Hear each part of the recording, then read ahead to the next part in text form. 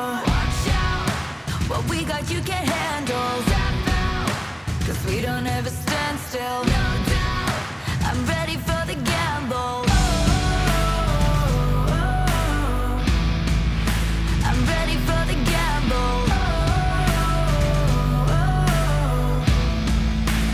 Ready for the gamble. I keep feeding the flame, chasing the fame. This war will never be enough for me. I feel it run through my veins. I sharpen my aim, soaking the fire under my feet.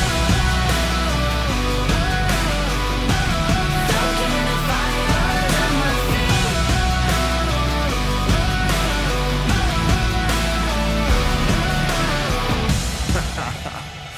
Yo, I switch, I swerve, wonder how I have the nerve. Leaving the heat on the track, too hot and I'm lighting the match now. Blasting off our rocket, grab the mic just to drop it. My Fahrenheit is shocking, amazed, dazed by the centigrade. Come now, don't be phased, follow the trail I blaze. First place, no second to waste. Pyromaniac, fanning the flames, burn the brightest they've ever seen. Giving armor that third degree, I'm the kerosene and I smoke them out. Fire away, counting down. 2, 1, Ready for the gamble. I keep feeding the flame, chasing the fame. This war will never be enough for me. I feel it run through my veins. I sharpen my aim, soaking the fire under my feet. Lights out, this is what we came for. Watch out, what we got you can handle. Step out, no, we don't ever stand still. No doubt, I'm ready for the gamble.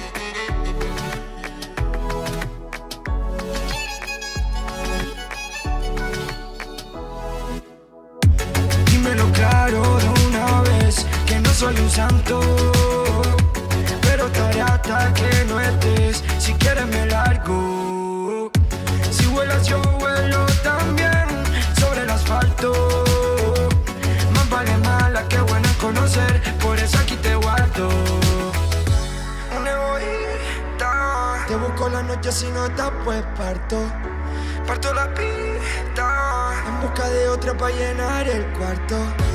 Una egoísta. Te busco la noche si no estás, pues parto la pista en busca de otra para llenar el cuarto.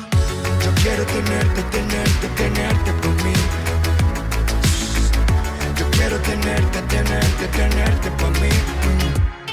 Ay. Yo quiero tenerte por mí.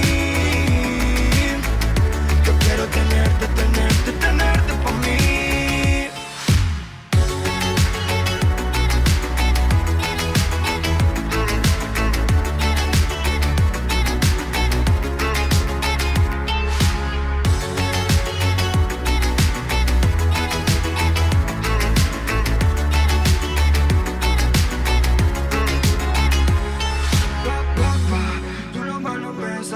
Si me ves solito no ataca, como si me saca. Sé que mi cara me delata, yo te visualizo con la tata.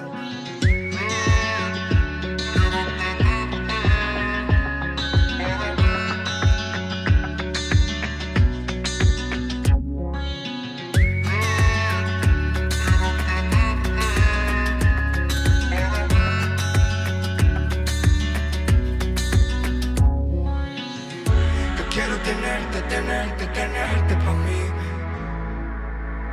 Yo quiero tenerte pa' mí. Ay. Yo quiero tenerte pa' mí. Yo quiero tenerte pa' mí. Quiero lo mismo, sé que tú tienes mi egoísmo. También sé que va a mi ritmo. Tú eres una diabla, se te nota cuando me hablas. Que te pica si otra me habla. Si me ves solito no me ataca, como son saca. Sé que mi cara me delata, yo te visualizo con la tata. Yo quiero tenerte por mí. Yo quiero tenerte por mí. Ay. Yo quiero tenerte por mí. Yo quiero tenerte por mí.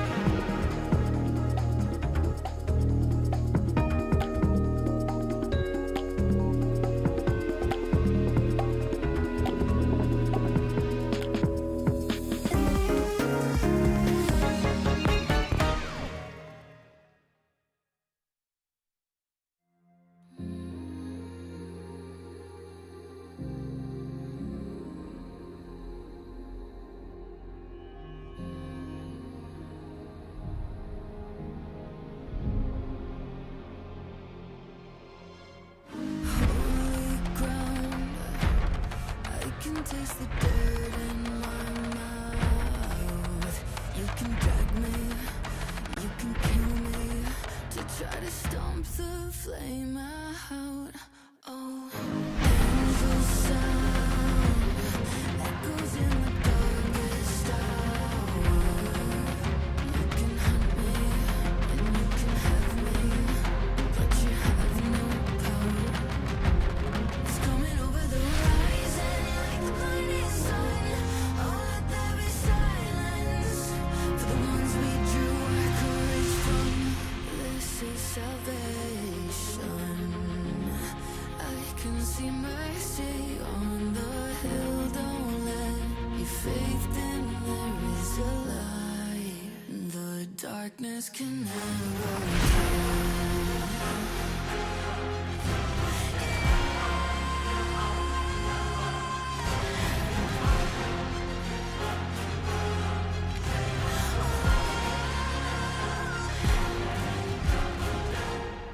Holding the line, bound by the rough thread of hope. Yeah, we've got blood in the fight, and we won't stop till you're empty of days. Oh, oh, this is our century. All together, and we won't let go.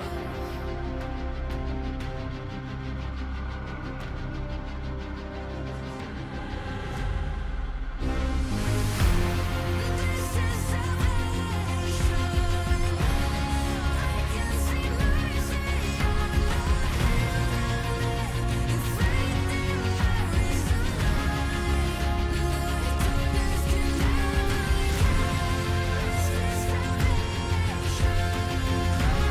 I can see mercy on the hill. Your faith in there is a light the darkness can never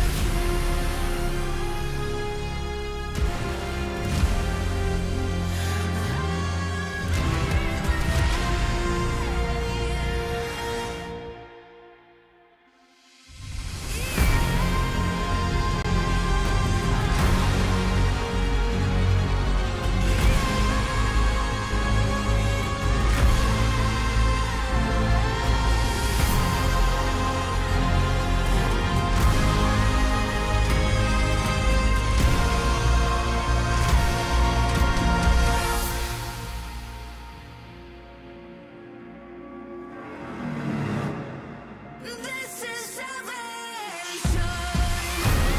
I can see mercy on the hill. Your faith in there is a light the darkness can never kill. This is salvation. I can see mercy on the hill. Your faith in there is a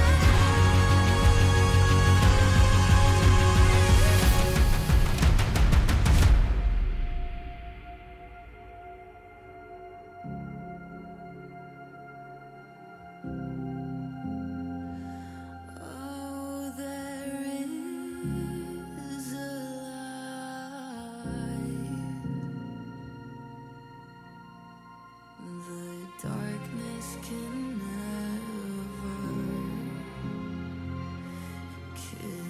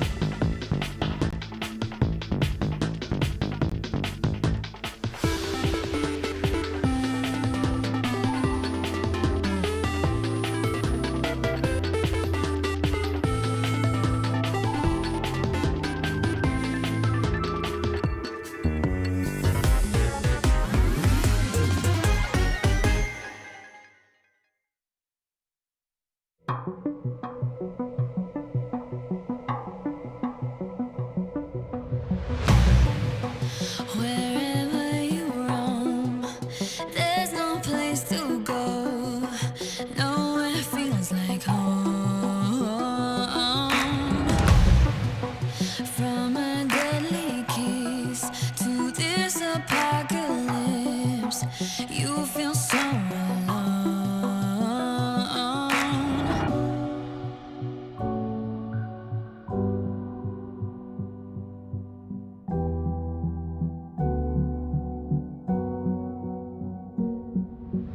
I will be the one to run to battlefields with loaded guns, fighting for a life to call my own.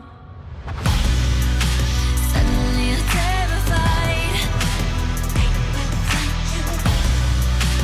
looking for somewhere to hide. What's behind you? The wolf is at your door. He will get you. Can you hear him roar? Maybe I'm the monster.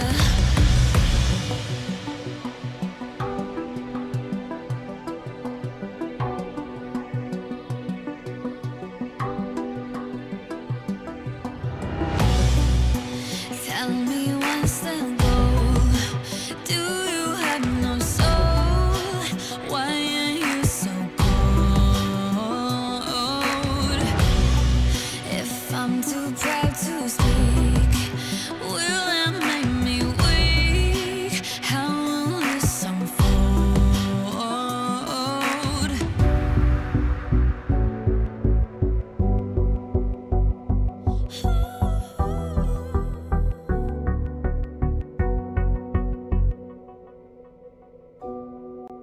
Suddenly you're terrified, looking for somewhere to hide. The wolf is at your door. Can you hear him roar? Maybe I'm the monster.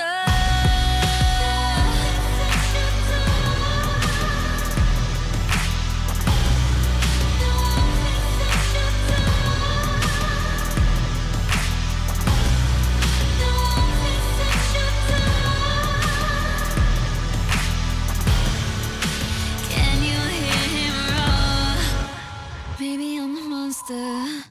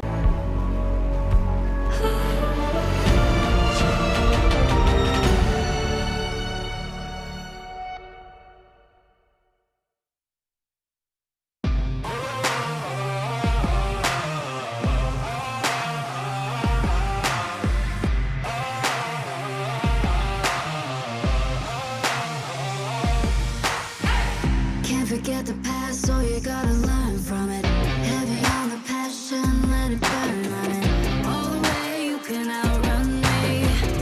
Ain't no way you can win this race. Ooh, when they turn the page to the right, face down, paint 'em all in black.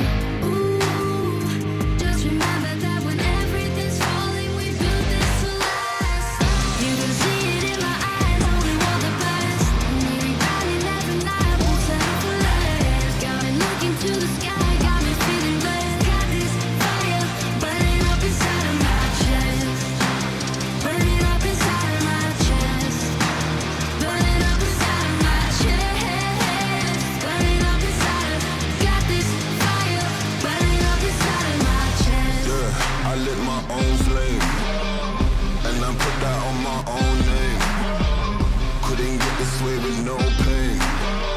I feel the fire in us. Whoa, they looking for the goals. You can feel the pressure, bring it everywhere we go. And I deal with the highs, the same way I treat the lows. Oh no, don't close your eyes, I'm taking everything you owe me.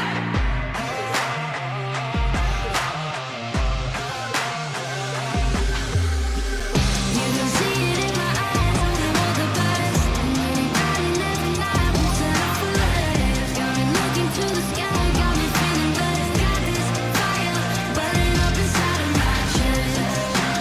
Burning up inside of my chest. Burning up inside of my chest. Burning up inside of. Got this fire burning up inside of my chest.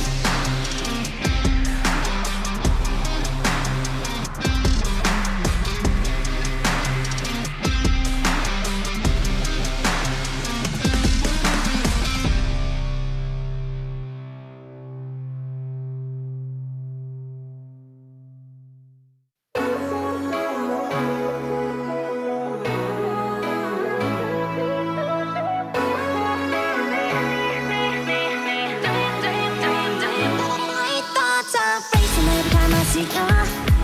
Since that one time I accidentally saw you in the nude. That's why I'm trying not to be rude. Please believe me, I'm nothing so stopping you. Wish I could just get you off my mood, but you just pop back into my head every time. Say what you doing, what you doing, what you doing, what you doing to me. Everybody knows that I can hide it, can't deny it. It's so obvious, yeah, it's plain to see. But you seem like you don't know what's going on. Just in case, apologize if I'm coming on you strong. Yeah, what you doing to me? What you doing to me? My heart beats faster every time I see you. The way you move, the way you talk, and the way you eat your food. How is it possible that you're so tough? At this point, I do anything for you. Wish I could just get you off my mind,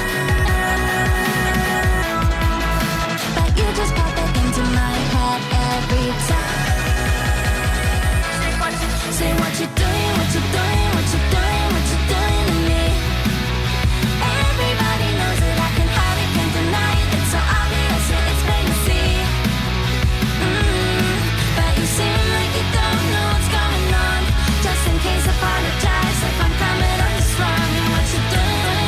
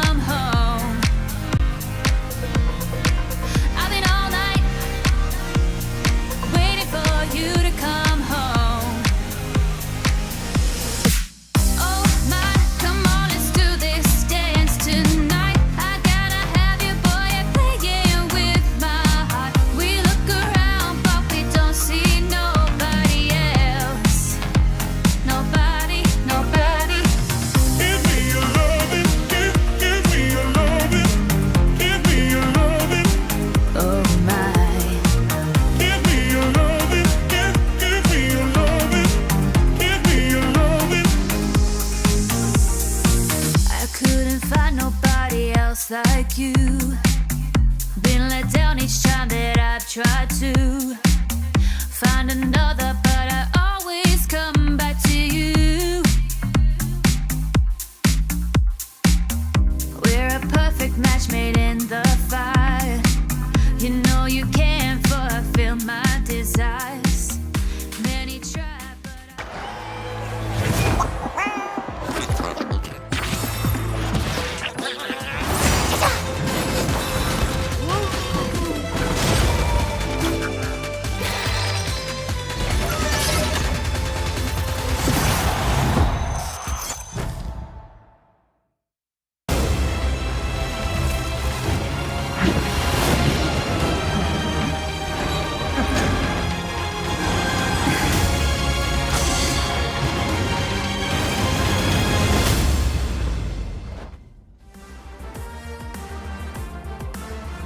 Hello everybody and welcome to the Tacticians Crown for Space Gods. We are live here in Alicante, Spain, ready to bring you the action for this incredible 3-day event and eventually crown our set champion at the end of it all. My name is Dekra and I'm your host this weekend, and I'm so excited to be here along some of my greatest friends. We got Makes and Gangly to start out our day, and how are you both doing? I mean, amazing. How could it be any different with the biggest tournament this set has to offer right in front of the doorstep? I'm incredibly excited. It's been another great season of the TPC. I love the Tactician's Crown because this is the ultimate accomplishment. Everyone's been fighting all set long to get here, and now they've gotten here, they got a new goal in their sights. They've got one weekend to get the job done. Today is just number 1 of these 3 days, and we will have 40 tacticians take this global stage. At the end of 6 games, we're going to cut the bottom 8 competitors, so we only have 32 that will go into day 2 tomorrow. That's right, but the points today still matter. You have to set yourself up for success because tomorrow is the day of eliminations. That's right, and if you set yourself up for success well enough, you actually don't even have to play all of the games tomorrow, which could also be a bad thing. But keep in mind, after game number 12, the top 4 players in the standings will auto-qualify into that top 8. So you want to start out hot if you can. While our competitors are trying to grab all the points that they can, maybe you will be able to grab your own points for Pick'ems. Pick'ems powered by AWS are back, and this is going to be your last chance to get them in before predictions close when we start our first game of the day. So please head to pick'em.competetft.com to get your predictions locked in and win some great rewards throughout the weekend. We're here to help you out just a little bit though, and so if you're unfamiliar with some of our players, let's start off with the big one, the regional winners from just last weekend. Yeah, and I mean, if we're looking at this roster here, as you can see, there are some surprises from particularly the West, Americas, and EMEA sending players that weren't really expected going into the regionals. I completely agree. I think Giosko is a perfect example of this. He is who I would have considered going into this set to be a known quantity, someone that we have seen compete for a very long time, and they really didn't show a lot of the same promise that we saw this set. But here they are. I mean, it just takes one tournament to turn your entire story around. Giosko is the regional champion. And right after he realized he had won regional finals, he said on his stream, "You don't know how many times I thought about quitting and that I was washed. I thought I would never make it to TAC round, but I always believed I had it in me," and that's what pushed him. And I think that is such a beautiful story in itself. It is, because TFT really is built on hard work and dedication, and I feel like another competitor that really embodies that has to be our NA regional final winner, Kaiwing. Someone who before this regional finals had never made a final lobby of that event and now makes it and wins it all. 2 sets ago, I don't think I would have considered a Kai Wang a major threat in the Americas at all. He's always been a very strong ladder player, but last set he had this incredible Cinderella run, making it to the regional finals, making top 8, making it to Tactician's Crown, and then here he is again, making another strong run after a respectable TPC to win the regional finals for the Americas. Well, let's talk a little bit about our competitors from the East, because there's less surprises over there. Chitu, Steppy, both players with now multi-regional titles. And funny enough, I looked up when Steppy last won the regional title, which was in Inkborn Fables, and that's pretty much exactly 2 years ago on the 7/7/2024. So he's back here. Maybe that's just his month. I mean, something about Steppy winning too, I think you can't understate how hard it is to win in APAC. This is the region that, since the merging of the regions in Set 11, has really showcased a level of dominance over the global scene that the other regions haven't been able to reach. If you are winning in APAC, you are not getting anything for free. Yeah, well, what about CN? Because that region is also filled with heavy hitters, and G2X ended up accomplishing something that has never been done before in the entire world. 3-time regional final winner now, and comes into this one probably with a lot of momentum. I love that G2 has won 3 times, and the way he did it was very fun to watch because he's been the checkmate master. It's not about winning, it's about finding the right time to get that one win and win in checkmate. Well, we can't forget our JOC players because time and time again, we have put a little bit of disrespect on that circuit, and time again, they have shown up in really big ways and really stomped competition. So JJ is certainly someone we should be looking out for. Absolutely. And all of our regional final winners walked away with not just the title, but also a little bit of a reward heading into the Tactician's crown. They are our first seeds and got split up amongst these lobbies to do one of my favorite parts of the Tactician's crown, draft their opponents for the first 2 games of the day. So you can see how they shook out.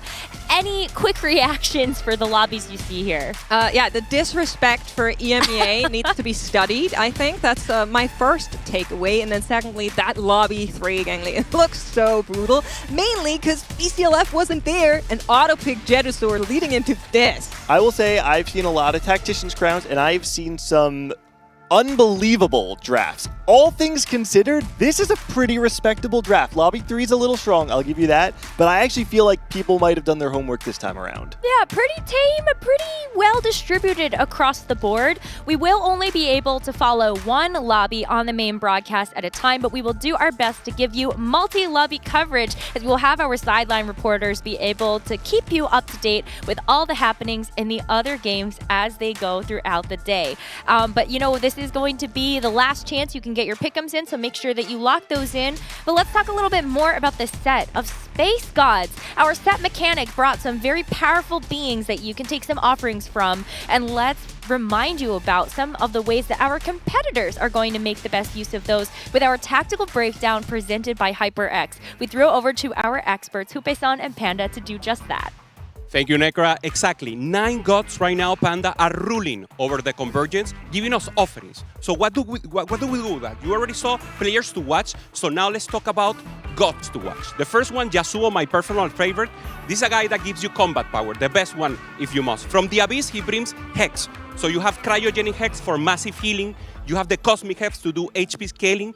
And of course, you want to play it with 3-star. You want to get a massive tank, and maybe also mech can be a possibility.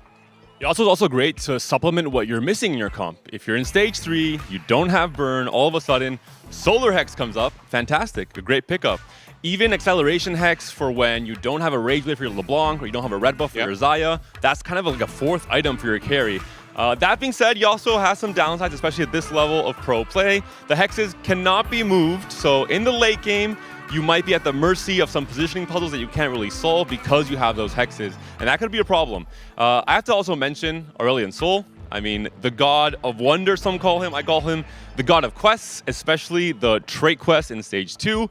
At this level of pro play, the adaptability from these players when you don't have direction, you just say, you know what, give me a random emblem, I'll play around that. Yeah, also you can high roll, right? You can get Space Groove, you can go into Darkstar, that is the preferred angle if you will, so that's also a possibility. But the final one is the God of Packs, the random one, Thresh.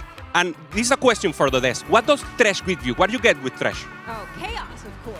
Chaos? Everything. Anything? Okay, give me examples. Okay. Dummies, which I don't want. Okay, give me some examples. All right, how about this one? Okay, gold. Okay, you can get one? stats also. Okay. Or you can miss. Okay, you can get something that you don't want. 0 out of 3. You can giga miss sometimes.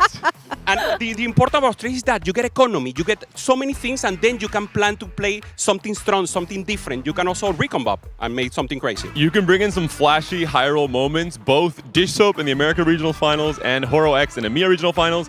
They had a 3-star Ornn on stage 3 off of different, Build-A-Bud and Worth the Wait recombobulate combos. Mini recombobulate from Thresh in stage 2 can help reach those high rolls and make those really flashy, crazy moments. But he also just gets a lot of resources in the late game for the fast 9 boards, for just some extra stats as well from stage 5 and onward. So definitely a god to watch out for. But back to the desk.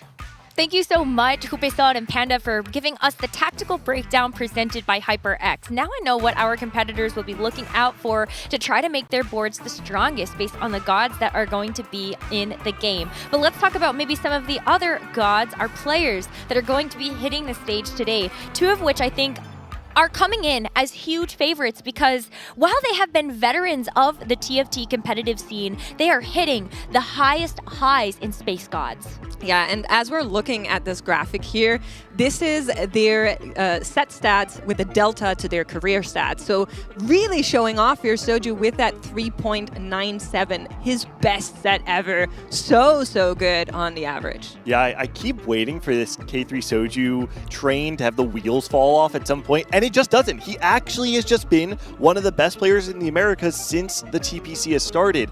This set, what I love about Soju is that he not only has been able to play that iconic tempo style, but he found 2 wins in the TPC, his first ever solos wins, to show that he can find that first place when he needs it. Last time that Soju has been at the Tactician's crown was during Dragonlands, and so now he gets kind of this new lease on life. I feel like this is going to be a really great showing from him, especially after making it to the final lobby of the regional finals, even though it ended up not being a win. But Maris, I mean, we cannot forget about Maris's elite regional run, breaking records left and right. I mean, you looked at it there on that graphic, 2.70. That's an average that we rarely see. Now, there's an asterisk attached to that. There was only 23 games tracked for Maris, but getting that in the APAC finals, which arguably is the hardest field of competition, still absolutely deserves respect. Completely agree. Yeah, he might have only played in the regional finals, the rest of his season coming from Tier 2, but that is the story. You go from playing in Tier 2 to making the regional finals and being, get this, the point leader on every single day of competition. That is a feat we have never seen before in TFT. Maris is making history. Well, just a small add, I also want to thank Maris for streaming scrims, because we all been taking notes on that. Yes, I mean, hey, we got to get a little bit of insight there before we end up seeing how the competition will shake out today. And while these are the stats and we love numbers, we of course love our players because of the personality that they show us. So please take a look. Que no es... Que la tengo en la pantalla, en plan, ¿es mi bat? Bro, es enorme, claro que es enorme. O sea, ¿qué hago? Ooh! Bro! What the I just lost dude! Oh, alright. So not the bounce? Yo! He's got... Okay, wait, he's got the flares. Oh, he's got the moves. God damn! Damn! Holy! Wow! I mean, I don't use any stats. I use stats.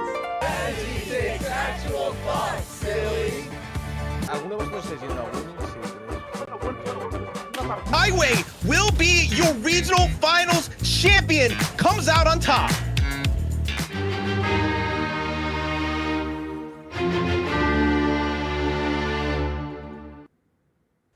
Okay, the thing is, it's actually... Okay, the thing is, it's not even that good.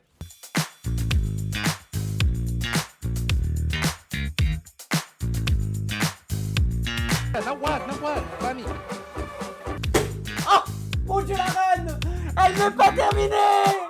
Revenez tous dans le bateau!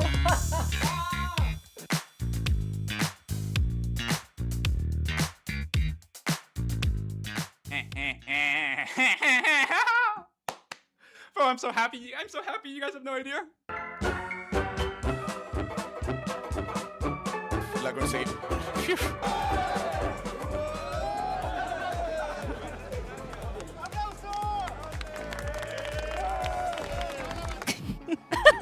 Wait, he asked me to get on the boat, but where's the boat going? straight to the finals, baby. That's right. Take free. My favorite, I love dank memes. You go, enters the clip. the villainous laugh.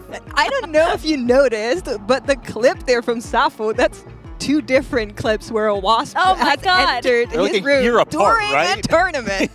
Yeah, 2 years apart, actually. Oh my god. Someone call the exterminator for him so he doesn't have a bee in his house when he's playing today. I don't know. Or maybe the competitors will unleash them for nefarious purposes. But you know, we love our competitors and we're going to be keeping our eyes on their cameras all weekend long because who doesn't love moments like that? But also please make sure that you're continuing to watch our stream because we will have set 18 exclusive reveals during our competition and you're not going to want to miss those. The set looks great. I'm not going to say anything. No leaks. I know if I open my mouth, I'm going to leak. Okay. I'm not saying a word. I just think that, Thumbs but up. I say this about every set. The set looks great and the set looks amazing, so you're going to want to stay tuned for all of that. But one thing before we get into the action today has to be addressing the elephant in the room, and that we can make history here at the Tactician's Crown with 4 competitors in particular. Look at them there. Those names are names most of our viewers will already know. But if not, don't worry. We're going to keep you up to speed here. Dish Soap and Tidal on the outer fringes there. Really the behemoths that you're looking for. 2-time Tactician's Crown champions in their own right. The only 2 players in the world that carry 2 of those crowns. Now with a chance to get a triple. Both of which have been on a journey for the last few sets. It hasn't been since set 13 that Dish Soap made top 8 in a regional finals. And for Tidal, we haven't seen him return to this dominant domestic form really since he won in set 12. Despite that, they both had fantastic sets. Dish Soap, especially in particular, 3rd in pro points in the Americas, still has the best career average placement in the region. I have very high hopes for these players. It is an odd numbered prime number set. Oh. Right? Set 17 is a prime number. So Yeah, I feel believe like so. it might be Dish Soap's time for the 3rd. He is good on odd-numbered sets. So Yeah. he says. But, you know, there's also the fact that you got to think about Darth Nub coming off of as the reigning Tactician's Crown champion. Is this time for a 2-peat to happen? Well, right. We've never seen the 2P, and Darthnub went into the last TAC round as a strong player, but maybe not a favorite.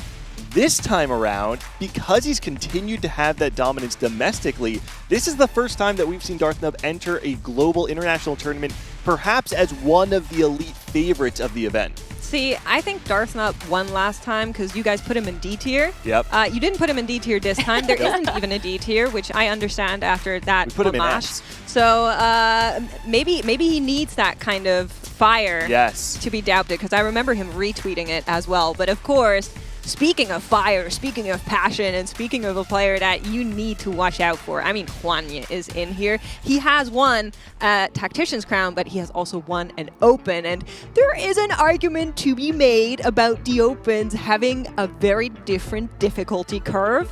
And it's not too long ago either.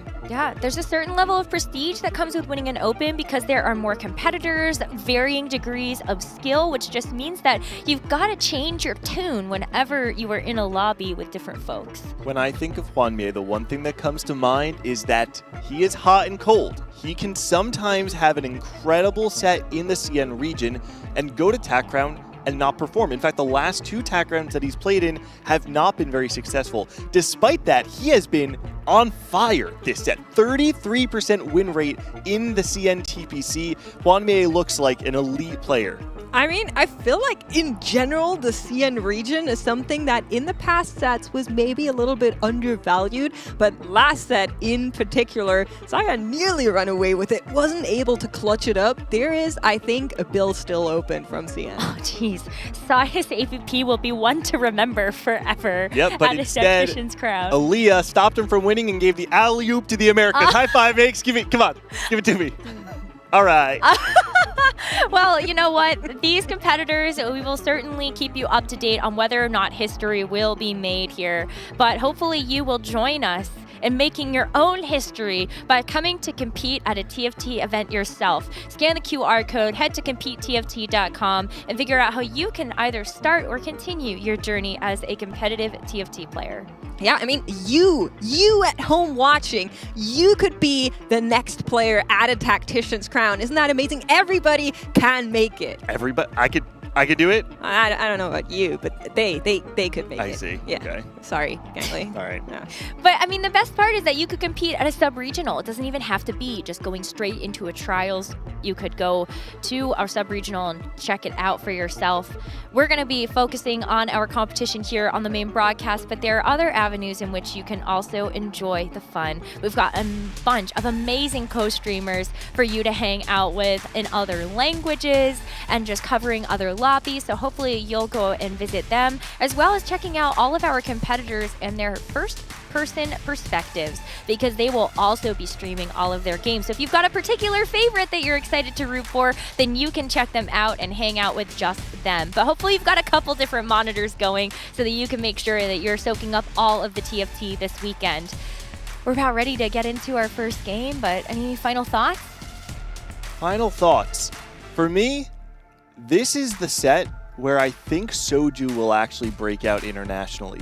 I really want to see it happen. I think there are some people that have their doubts on whether or not his style is going to hold up when he's competing against some really fast and aggressive players, especially those from APAC. But there's something magical in the air. I can feel it. Oh, I would love it. Listen, just for the storyline alone, I'd be very happy if that was the case. But we're going to be taking a look at our lobby here, which will be that lobby 3 that we were talking about. Soju is in here, but he is not the only player in this lobby that is a threat.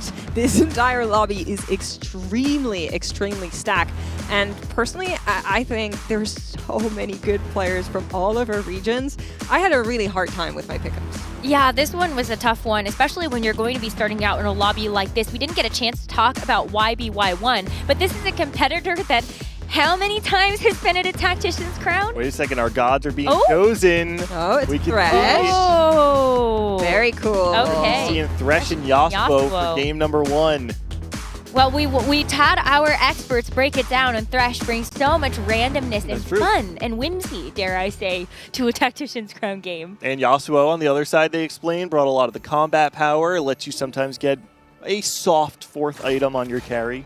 A little bit of chaos or trusted stability. Let's see what our players are going to be choosing, but it will be loot subscription on top of that. So really a high variance game to start us off. Now, Necra, you brought something up that we didn't get to talk about too much, which was YBY being in this lobby, who we didn't get to cover in the pre-show. He is, in my mind, the favorite for the entire event. I actually think this player, you look at his Tactician's crown record of going 3rd, 9th, right? He's been elite internationally and domestically for so long.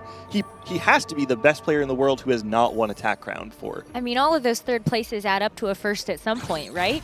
Well, they actually add up to a 9, works. which is how we got the 9. Oh, okay. No, we got the 9, and it's got split into 3rds, which gives you the 3 third places. And that's going to get split into 3rds, and then you get the 1st place. Okay. That's how math works. Okay, I'm going to let you guys fight this one out, personally, and I will choose to focus on one of the GOATs, Hwanmi. We talked about him in the pre-show here as well. I do agree with you, Gangly. I think he can be very hot and cold. I think Tidal and Dish Soap are similar in that regard. It's just something on these absolute beast players where if they're good, they're really good. But even if they're not at that very high level, they are still reaching the Tactician's crown. They're still playing among the best of the world. So we'll have to watch and see if this is one of the sets where Hwanmi can really pop off. Ooh, first augment we're going to get in the game is going to be gold. Now, it's kind of interesting because we're seeing a couple of good spots to start out with. We've got a Nova start for Steppy. We've got the Meeple start for VCLF. 2-star Leona, which could certainly lead into something more there for Hwanmi. But do you kind of try to think about like your start when you're picking your augment, or are you hoping that you're going to get econ out of this to think about the long game? Does seem like he's considering Heart of Steel here. That is what he takes. Also, the loot subscription comes in, and it is going to be a lucky item chest. And I really like this. I don't know if he knew what the loot sub was. He might have been scouting around to see if someone else had picked it already. But what this does allow you to do is get an immediate 2 items on your Leona. And he's actually going to go for 3, it looks like, instead. Actually, slamming the Heartsteel on the Leona, not only will he get 2 procs of the additional maximum HP, but he actually now has the ability to maybe just make a backline item instead. Yeah, I really like this very strong early estate game as we are looking across our augment choices. I'm also seeing the Cluttered Mind there at the bottom for Soju, which I'm very interested on what kind of comp he's looking at, that he went down that route. And of course, we're looking at Steppy right now, who just picked up, you know, a little bit of Gamba here for the start. Econ is always really valuable on stage 2, so picking up Booster Pack can not only give you money and get your interest going, it also can give you direction. You find out what to upgrade it on your board. You can see he was able to find the Leona 2 off that Booster Pack, so gives him at least an idea that he wants to play maybe into the Shepherd line or have something with a Vanguard front line. Is that the Jax? It sure is. Hero augment? That is going to be the Jax Hero augment. We don't get to see Hero augments all too often, but the Jax Hero one has been quite strong for a while. It's gotten a little bit of a touch here and there to bring it down, but it is still a very reasonable augment, especially when you're able to play it with a Jax 2 on stage 2. We've seen it in our regional finals do really well week 1, and then it did a lot worse week 2. I feel like when everybody was catching up to the hero augments, the reach for the stars, really something that can do well if your Stargazer's also in your favor. A little bit of an update on that is going to be the altar for this game, so you can play among that Stargazer for sure to get that Jax comp online. What other types of carries are you looking for? Because I feel like that does lend itself pretty well to being able to also play Xayah, but that might be kind of difficult if you're trying to re-roll for the Jax and then also try to hit 8. Yeah, I think the most reasonable way to think about it is that how can I play around the Stargazer reroll line? So you could play it around TF, but I think most likely we're going to be seeing it around the Lulu, which has been a little bit more popular. Also, because you're going to be playing for level 7, more units will be dying, so you'll be able to get the altar proc a little bit faster as well. So I would expect this to look like a pretty standard Lulu reroll board. I think so too. Going to be looking to also get probably that Pantheon in there to really round out those 3 stars. But let's take a look here at YBY1. We mentioned him, one of the players to watch in this entire tournament for sure, is currently playing around this just AP flex around the Fate Weavers. I'm pretty sure he hasn't locked himself in too much just yet. Is thinking about Dark Stars, thinking about LeBlanc. Both are options you can go into from here, I think. I feel like we're going to see a pretty hotly contested Vanguard AP. If you see the Leona lock-in from Hwamie already getting the stacks on the Leona, you see the item slam right now with the Rabadons and the Jewel Gauntlet. And a couple of other competitors are also already formulating these Vanguard front lines. I'm nervous. A couple of these players are going to lose out on that race. Let's see how many of them are tempted by the gods here.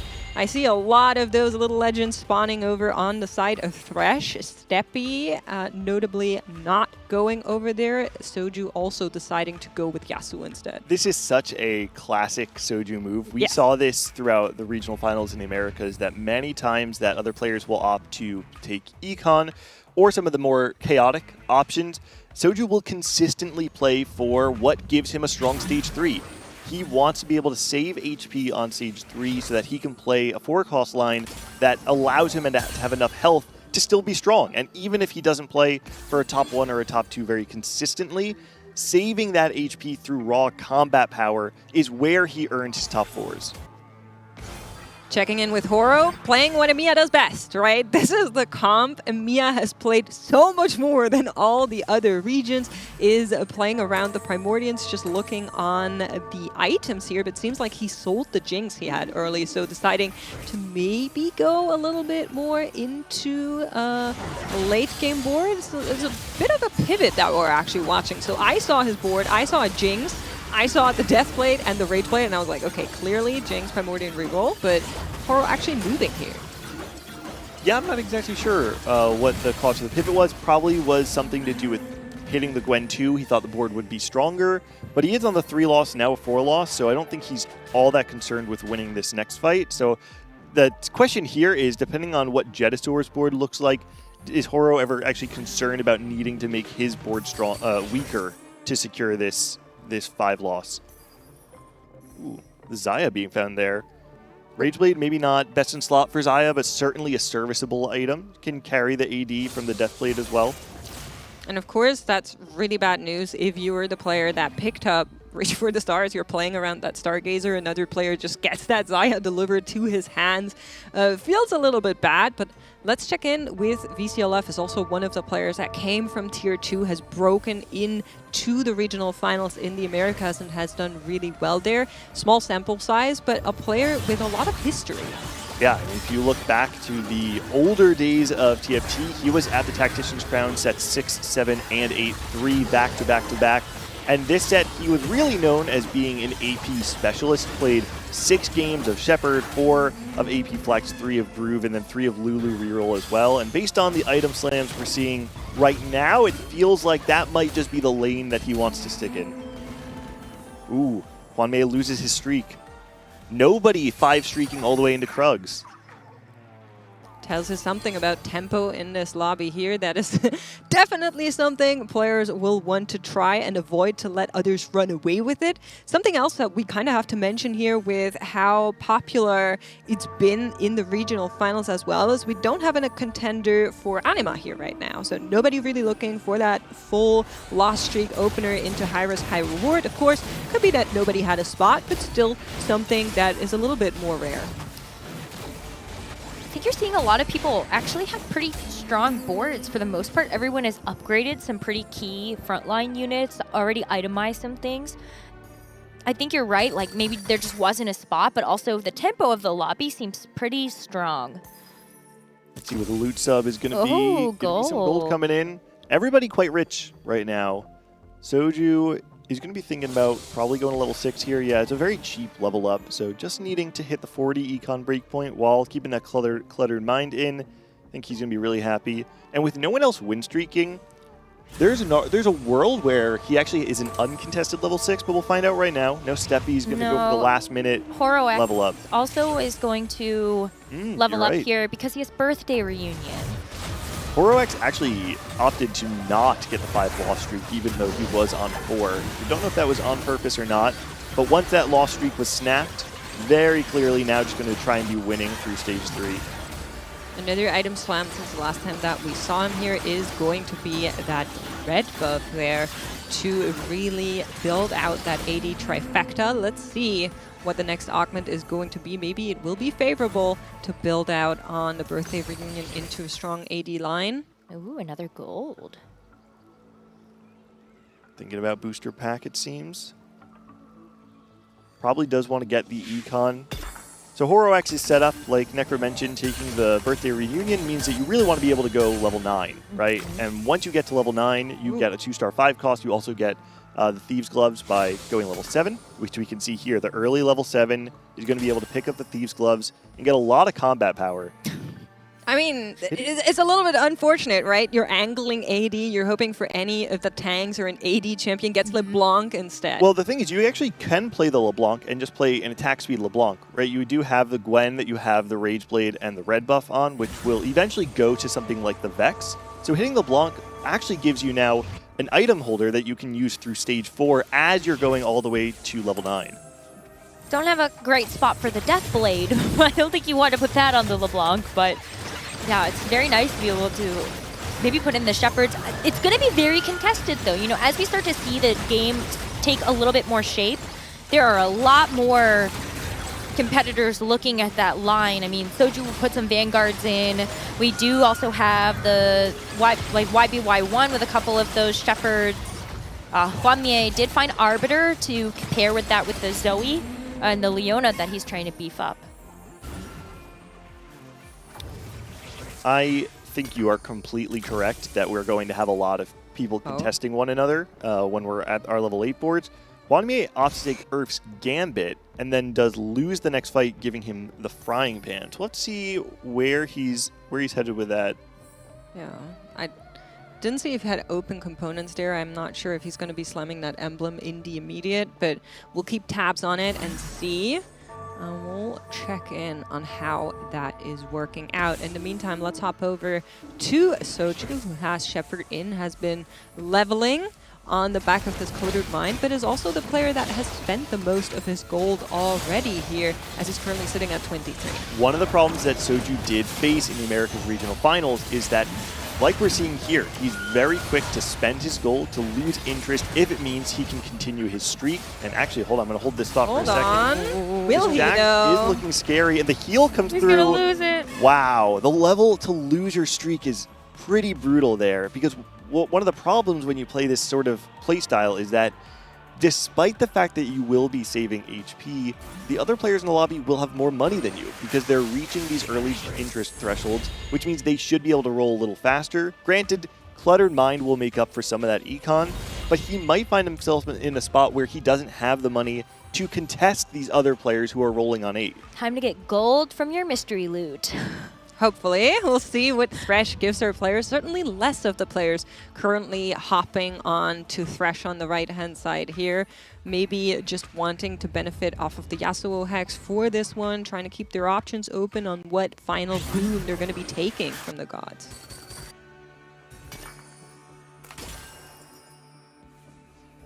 Jetasaur, oh, did he just get 5 rerolls from his Thresh? I think he did. I think he did. Wow, that is quite the high roll. How nice when you're re-rolling. Yep.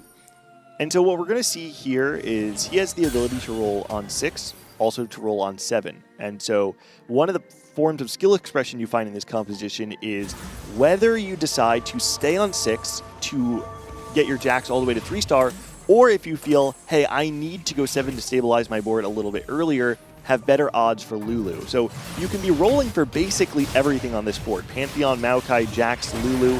So you have to find the right way to be strong at the right time. Really nice that he has found the Lulu already to just help with that unit being there, being able to itemize it, even though it's Lulu 1. But I do think you want just a couple more copies of the Pantheon and the Jax to set yourself up for the best of success. I mean, he's streaking. He doesn't really need to make something happen right now, so he can afford to just spend a little time longer here and dig all of the extra gold into it. There's also another player that has picked up Thresh. That was VCLF. He got the training dummy. Everybody else got Storm Hex. Oh, I feel a little bad. I would not want the training dummy personally. Ooh, why teched in Anima, it looks like, that would have been maybe 2 rounds ago, it looks like. So you're just having the 1 loss. I like this, though, because while it's too late to try to get the 400 Anima cash out, there's still good cash outs at 100 and 200 stacks that are just going to help give you some economy. So if you don't have anything else that you want to try to put in on your board, may as well get like the little 3-piece Anima and get some value out of it. Yeah, I agree. I think that's something we will also see throughout the tournament a little bit more often whenever players can afford to do that. We're just checking in with this fight here between Jetasaur and VCLF. VCLF, of course, on that Veigar printer. We talked about that one a lot across all regions, but he is struggling a little bit. Has been on an 8-loss streak, so not in the best position right now. I have a feeling that VCLF is going to abandon his board entirely and go more into Space Groove. We did see on his bench he was holding two Orans, yep. And playing the Epic Roll Down, he should be able to have enough econ to hit a lot of those pieces. Soju finds a Blitz on 7, does not... Oh, he is going to pick it up, okay. So going to be trying to flex around some sort of Shepherd Vanguard board, finding Nunu, Blitzcrank, and holding the Leona pair on his bench as well. Gives him a lot of those pieces. Yeah. Such a flexible front line that you can play when you're playing around the Shepherd board, but you do still need to find your Karma and your LeBlanc. Those do generally feel like important parts of the board. That's right. A lot of upgrades now coming in across our board. Okay. Checking in with Huan Yi, who has also been playing around this Veigar similar to VCLF. He is printing. Is printing. Does find... Wait, who is he needs to... Fizz. Yeah, he found one. Just there. Okay, we're good. Get to print. And sitting at 5 Veigars means that he doesn't have to wait that long. One of the nice things about the composition, too, is that you do get a little bit of money every time you print, so he'll have some drip economy as he slowly gets his way. My fear for him, I'm going to be honest, though, is that 47 HP is not that much HP to be at when you are carrying a Vague R2 in stage 4.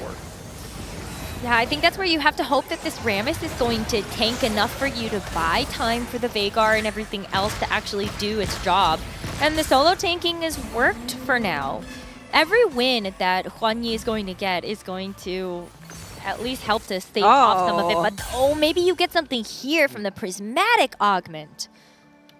Definitely a little bit of a game changer here. If you can just get the correct thing, Call to Chaos being picked up by Huanmie is going to be a big question mark on what he actually gets. But of course, for all our other players, that is Prismatic inflation. We're even seeing the Baron Slayer being picked up by Jedu as he plays against Huanmie. And VCLF did find Earth's grab bag, which we mentioned the pivot into Space Groove now means he'll be able to play the board with the Space Groove emblem, which is really what turns this board online, and finds the Riven 2 on the roll down. Still just the Nami 1. Oh, finds Shen as well. A lot of pieces here. Is about to finish his last free reroll, so cannot find the upgrade to this Nami, but does have a pretty strong board. Even the Morgana 2 will allow us to live for quite a bit.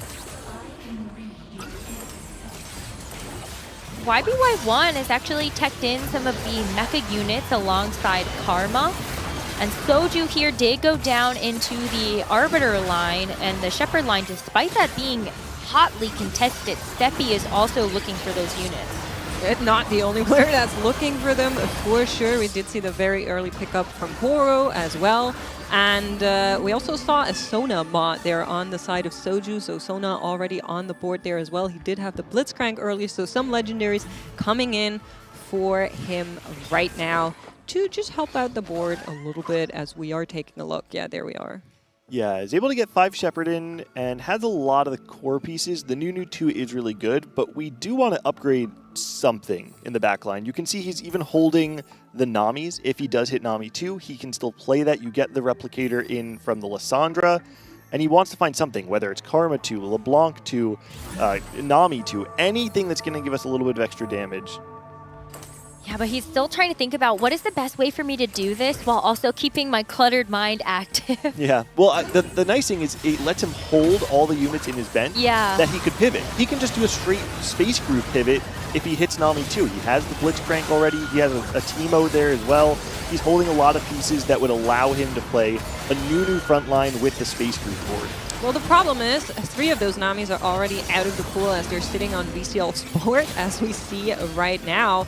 And he has certainly really had a luck with this pivot that we saw there early. Also That's has a Shen 2 on his board. Yeah, I was getting there. Okay. Sorry, I jumped the gun a little bit. It was just pure shock. I get it. Last choice, though, on our gods, and players are reverting back to Thresh. Get yourselves a little bit of money, but also when you do just have 2 Yasuo hexes, when you get the boon from Yasuo, you also get a little bit of money as well, in addition to making your hexes a little stronger. I'm starting to get a little worried about Jedusor. All of these competitors getting these 4-cost units upgraded, and Jedusor is still missing some critical copies of the Jax and the Pantheon. Yeah. We'll need to look at his board. There is an upgrade coming in here. Wow, this is a beefy board from YBY. We don't generally see players playing the Mecha Asol composition without something like Anima. One of the conditions that YBY clearly believes is good enough, though, is playing from an artifact start. Silvermere Dawn is one of the most powerful artifacts on that mighty mech because he is a solo tank, and he does scale off of AD as well. So he clearly is finding that this is maybe his best way to stabilize the board.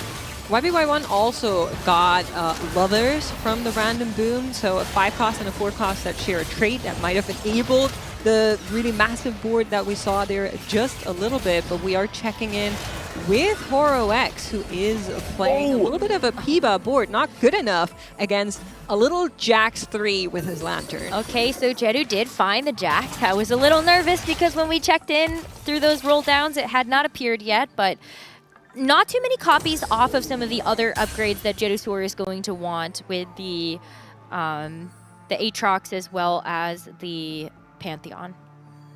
Yeah, one off the Pantheon, as we can see right now, it appears. We're going to be able to make that happen. That's great news. And you mentioned it earlier, Gangly, we're still on level 6.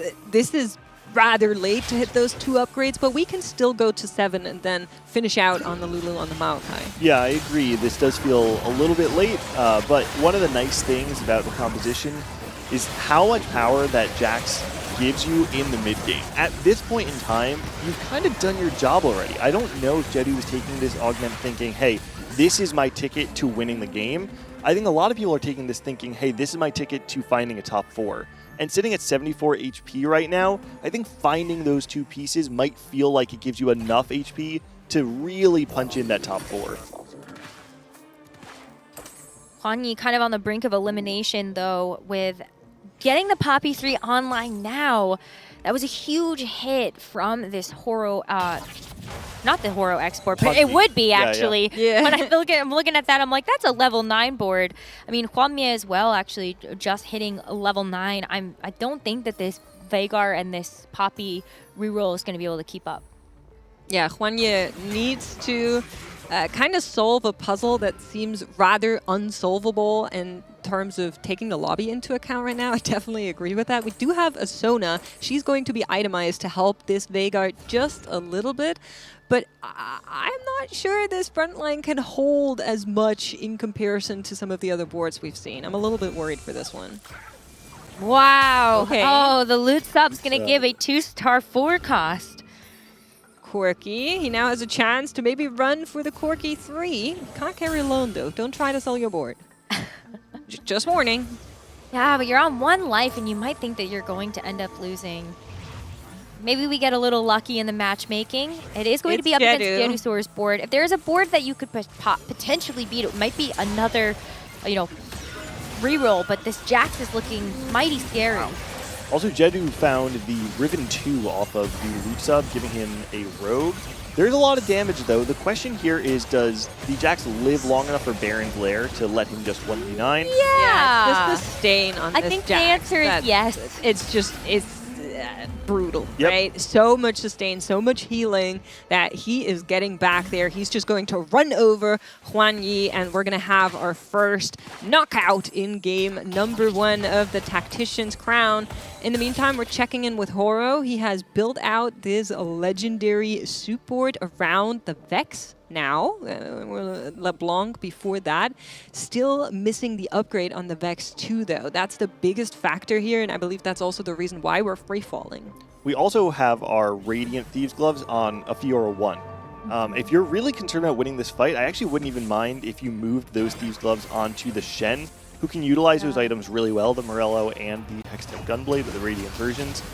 But like you're calling out, Makes, the question is damage. We've got a lot of sustain, we've got a lot of frontline. We did get another Graves upgrade as well, so it's possible that with this build, that's going to be enough damage to break through. Sitting on the other side, the Nunu 2 is holding up, and the back line is actually starting to crumble here, so it looks like Horo will be able to win this fight, and on the left-hand side, YBY is going to take a fight loss there. I think the biggest factor between Horo and Steppy on the right here is the fact that Steppy is also running a LeBlanc 1. So probably one of the best players you could have run to in the current state of your board. You kind of both looking at each other saying, okay, at least that's a fair fight. We neither have a carry that's upgraded. TK giveth a nice reward with the gold that just got belched out of his body. VCLF, with this pivot into the Space Groove, has hit basically everything at this point. You just kind of are missing out on that Blitzcrank, but there are a ton of Blitzcranks gone. K3 Soju having a 2-star, Horo X also holding a copy or a pair, and Steppy as well with 1. So I'm not sure you're going to be able to actually get that upgraded just yet. Good news is he has it in the first place, right? So for that, Space Groove is going to be helping out, but I agree, a big factor in bringing this board together is the sustain, its supports, but we are getting a showdown between YBY1 and Jedu here.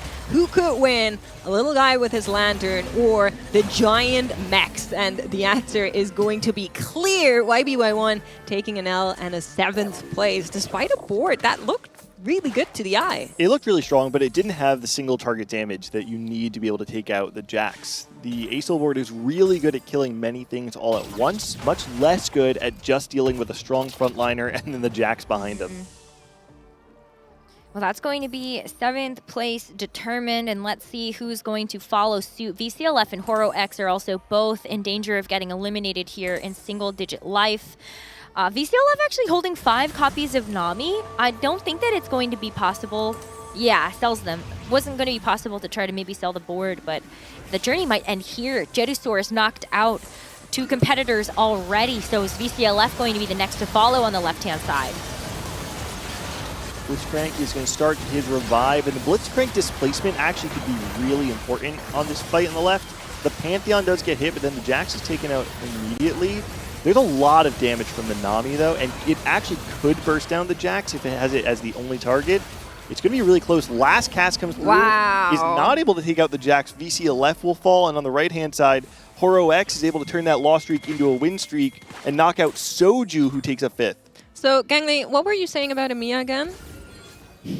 Just high rollers, man. That's all. That's all you need to know. Right. I'm seeing, personally, 2 Emiya players in this lobby. A lobby we were talking about is extremely strong.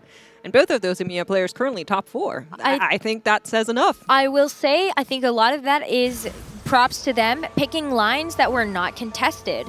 Horo X kind of understood that one of the assignments of this weekend is going to be Fast 9. Very successful. Let's take Birthday Reunion and get there. And on the other side, Jedusaur said, okay, well, I don't see anybody trying to contest Stargazer right now. I've got the Jax augment, so let me try to go for that reroll. We're going to see Jedusaur versus Steppy. Steppy still stuck on level 8, but did get a chance to actually upgrade both the Karma and the LeBlanc. The target focus into the Jax is going to be enough to actually take it out. And so Jedusaur takes a loss. But Hwanmei is going to knock out Horo X in the wings there. And so Horo, whose board really looked like it might have finally come online, is going to take the hit there to the mech board that Hwanmei was able to build. And this is another interesting spot because we talked earlier about how many people are not willing to play mech without something like the Anima Cache, but both Hwanmei and YBY leaning into this line. Yeah, I like it as well. I do want to follow up on the Horo X thing. I think the biggest factor there is not having augments beside that Radiance TG that really help your board, right? We went for Econ, we went for Tempo, we went for Gold. All of those are nice to get there, but once you arrive at level 9, you are just falling short due to boards like the one we have in front of our eyes with Hwanmei here. Pair of Blitzcranks in the shop as soon as he hits level 10. Oh my goodness. Wow. Just hits it off the rip. Got 2 item anvils to be able to give some completed items over to that Blitzcrank, and Steppy's going to try to make some final improvements, staring down elimination for 3rd. Big turn coming from Steppy. Going to use the Salvager to remake his items as optimally as he can. He's able to get 3 items on both his backline carries. Does have the leftover QSS. There's so many damage threats on the side of Hwanmei now that he has the Blitz 2, though. I don't know if this front line can be able to hold up. I'm not sure either, as most of it has already crumbled for a little while longer. That Nunu will try, but not succeed. Steppy hoping to maybe get to level 9 here is not going to be able to do just that. Jedu, though, is going to be beating that Ghost copy, and it will be behind between Hwanmei and Jedu. Well, now I'm really excited for the showdown because the last time we saw the Jedusaur board go up against Mech, it was actually knocking out YBY1, which was also with the Aurelian Soul, the Mighty Mech, the Karma. But a big difference here for Hwanmei is level 10, and the Morgana and the Mighty Mech have been getting scaling from this Steadfast Heart augment from the very beginning of the game. I also think the Blitzcrank 2 and the Bard are going to be providing the 2 things that the YBY1 board was missing. It's the single target damage that can quickly burst down a tank. Yeah, I think you both are very, very correct. The writing is a little bit on the wall, but you know, we could always watch and see what happens. For now, that Acel is going to decimate anything that's not a Hero Augment That could 3-star fall, or a though. Riven 2, and Jax will be the last unit standing. Oh. He does Wait. charge, Oh, he does get resets as the Blitzcrank heals, and that was perfect targeting for the Jax to actually find his way through the board. Wow. That is crazy. This might actually be a more interesting positioning battle than I was giving it credit for. In that fight, the Jax was able to dodge so much of the aggro that even the Blitzcrank 2 didn't actually get its full value. By the time the Blitzcrank was able to revive, the fight was over. So I'd like to see Hwanmei find a way to get this Blitz into the fray a little bit earlier. But a lot of this puzzle is going to be simplified by the fact that this Jax wants to sit in the Hex alongside Not Lulu. anymore. He's breaking Frank. ankles. Wow, he did. Okay, so he's going to give up the combat power of the Hex to get the positioning for this Jax. Well, let's see if it is any good. You really want that Jax to ideally find his way into the backline. For now, he's super stuck on this ultra beefed up Morgana as the rest of the board is already kind of going through. But there Bard it is. is He dead. finds the reset. He finds the backline, and he is going to be slicing through the board from here on out. Does Hwanmei have an answer to this? I don't think so. If Jedusor was willing to give up the positioning on the Hexes just to ensure the victory, Jedusor also only needs to do this one more time, where Hwanmei is going to need to win 2 fights. I think the Blitzcrank is really going to be the most important part of this. Also, keep in mind we do get an extra item here. Is there anything that we're missing on the side of Hwanmei that can really turn this fight around? It doesn't feel like it to me. Oh, it's going to just be some extra damage. I think it makes more sense than frontline. We don't want the fight to go on long because there is a Baron player on the other side. I do like the pickup here for the Karma to just try and get the damage onto the Jax as quickly as possible. We're going to be positioning back into the Hexes here. Let's see if this Jax can do it one more time. Jax is going to be on the right side of the board, helping to burst down and focus fire with the Riven. But that is going to be a lot of the left side blown up as Hwanmei is able to get those mechs through. The Jax is going to be at half HP, but it's healing up considerably because of the Bloodthirster.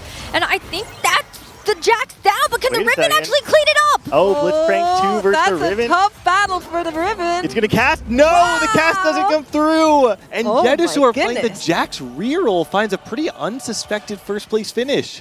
And me on top, baby. Wow, I mean, the Baron's Lair. Okay, how cinematic, first off, is it that Jedusor actually beat Hwanmei with the Baron's Lair? That's true. But also, just for how long that fight had extended, gave so much power to that Riven to finish the job that the Jax had started. What a great first game for our Tactician's crown. I really like the way Jedusor approached this game, leaning so much into combat power. We saw in his 3 augments, there was no econ taken. It was the Spirit Visage augment taken in Stage 3 that allowed that Pantheon to be so tanky to allow the fight to go long. And guess what his 3rd augment was? It was the augment that is the best augment you can get when your fight goes long. He takes the Baron's Lair, lets the Jax scale up, and that's how he's able to beat these really capped out boards. I just want to follow up on that and say that I think a lot of this final solve was in his positioning, right? The fact that he was able to consistently out-position Hwanmei there, I think there was a world where that fight could have gone the other way, and the fact that we didn't see it 3 fights back-to-back speaks to Jedu and really understanding the strengths of his board and how to navigate this one. I really like that. Giving up on the Hex positioning. I think a lot of competitors in that situation would be like, wow, but I'm missing out on so much combat power. Also love that the payoff that we have from that initial tactical breakdown of the day to talk about Yasuo also helping to enable things like reroll when you're going to try to put a lot of resources into one particular champion. I love it. But we do have an ongoing lobby we're going to be jumping over to, so let's check out what's happening in lobby 4. All right, Lisao. That is a Karma 3! Leading. That is a Karma 3! With a Karma 3, with a Jin 2.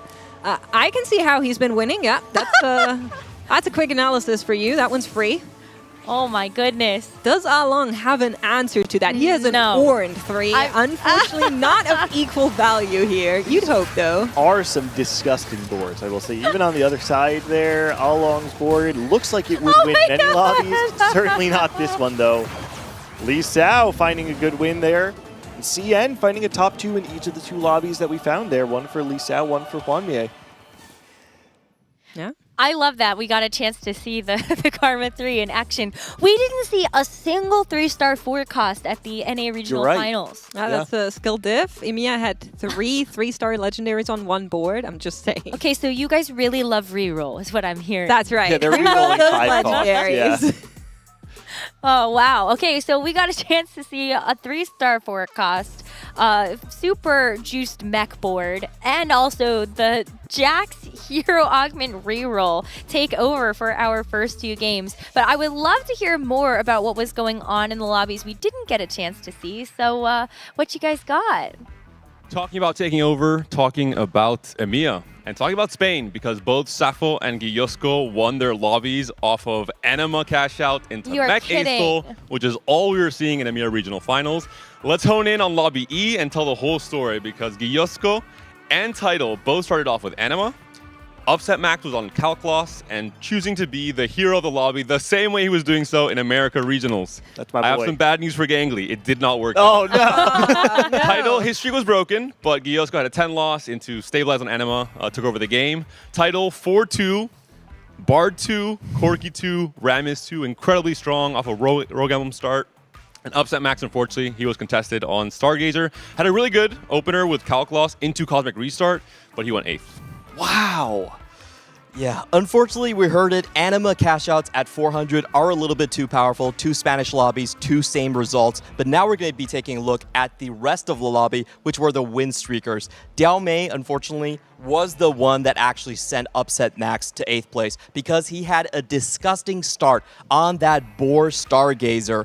Early on, had the Pandoras for a double Kraken start, and then had Spreading Roots on 3-2 to print infinite money. It was only up until Guillosco's board where he couldn't overcome. But that just shows you a lot of players are talking about these specific augment combinations really carrying the day.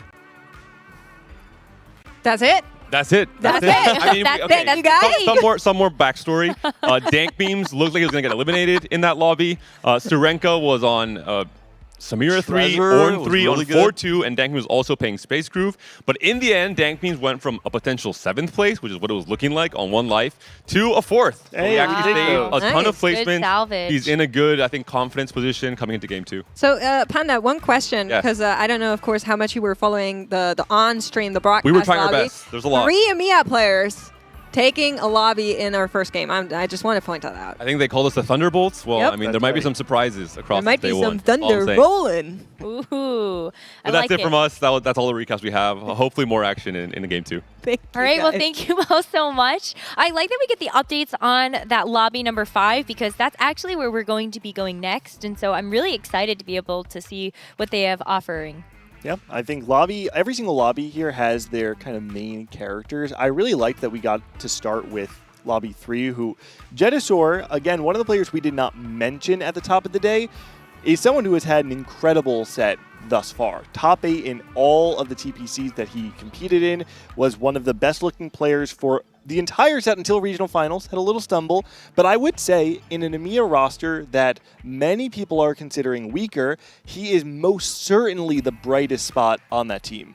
Well, I think those people would be incorrect for starters, but you are right. I think Jedu is for sure the player from the EMEA where people are expecting him to do well. He, of course, has been consistently competing at a very high level, and I think this being his best set ever really shows once more that we are looking at something that could culminate in a really big win. But we do have our standings ready here, so let's take a look from the bottom up. Those are our 8th places. They're at the bottom, Ironbach, Tartman, down to Zyko as we move through. As a reminder, you want to avoid that final page because that's going to be the one where you will be eliminated at the end of the day. So those competitors towards the bottom do have a little work cut out for them, but good news is it's only the first game. We still have 5 left today. And that's a big part of the competition. You have to be able to take those 8th places early and still come back, because if you lose sight of everything now, then there's just no way for you to ever make it. We are going to see the top 8, though, right after this. A lot of players that we know and love that are here. Maris, one of the key players that we've been talking about on the day, finding a 2nd place there. First, Very nice. so yeah, on top it is EMEA 1, 2, and 3. So a couple. Enjoy it while it lasts. I will enjoy it, and it will last. You're welcome. Well, one of the competitors that we have in this lobby number 5, which we will be going to in just a moment, is Dank Memes. And what you saw in that highlight package at the start of the day was Dank Memes starting to celebrate the fact he finally made it into the TFT Pro Circuit after having 2 incredible sets back-to-back without the Pro Circuit's inception. And he fought a long time to get there. So see how the rest of that reaction went. I actually can't believe it. I actually can't believe it. So happy. No, like playing TFT, making it to tier 1. I actually love this game so much. It's like today I woke up. I didn't even care about like winning. I just didn't want my set to be over today. Like I thought like if today is the last day I play this set, I'll be so sad. Thank God. I'm actually so happy.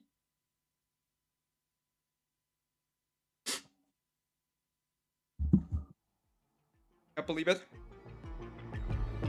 It's so heartwarming when you see players reacting like that, because I think it really does touch on an important factor of TFT, which is that hard work is so hard, and when it pays off, it feels so good. You have to understand the journey he's been on, and you talked about it before we watched that, but for Dank Memes to go from being back-to-back Tacticians Crown competitors to barely not making regional finals, and then he just misses TPC time and time again, so close despite dominating the tier 2 scene. I mean, he was head and shoulders above anyone else that competed in tier 2 in the Americas over the last few sets. Every single person who watches the TPC was expecting him to make it back, and you can see even someone who is expected to accomplish their goal, for him to finally make it over the finish line had such a visceral impact on him. Yeah, and I think that's one of the big things that sometimes maybe we can't really carry over as much as our players can, is how much it really means to them to be able to compete in the game that they love, to play the game that brings them so much joy and be at the very top of it, like Dank Memes there. It's such a joy to be a part of that. It's a unique part of TFT because this is one of the few games where you get to root for a single person, right? It's not a team of people that are all working together. Everything falls on their shoulders, and so when you are a fan and you're a viewer, you get to feel that win so closely. And it's actually, I think it's a big reason why people love to watch individual point of views. Granted, I'm glad everyone who's watching this is watching us right now, but you can go and watch the individual point of views of these players and feel that raw emotion of the highs and the lows and accompany them on this journey. Yeah, I just love being able to see our players have those positive reactions. And even though that was a very positive reaction, a very emotional reaction, it is why I love watching Dank Memes so much, because the highs are very high, the lows are also kind of entertaining. You know, I think that's another thing that Dank Memes has always brought to the table, is that he wears his heart on his sleeve. But let's see what this next game is going to hold for us. Oh, I thought we were about to get Ari a thresh, and but Varus.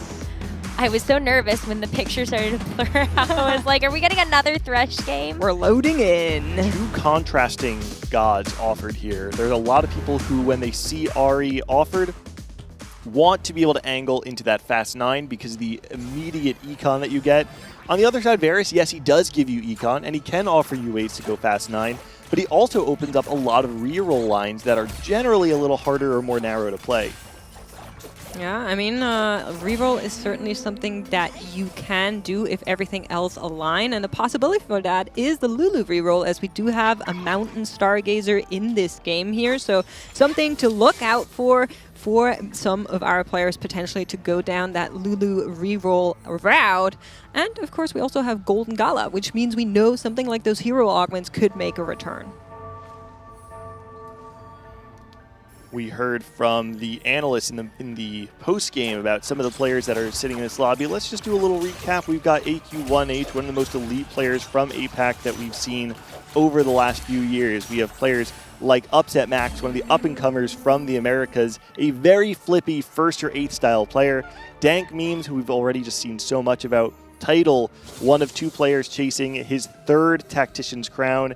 And then Xiaoga, who you may not recognize his name, has also entered as Saka, who has 2 4th-place finishes at the Tactician's crown. So while it may not look like a star-studded lineup from the get-go, this is a very deep lobby. Sneaky. It's sneaky successful. That's right. I feel like a lot of our players, this crown in particular, are like that. Where it's like, you look at them and you're like, I think I heard that name somewhere. And then it's like 5 sets ago in a Tactician's crown. They did like final lobby or something. And there's a lot of these players making a return, a lot of the old greats. But Xiaoge getting a temptation option here. Anima Commander was offered, was rolled away, says, I'm not going to be engaging in that nonsense. That is the best choice because you can never take Anima Commander while Upset Max is in the lobby. Oh, I'm true. telling you, you can never take it. If you are forced to have things on your board, he will grief you every time. I love it. A man with a mission. All right, it's bodyguard training instead of no scout, no pivot. I thought we could see Timebreaker reroll, even though I know that's not very popular. Maybe we see a worth the wait. Okay, worth the wait Ezreal. Wow. So AQ1H opted to take the worth the wait over 2 tanky that was offered. Many people know about 2. Oh, you know what? It's because 2 tanky was already picked. I see. Never mind. I thought it was some dark secret tech that we were about to get leaked to us. I think he's like, I don't want to go 8th. Yeah. That's the tech. It's not good going tech. Hopping across our boards here. I'm also seeing a title there on Birthday Reunion. Birthday Reunion, exactly. So we're going to be seeing what he does with it after we got a taste of what Horo X was doing with it.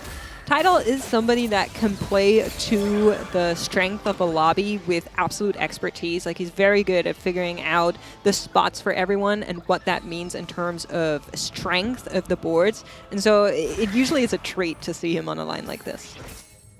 I know that Clement has oftentimes talked about Title as being a, what was the term, format player.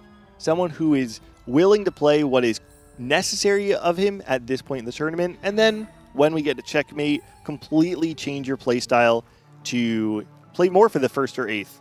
We have a fantastic German saying for that. I think I shared it before, and it's a good horse only jumps as high as it needs. Ah, yes. Yeah, it's like that. You say it in English. Or you're saying... I translated it for you, yeah. Did you want me to say it? I would love to hear it, yeah.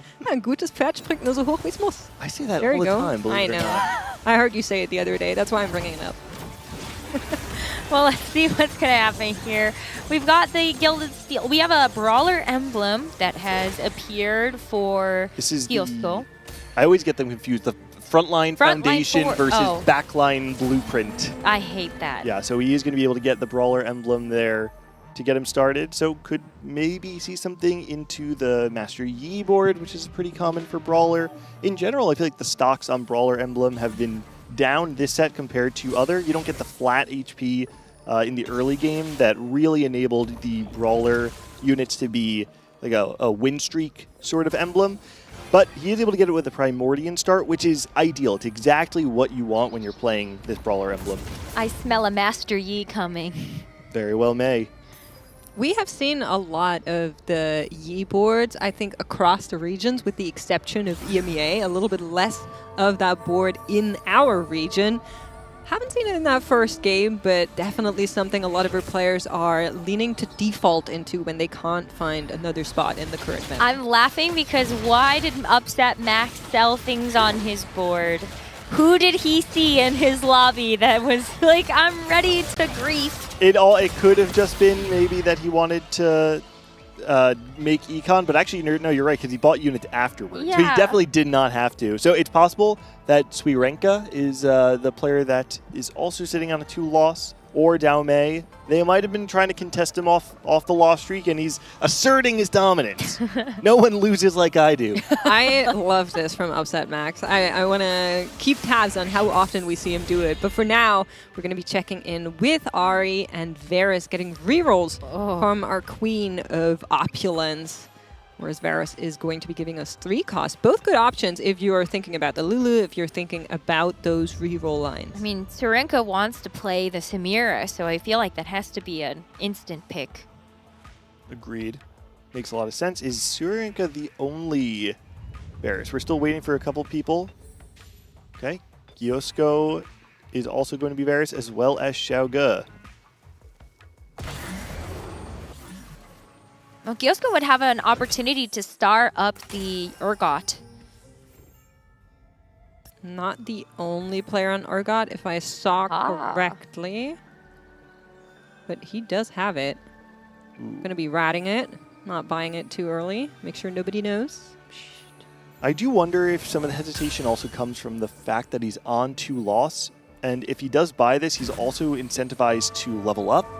But he doesn't necessarily feel like his board is strong enough to break the streak of some of the win streakers, so it does feel bad to spend so much gold only to lose again. And we did see Gyosko did not level up even going into the fight after finding the Urgot too. You were talking about the Anima boards, Necra, and the chances of maybe Surenka or Diaume having one. We're checking in with Diaume here. He's going to be on a Cho. Lysandra, for now, is an option to maybe go down that route. I'm not sure if Anima on Surenka anybody's is on. board. Yeah, I don't see it either, but it could be that they're ratting it. Sometimes that tracks a little bit weirdly. You still need to check Surenka. I'm not sure. They could be holding it on their board, on their bench. Exactly. Right. They just won, so probably not.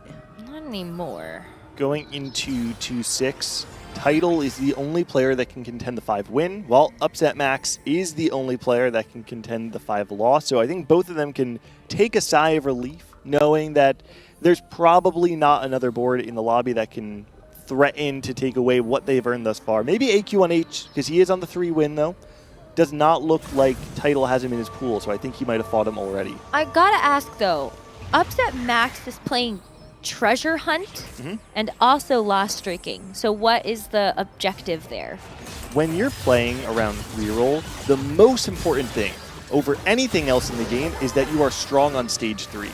That is the part in the game where if you think of it as a your turn versus my turn, that's your turn to be strong and you need to be able to streak.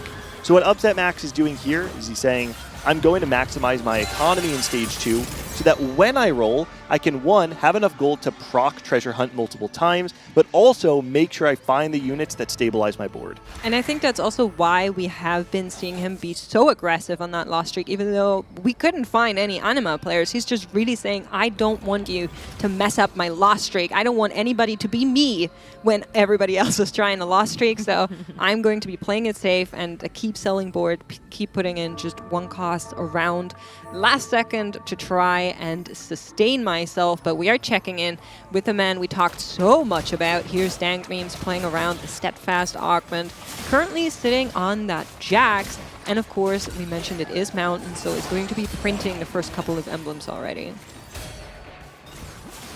I am interested to see exactly where this goes. Obviously, when you're playing Mountain from 2-1, you would think that most players are definitely playing Xayah or Lulu, right? The 2 lines that you would traditionally play out of Stargazer. The one thing we saw at the regional finals, I actually saw this one on the one day that I got to cast the EMEA regional finals, is there are some players who are willing to play Stargazer to just get emblems and then build a completely different board.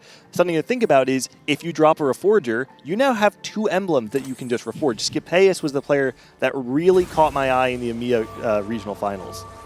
I will say, that's very much just Scipeus thing to do. I'm not sure how many players here at the TAC Crown are willing to go down that route of chaos and risk, but if they are, I'd be very happy to see it. We're going to be checking in with Gyosko for now. He hit a Kindred on his board, which is a very good hit when you're trying to play around the Master Yi. That Kindred is going to be your backline damage. So being able to get that with also an open Rod does mean that once he finds a bow, he'll have a Rage Blade, he'll have a Last Whisper. A lot of strong components for when you're playing into the Melee, Bruiser, Nova, Marauder line. Augments are next. It's going to be Golden Augments. We know that already. But what will they be? Magic Roll, always a little bit enticing to our players. You never know. There's always gamble. there's this feeling that's like, fun. but what if it gave me the perfect thing I need? I would take it every single time. And he did. Oh, and his champions are bigger. Maybe Okay. that's not good. HB1. He is win streaking, so being able to get the combat power could be something. Whoa, 6 Jinxes found for Upset Max, but also you got to find the rest of the parts because you want to make sure that you're winning now. You want to stop this loss streak and build a strong board. He's going to get the second treasure hunt proc, which will give him a little bit of gold and a component. But no upgraded frontline, no upgraded Primordians, only the Jinx 2. Yeah, not even a Rek'Sai 2. This is a weak board for how much he rolled. Yeah. And it's not really, I mean, it's being contested a little, like there's some of the Primordian package on Gyosco and Title's board, so it might be a little bit harder to hit those things, but there's still enough copies of the champions in the pool that you can 3-star them. Greatest point here is we're on 6 Jinx, right? If he's able to find that Jinx 3, that would stabilize him a ton. And we have, of course, that Tahm Kench that is helping and buying time despite the rest of the front line looking very fraudulent. He will be able to win this fight here, but I do agree that was a lot of investment, and I'm not sure the payout is all the way there just yet. We are on a good trajectory, I would say. Tahm Kench is very tanky. Yes. You are correct. But he also is going to give us a little more economy, right? Because of the Oracle procs coming through every few rounds. He might be able to print us a little bit of money. He might drop us a 2 cost, give us the pieces we need. And Primordians will eventually find themselves, right? They will print the 1 cost units. And eventually you'll find your Primordians. But I think if you're upset max, you would just feel a whole lot better if you're Rek'Sai 2, Akali 2 right now. Well, somebody that must be feeling good is Diaume, 1 copy of the Cho'Gath, and I believe 3 or 2 copies of the Lysandra here. No, it should be 3. As he already found a Karma to actually item hold and be stronger than Lysandra for now to get this board going. Big question is how many stacks were we able to get onto our Cho in those early rounds. We know he's been kind of flip-flopping on the wins and losses, so that's something to keep in mind. He also spent a lot of gold. He spent a lot of gold. Yeah. And I do wonder, do you think that him rolling down to 10 there has something to do with him winning that last round, where now he might feel like he has to keep winning to build up this streak? Very possible. Or you knew that Varus was going to give you rerolls, or you were hoping. And ephemeral rerolls is a very powerful blessing that can come through from the gods. Think of it effectively as 2 gold every turn for the rest of the game. There are very few boards that you'll be playing where you don't ever want to roll for the next 15 rounds. It's if Money Monsoon was a gold augment. Yeah, basically. Okay, Dank Memes is going to do some investing. I really do wonder where this board is going to go. This looks more like Xayah at this point in time with the red buff and the Clockwork Accelerator. Yeah. Feels more like he is just going to say, let's put the fries in the bag, keep it simple. No need to rock the boat. We got 3 items on our frontliner. We have 3 items on a backliner. We got the red buff. The Death Blade is maybe not the best item, but it is very, very effective. I think we just probably want to get 1 more attack speed item on the Xayah, and we'll feel very good about it. All right, well, Title on the other side did end up getting a Nova emblem out of the Earth's Gambit. Has 50 gold, level 7, so pretty good. Looking on track to be able to hit level 9. Oh, and this fight is going to be close. It looks like Upset Max doesn't have the front line. This is what I said, that when you're playing these these reroll boards, the most important thing is that you're strong on stage 3 because you oftentimes rely on the HP that it earns you, but also the gold from streaking for the entire stage. Yeah, and I mean, really unfortunate for Upset Max there as well that he goes up against Tidal, who has so many of the Primordians on board. It's kind of the board you wish you had if you had the chance to play tempo around this line, which is exactly what Tidal is doing. In the meantime, though, Diaume is going to be able to find that Cho too. And Xiaoge, sneakily, steadily, under her eyes, with that slamming, is going to be picking up that A-Soul and trying to build out a mecha board. But this is another one where I'm surprised, since we've seen mech mostly played out of Anima, and that's what happened in that first game from Fiosco, that we are seeing another mech spot without the Anima cash out. That spot to me looks a little bit more like the AP Flex Conduit setup. I would personally be surprised if we saw another full mech pivot out of it, but at this point in time, you never know. I'm not going to put it past these APAC players. checking in here between Gyosko and Dank Memes. Stargazer against the Brawlers, but Gyosko will be able to defend his streak here. 7 wins already as he moves on to Wolves, building out a lot of money. Surenka is rolling now, but only has a pair of Samiras. Still has a lot of gold though. Is going to greed the money this turn. We also have a little bit of unfortunate items for our Samira, I will say. You can use that Shojin. The rest of it, not so great for her to Just find really Nami. pop off. Just find Nami on 7. Problem solved. Oh, Right, okay. but you're Oh, wow. Missed on sword from the anvil there is so tragic. Okay, yeah, now the items are terrible. I'm with you. Thank you. Yeah, I mean, that's the big thing about reroll, right? You want to have your rerolled unit to get perfect items. That is where that power lies. And so if you're playing around the 2 tank, if you're playing around that Samira Orin double combination, you really need items for her. Oh, upset Max, roll!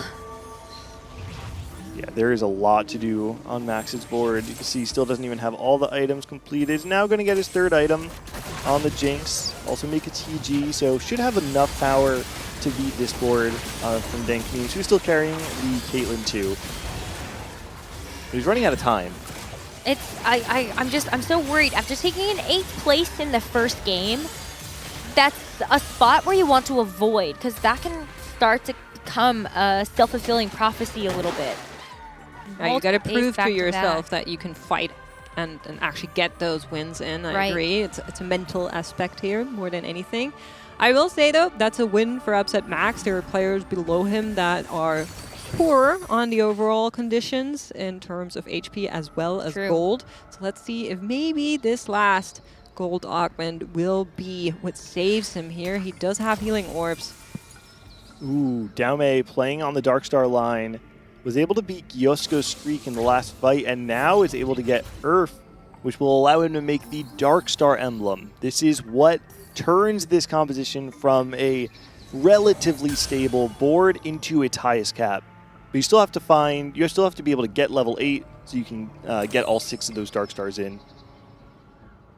You could actually drop a Time Breaker if you do find our last Darkstar. I mean, for now, though, you may as well just put the package in since you can't make 6. Upset Max finds that Jinx 3 as we are loading into the next fight. Big upgrade for him here. We were talking about how necessary it is. Let's hope he's able to win, though. We are going to be checking in with Surenka, who has found that Samira 2 for now. Yeah, but I think it's just like, this is one of those spots where I feel like you're very behind the 8 ball now. At this point, I would have felt more confident if you had like 6 copies of Samira. Well, we have 4. Yeah, Right. That's not and a 6. duplicator. Okay. I agree. It's not a great spot. It's We're missing that 3rd very item. precarious. Surenka is dropping in HP lower and lower. Yeah. Something needs to happen here. I honestly think if we had 3 items on Samira, I wouldn't feel that bad about the spot. It would feel not great, but still salvageable. This, to me, looks like a disastrous spot for the Samira player right now, and I don't know how much we're going to be able to get away Finds from Nami too. That could help as he is rolling right now and trying to get those upgrades.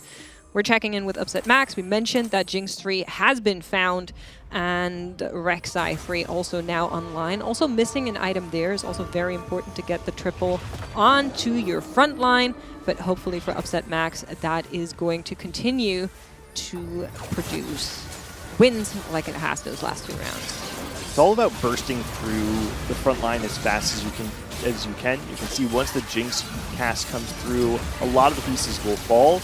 But this is where it gets tricky. If they can break your Rek'Sai before you can break that Leona, they might be able to get to your Jinx a little bit too fast. But now the Rek'Sai will do his job, and Jinx will clean it up. The healing orb's doing a lot for Upset Max's board, and you can see he invested twice into combat power, similar to what we actually saw from Jedusor in the last You game. have to on the rerolls. You cannot afford to sink more than 1 augment into tempo gold resources unless it is a good item for your carries. Ooh, interesting decision. If you're Upset Max, do you take 7 rerolls or the guaranteed champion duplicator? and a little bit of extra gold on top. If you use the champion duplicator on the last copy, it is worth a lot more. The only reason you might take the rerolls instead is if you feel you need to hit multiple things, but I think being that close to the Belveth decides, okay, I'm just going to hit the Belveth naturally, and I need one Akali, I always and we're decide there. to play like that too. Yeah. I'm just I going to decide hit to her hit. next shop she appears. Yeah, why not? Well, good news is Sarenka was able to find a win after the upgrades we saw. We're checking in with AQ1H, who also has the potential to go for Nami 2 here. I don't think he wants it. I think we should be happy on the LeBlanc line, playing around the Arbiter, playing around that Leona 3. We're just being a little bit mean, huh? I wonder if there's actually, like, I know that Voyager is very strong, and having the Dark Star piece, okay, never mind. My point is void now because he sold them. I was gonna say there's a possibility you just like slot it in over the Karma, but I think the people that you were trying to hold that Nami from, like Sarenka, already found the 2-star Nami. That's true. There are, you know, weird outs where other people might try to find in the late game, but no, I think you're spot on there. Decides not worth holding. And despite finding the Nami 2, we are still very far away from getting we have two duplicators. No, sorry, yeah, you're right. So I did not realize. I was thinking about what are we doing here with this puzzle, and he decides I'm going to be using both of those on Ornn rather than using one on the Samira, and I think that's the right call because of the item predicament that we were talking about. Now the question is this Ornn 3 good enough to help you out with the Nami 2 in the background there, as she's obviously not profiting from that 2 tanky? I would be inclined to say yes, and I think he should be winning this round, especially against Stank Memes, who's still running that Saya 1. But I'm not sure Sarenka's out of the woods just yet with only 1 life to give. No, I at least like with the Ornn, you are going to get one of those tank items turned Radiant, so that does help out a little bit with the longevity. But yeah, I don't know, like looking around at some of the other boards, most people have hit everything that they need at this point. Upset Max is still missing out on a couple copies of the Akali. But for everyone else that's on reroll, I think you're feeling good. Dalmei did hit both Cho and List 2, or List 3, excuse me. Oh, there's Zaya 2. Okay. Dank Memes desperately needed that, but still missing front line. No new 2 is going to be very, very scary for this board. Thankfully, he still has a little bit of HP to work with here as a resource. Is going to be moving around some of those items. Last slams coming in here as he tries to put a little bit of an HP difference between him, Xiaoge, and Sarenka, who are currently on those elimination spots. Xiaoge also getting upgrades, finds that Nunu too. And now Tank Memes is going to hope that those get back in the pool very soon. There's a chance. Oh, the Samira! So Sarenka had the care package, his final care package, come in and give him a full 3rd item, which now allows him to build Guard Breaker, Infinity Edge, and Spear of Sojin on the Samira. And then he's actually going to use the rest of his items to go into the 2nd Samira as well, instead of putting 3 items on Nami. I'm actually a little surprised by this. You don't actually get additional combat stats from the 2 tanky. You get defensive stats, and you are still getting the ramping AD and AP from Space Groove on the Nami, but clearly he knows something here, that he's saying it's better to split my items because he believes that he'll get more damage overall. I do think that that was really cutting it close here for Sarenka. And somebody that wasn't able to cut it close is going to be Xiaoge, who will be eliminated here. Was playing, just as a reminder, around this mecha board. And we were talking about how mecha is so expensive, how you need to have those resources to build those out. And he is unable to get it together. Well, he tried to pivot, actually. Went from the mecha board as an item holder over to the LeBlanc, tried to put those shepherds together, and did end up getting that Nunu too. But it was just not enough. And I think just not having like the right items and the right units, it just didn't come together the way that he would have liked it to. Ooh, the positioning here could be very interesting. Lots of the Yi on the left-hand side. because after he does kill these units here, there actually might be a wrap. No, okay, he does actually dodge the Nami. If he hits the Nami there, he could double wrap, or the Ornn could fall. But instead, actually, he's going to hit the Nami now. He's going to go to the back line. No, he'll wrap again. I feel like Suryarenka is getting a little bit lucky on some of these 50-50s, but it's going to work out as the Ornn does live long enough for him to take the win over Kiosko. I appreciate that these two Samiras are focus firing. I think that single target damage, especially if you can actually get the right one, has been very powerful. We've seen this in a couple fights now. We have, and I did want to check in with Tidal, which is exactly what we're doing right now, because after seeing the Kiosko board, I was wondering what exactly is Tidal doing? We were talking about the birthday reunion, we were talking about the Nova emblem, and I thought we would be playing around the Master Yi for this board here as well. Instead, we moved that onto a Fiora, and he's playing around those legendaries, and I really like what I'm seeing. Must have gotten that Fiora out of the birthday reunion or sold it. Or some whatever he got out of there for the 2-star legendary. Two players on the lower end of the health spectrum. Kiosko up against Upset Max. Upset Max did hit just about the entire board. A lot of that front line has been upgraded, but it's still a Yi 2 and a Kindred 2 on the other side. The question is, how long does the Tahm Kench hold up before they start hitting the Master Yi? So a lot of the front line starting to fall on Max's side. He's going to be able to hold on, though. Kiosko takes another hit, and the first place player from the last game is now threatening a potential bot 2. Yeah, is going to be sitting on 5 HP. Does this help is the question. Is that really the upgrade you need? You can, of course, put something on your Urgot here, or try to help the front line, maybe.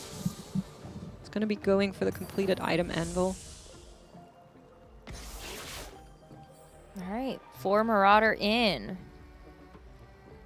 It is going to be an upgrade, but the question is which of the units are really upgraded by the Marauder. If you have the Marauder Spatula, then being able to get the upgrade onto Kindred can be a really big deal. But without it, I don't actually know if we're upgrading enough meaningful parts of our board unless we truly believe the Master Yi is going to be able to take over against AQ1H. Well, just on the weak side of the board, I think that's a big deal to be there on the right-hand side. Maybe you're able to get the wrap onto the Lissandra, but it's giving time for this LeBlanc to actually start to stack up with the Rage Blade. He wraps. But yes, Yeah, he does get back nice. there. Very good positioning there on the side of Kiosko. Finds the backline, finds the Karma, and is going to come back now to help the rest of the team with that front line. Very nicely done. Hopefully intentional, as he obviously had a lot of people still in his matchmaking pool to be able to claw that win. We are checking in with Jaume, though. This big Cho'Gath. Wow, got the 6 Dark Star as well. We're finally able to find a singular Karma to do that and go up to level 9. Yeah, Daume was actually, he was trapped on level 7 still. So I think a big part of his downfall was I got baited by the HUD. Yeah. He was able to find the 6 Dark Star, but because he's still stuck on level 7, he just has 1 or 2 fewer units than every other board in the game.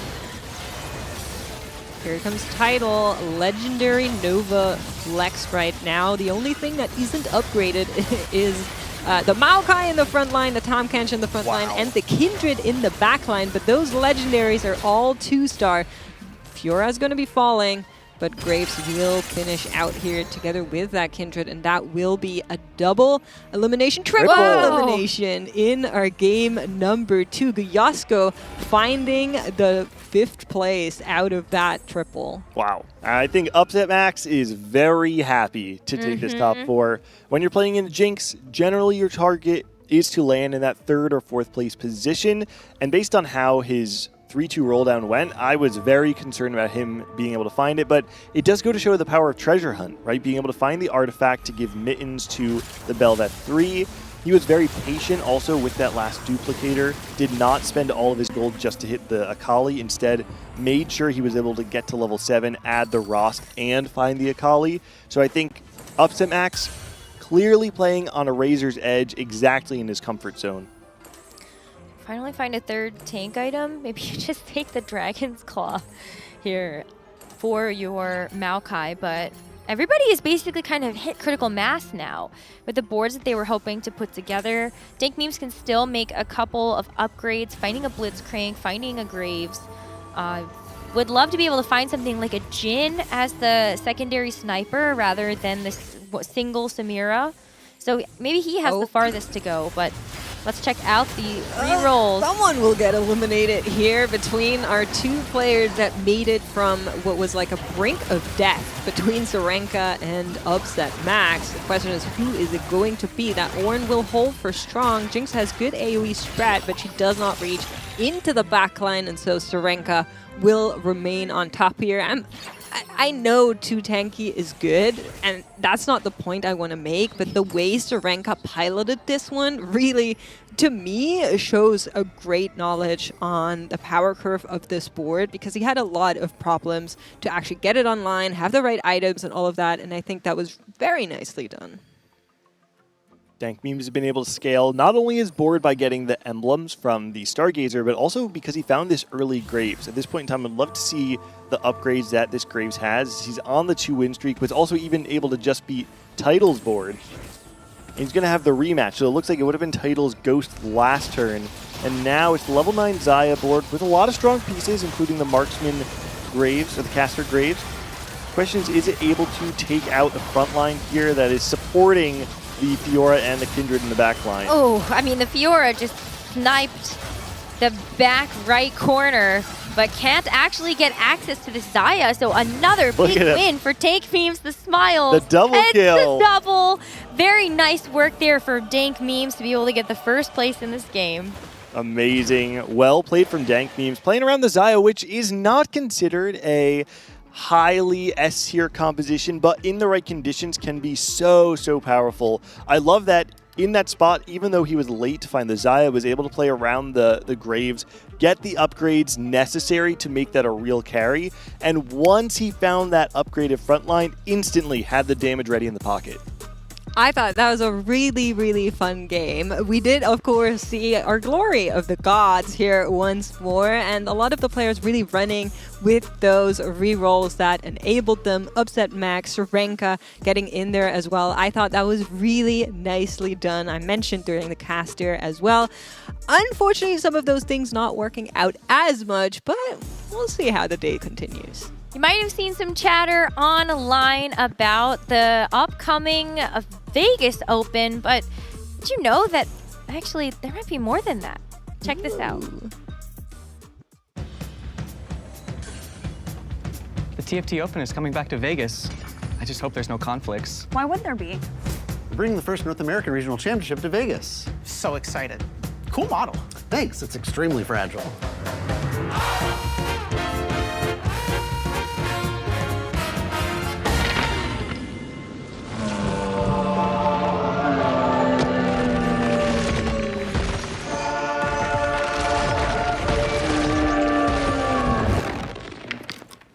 Where's my TFT Open? And my first ever NA Regional Championship.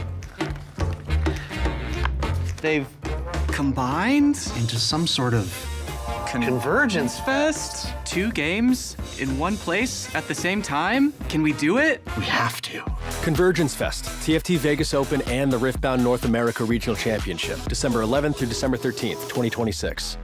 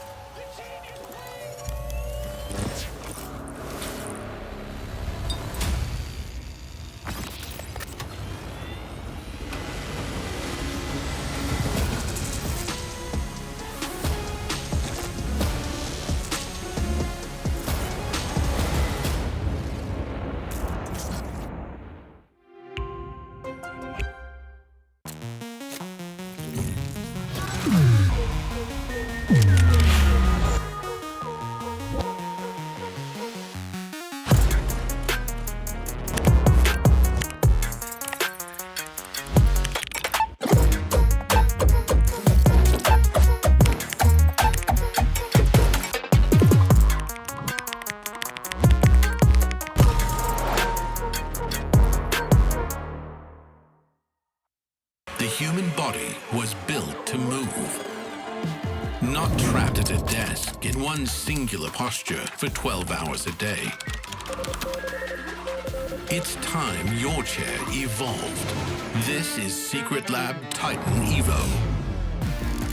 Ergonomically engineered for you, gamers, hybrid workers, artists, backing your every move.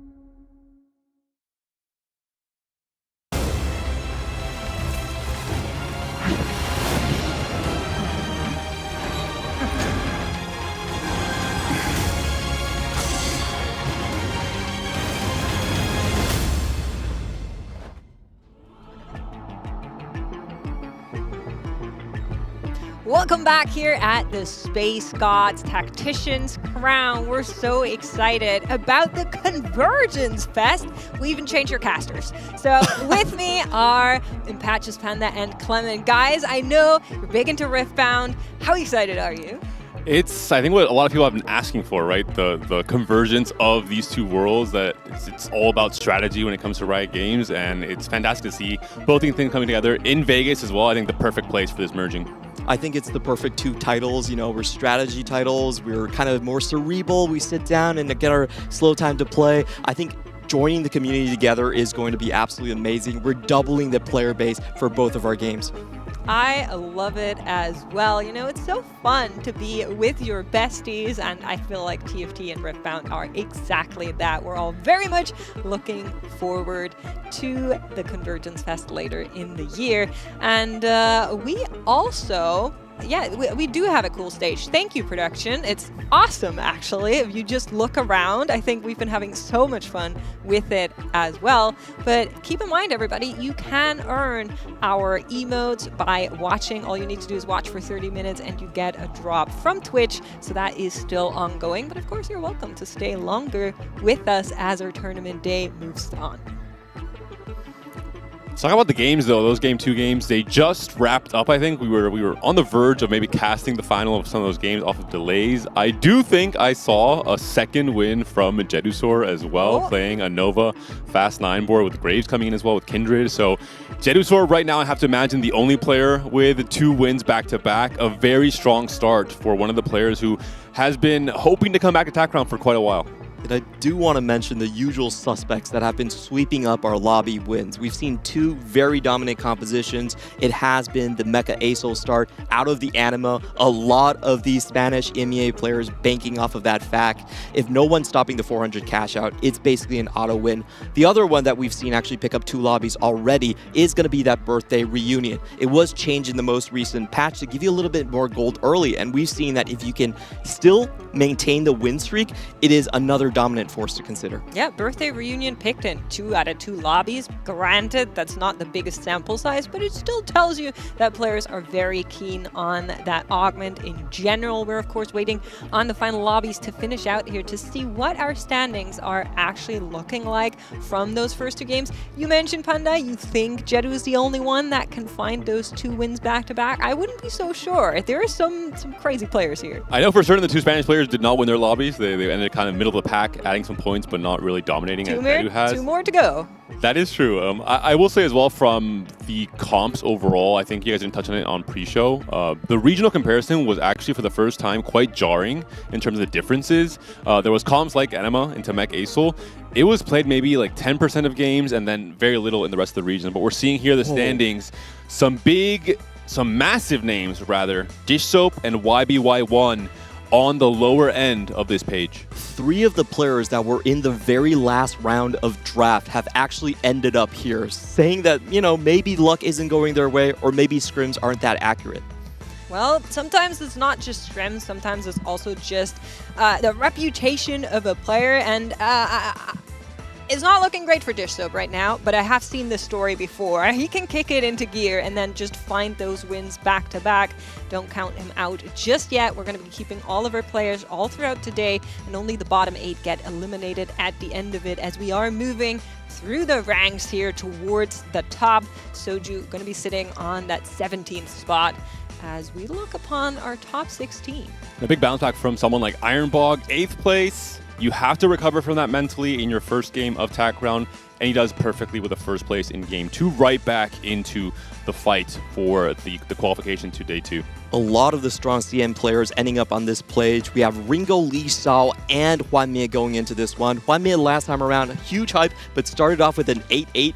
Hype kind of died off very quickly. This time around, we said best set ever. He's back to claim the crown. Well, seems like you were right over there, Panda. Jedu, the only player that's going to be getting those firsts back to back here. Dank Memes right behind, followed by none other than our current reigning champion, Darthnub, and Title in those top 4. I'm really excited to see what those players bring. And what a run of momentum from Dank Memes, from Tier 2 to Week 1 Regionals, to Week 2 Regionals, to TAC Crown, and now sitting 2nd place in the standings as well. When is this momentum going to end? Is he just going to continue rocketing his way forward through days 1 and 2? Breaking news! Gangly was completely wrong when he put Gyosko in B tier. What do we say about that? I agree completely. And that's not the first time Gangly has been wrong. I will say that. All of you! It's quite frequent. Me, no. I was realistic. You make this draft I together, did say guys. there's one player we each chose in the tier list, and I said my dark horse player is Gyosko. He can surprise everyone on a good day. Yep, mine was Ringo, and I do want to add to the Gyosko conversation because every single EMEA player I asked actually put him even lower. So I think, How many did you ask? Quite a few. Okay, Quite a few. I mean, has many friends. Yeah. I was kind of, if it's just one, I think the case with Gyosko is that he finished 32nd in TPC. He had a very bad debut season in TPC. He was not locked in. He was not in tune with the meta. But I will tell you right now, just eye test wise, casting his games throughout Week 1 of Regionals in EMEA and Week 2, I was shocked in how well he was playing. He had some incredibly difficult spots that I thought he would tilt out of his mind, and still he managed to continue clutching up and finding unique and creative ways to win games, to place top 4. The thing that I think impressed me the most, not just from Gyosko, but also from Safo, is their early boards and how they move through the early and early mid stages of the game, where they really understand the power curves and they're able to play heads up. They're able to play from a win streak, where many of these players are looking for loss streaks, where many of that Anima, at least in EMEA, was very, very present. And I think that's a big strength that both of these players actually have. You're mentioning the early board. I'm just thinking about 3 Anima on their board. Well, that was today. I also think that, Gyosko was very lucky. He actually dodged a 10-loss streak against someone like Upset Max. Calc loss never touched him during those games. So I think, you know, he's playing above the probability curve just a little bit, usually in APAC and CN region for that fact. If you are the second, if you're very, very low, the bottom 2 in terms of HP, you have to snap that Anima streak because you're the next one on the dinner menu. They're instantly going to pick you up. You have the least HP. You have the most to lose in that situation. So I want to see if the lobby complexion, if there's more APAC and CM players, will we still let the Spanish Anima group run away with things? If there's several EMEA players in the lobby after the reseed, I would say yes, because no one in EMEA was breaking streaks. This is why I think players got so used to playing into Anima, picking Anima Commander without even really thinking about it or scouting a little bit. All in all, there was huge regional differences. In the past few sets, we've seen just through the evolution of prep groups and information online, by the time Tacron comes around, everyone's meta is solved and it's very similar. I think this is the first regionals in a while where there was a big change in Shepherd being played a lot in Americas, not so much in EMEA. Nova 9 to 5 being played a lot in every region except in EMEA. 0 games in EMEA whatsoever, so there were some big discrepancies. Well, let's take a look at some of those Anima games because we have a little bit of a compilation for you guys on how those Anima games played out from this morning, from the first 2 games from Giosko and Safo as they were moving through it. Yeah, really good spot for Giosko. He actually gets the Soraka's Miracle here that gets him extra HP. He is able to finish his roll down in very good speed and hit every single 2-star that he required in this single roll down to stabilize on 4-1. So he got the correct artifact items. He got the correct cash out. You're usually looking for the tank items or the AP ones. So your hit rate is about 5 out of 9. He passed both of those checks and was able to go on and clinch a win. Safo copying the homework. He's like, oh, you're playing Anima into Mech Acel? Okay, that's a good idea. I'll do so as well. Are they in the same study group, I would imagine? Yeah, all Spanish players. There's not that many options in the Spanish speaking group, so we all said, okay, either we band together and follow Revan's example, or we're done. Listen, that's a little bit of the fault of, I feel like, the French players in EMEA, where there's so many different study groups. A lot of the other countries basically only have one study group. There's more balance like, now. If you speak that language, you're speaking in the same study group. Of course, there's some study groups that are transatlantic. They go across the continents, and a lot of our DACH players are actually in one of those. None of them have made it here, unfortunately, so we are going to be seeing how our roster from Spain, from France, Haro from the UK, how they can do here at the Crown. Another player with a strong start, Bra, who finished 9th in America Regional, still qualified to Tacron, now 9th in the standings as well, off of 2 strong games. I've said it time and time again, in your debut season or debut experience in Tacron, the start of your tournament is incredibly important in terms of your confidence, in terms of your mental, in terms of I belong here. I belong among these elite players who have played, you know, in some cases 7 TAC rounds, like Tidal, for example, and Juanmie. And a strong start for Bra, who I think is great news for him personally and for America as a whole to have their few debut players starting strong. I think so as well. I think there's been some surprises in those first wins. Now, I don't want to overvalue those first 2 games too much because, of course, they are important. They're important for your mental. They're important for the trajectory that you kind of go into, but it's only 2 out of many. There's 4 more to go today. It's not even the half-point check mark. So that's one thing I would kind of put out there, but I think we've seen a lot of very interesting things. I liked how Serenka was playing around this 2 tanky board. I don't know how much of that you guys were seeing. It looked super doomed, and able to claw back from that, I thought was really awesome. It's really interesting about 2 tanky because yes, everyone agrees it is the strongest board available if you hit, but the problem is Groove 5 is also very strong. So we've seen comments from players like Juanmie who say, you know, 2 tanky is not actually clickable at a high level. You don't want to instant pick this. You want to scout the lobby and see how many Space Groove players are going to be coming into your space. And there is an unwritten pact in APAC as well, is if you see a 2 tanky player, you hold those Samiras. You send them 8th, because if they get there, they're taking over the lobby, but if they don't, they fall off really quickly. They don't have that secondary option like a more macro Space Groove where they can rely on the Nami. They have to get those 9 copies online. Even without 2 tanky, Serenka had a treasure hunt start. He was playing more towards Vanguards. He found 2 orange in his shop in the very first game.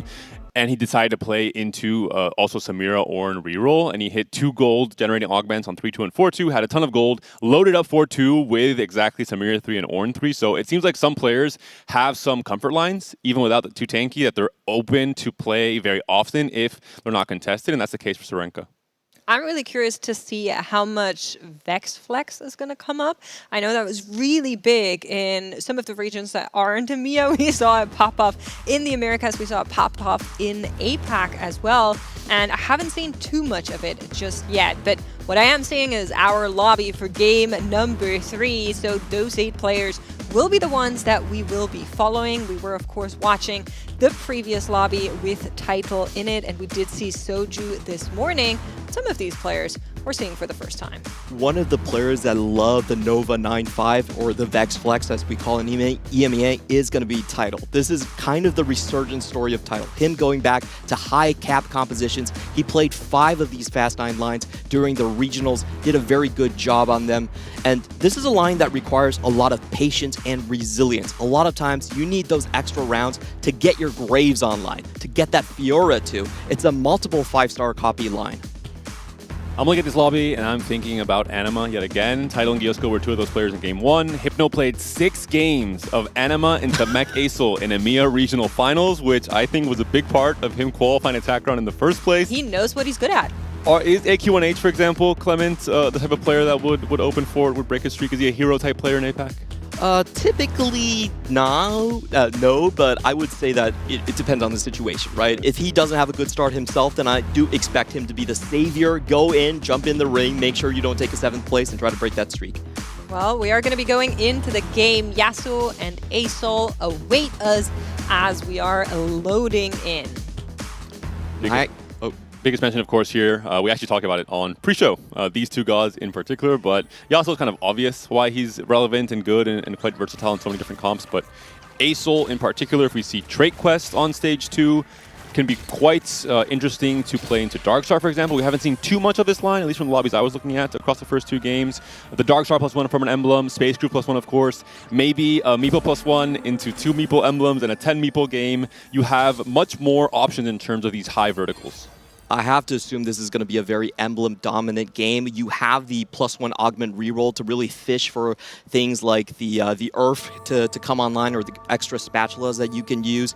And also, like Hubei-san was mentioning earlier, when you think about Aesol, you have a 75% chance after stage 2 and stage 3 to have hit that extra emblem roll.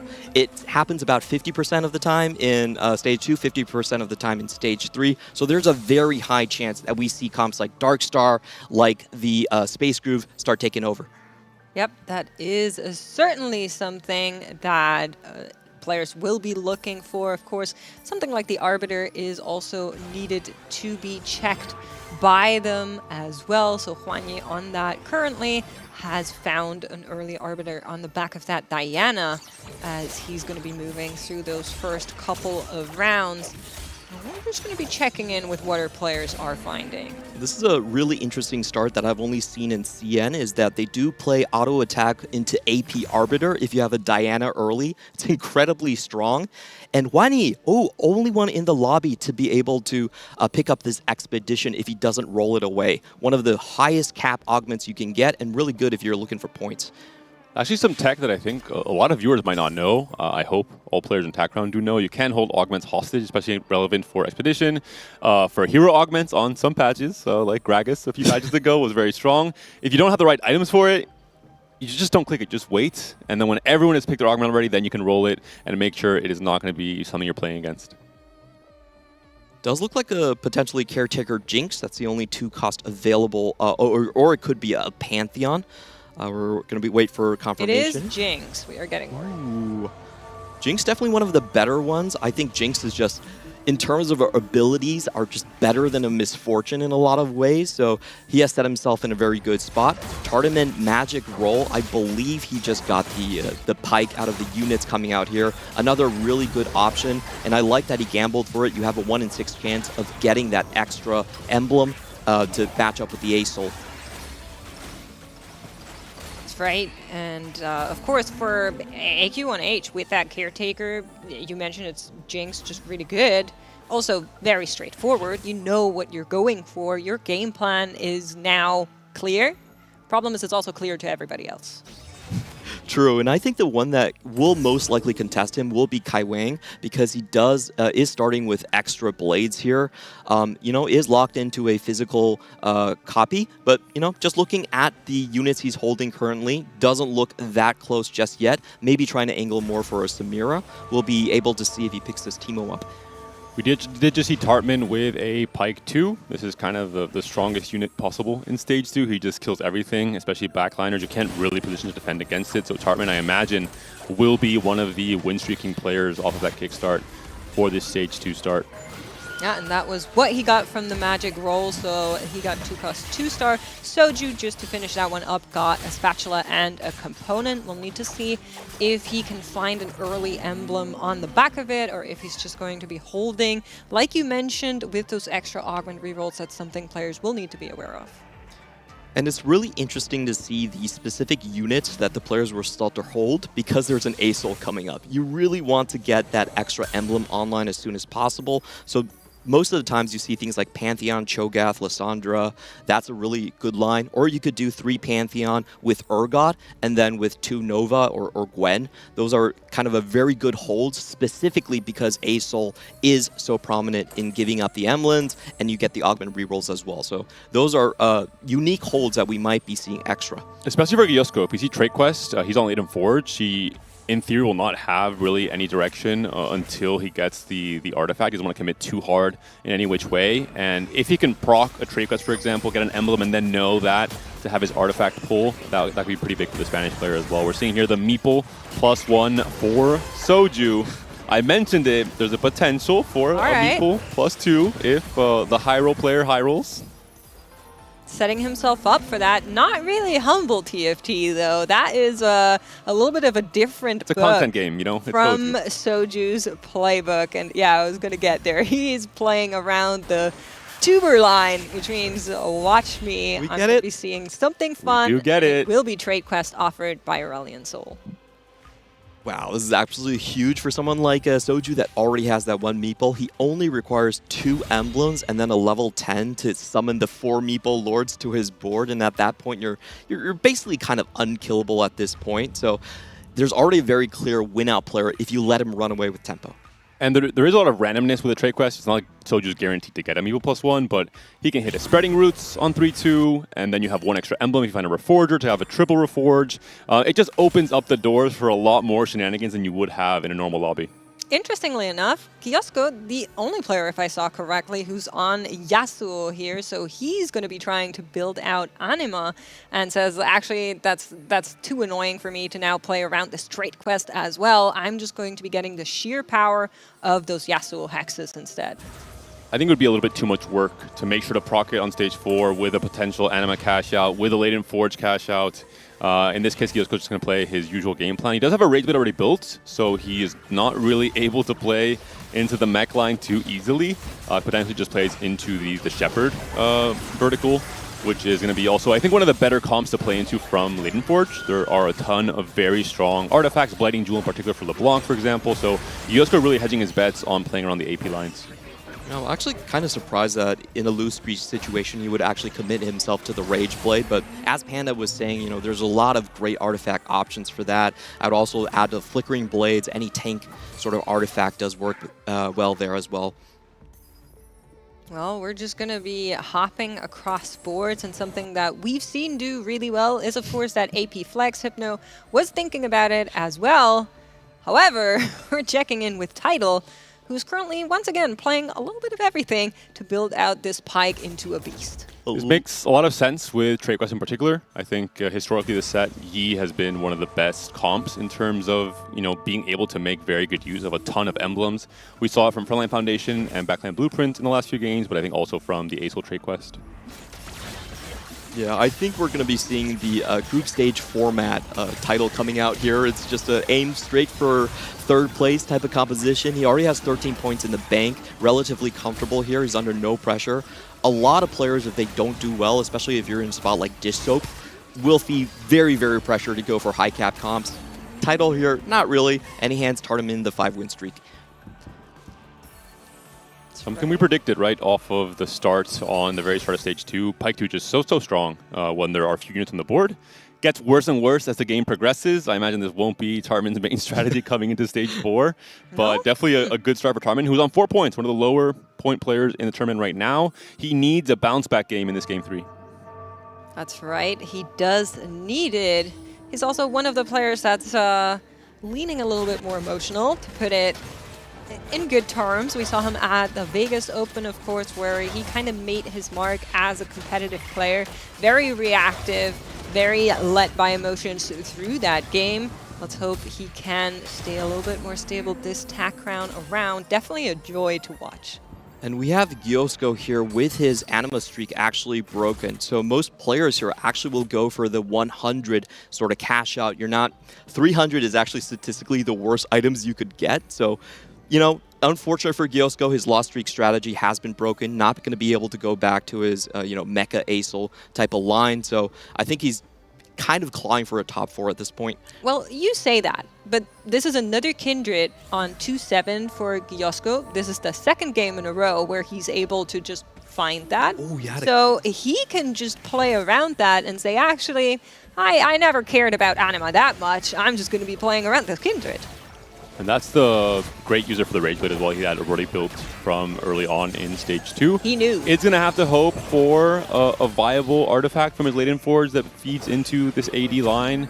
He does have the chance of playing to the Maokai as well. Horizon's Focus is a very strong Maokai option, considering he is using that Cosmic Hex on the Maokai from very early on if he sticks to the Nova tree overall going into Stage 4. So there are some potential for some big hits from Gyosko still.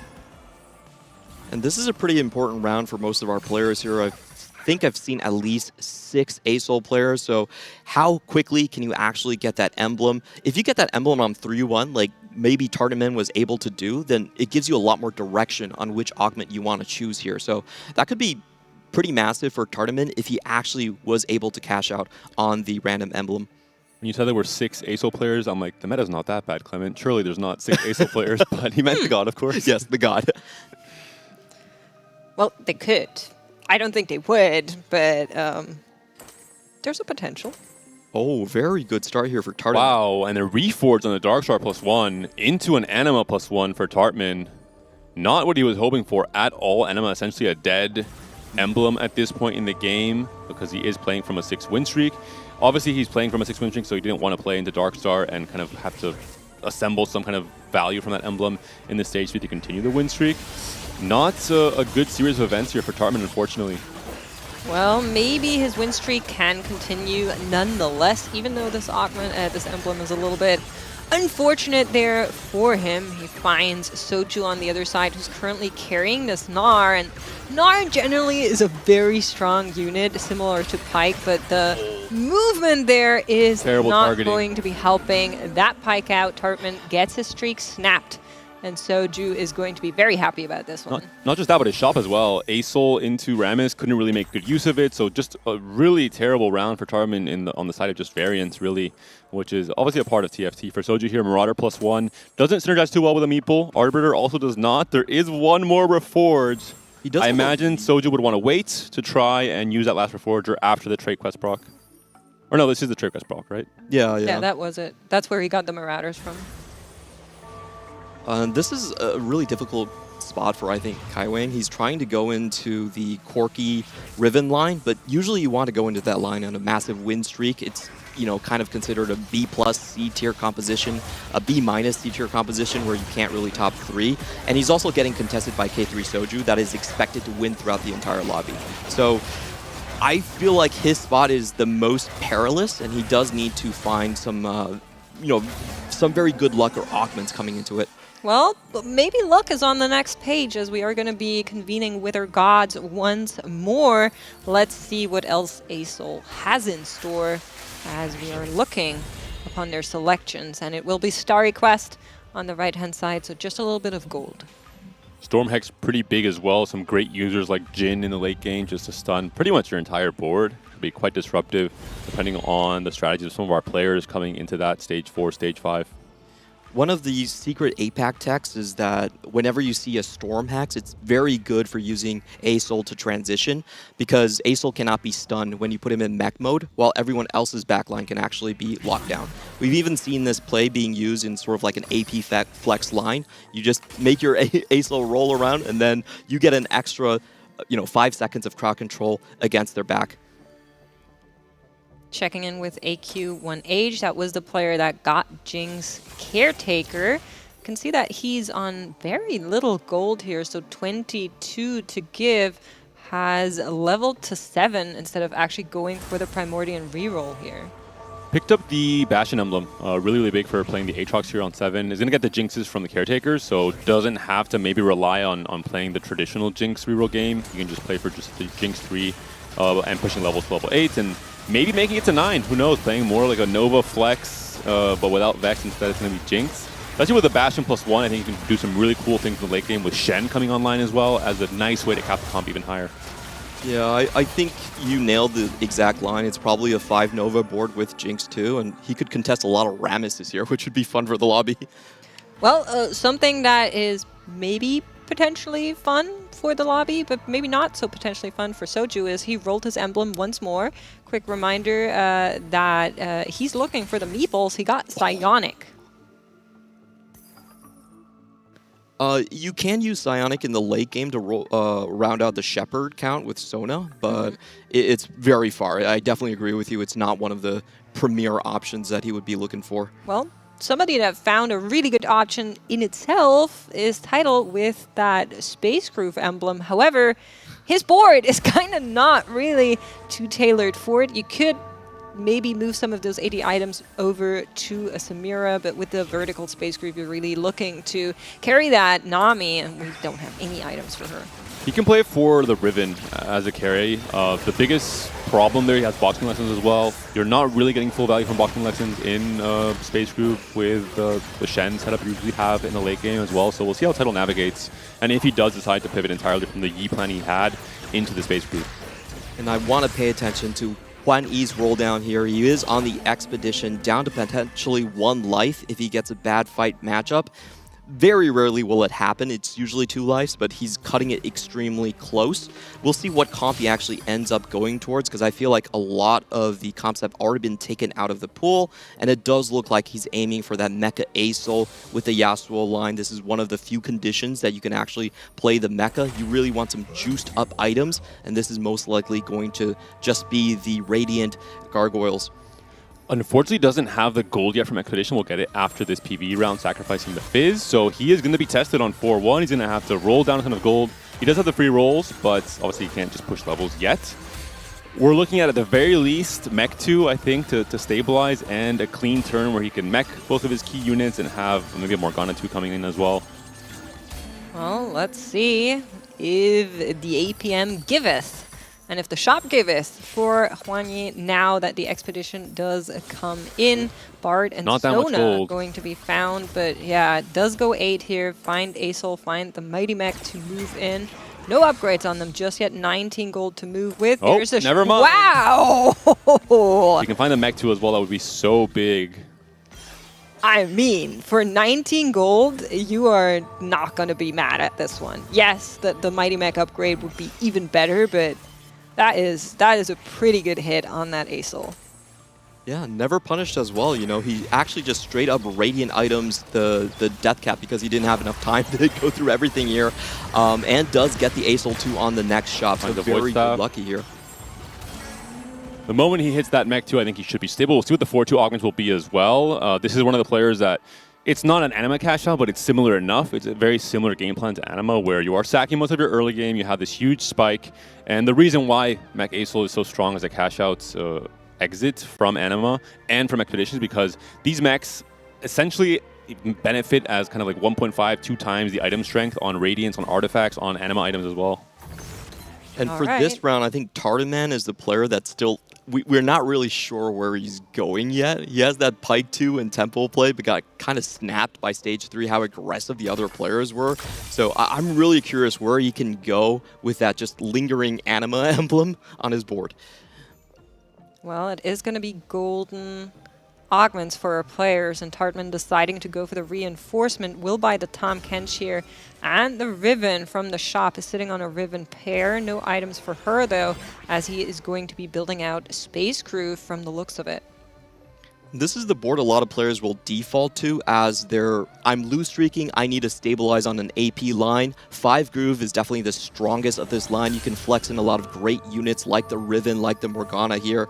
Unfortunately for him, he doesn't really find the Nami 2 here, so not a lot of damage to take opponent units off the board at this point. And Tidal did end up moving into the Space Group line as well, so both of these players are looking for the same units. They are rolling down heavily on 4-2. They will be making each other's time more difficult in terms of finding the key upgrades like the Nami 2, as you're mentioning, Clement. Tidal moving there with set up Brawler E items is a very interesting move and bad news for EMEA. I'm very interested to see Tidal's board next. We're going to be trying to take a look at it after we finish Kaiwing and Tartman here in the matchup, but there it is. So Morgana in play with, of course, that Space Groove emblem in the front line, has found one Nami, and the rest of the board is not upgraded yet. There is a Shen that helps it out just a little bit, but we're certainly missing a lot of those upgrades, and we're missing gold. That's what I was talking about with the anti-synergy between boxing lessons and the Shen. We're seeing here you're not getting full value from the Shen sword, unfortunately.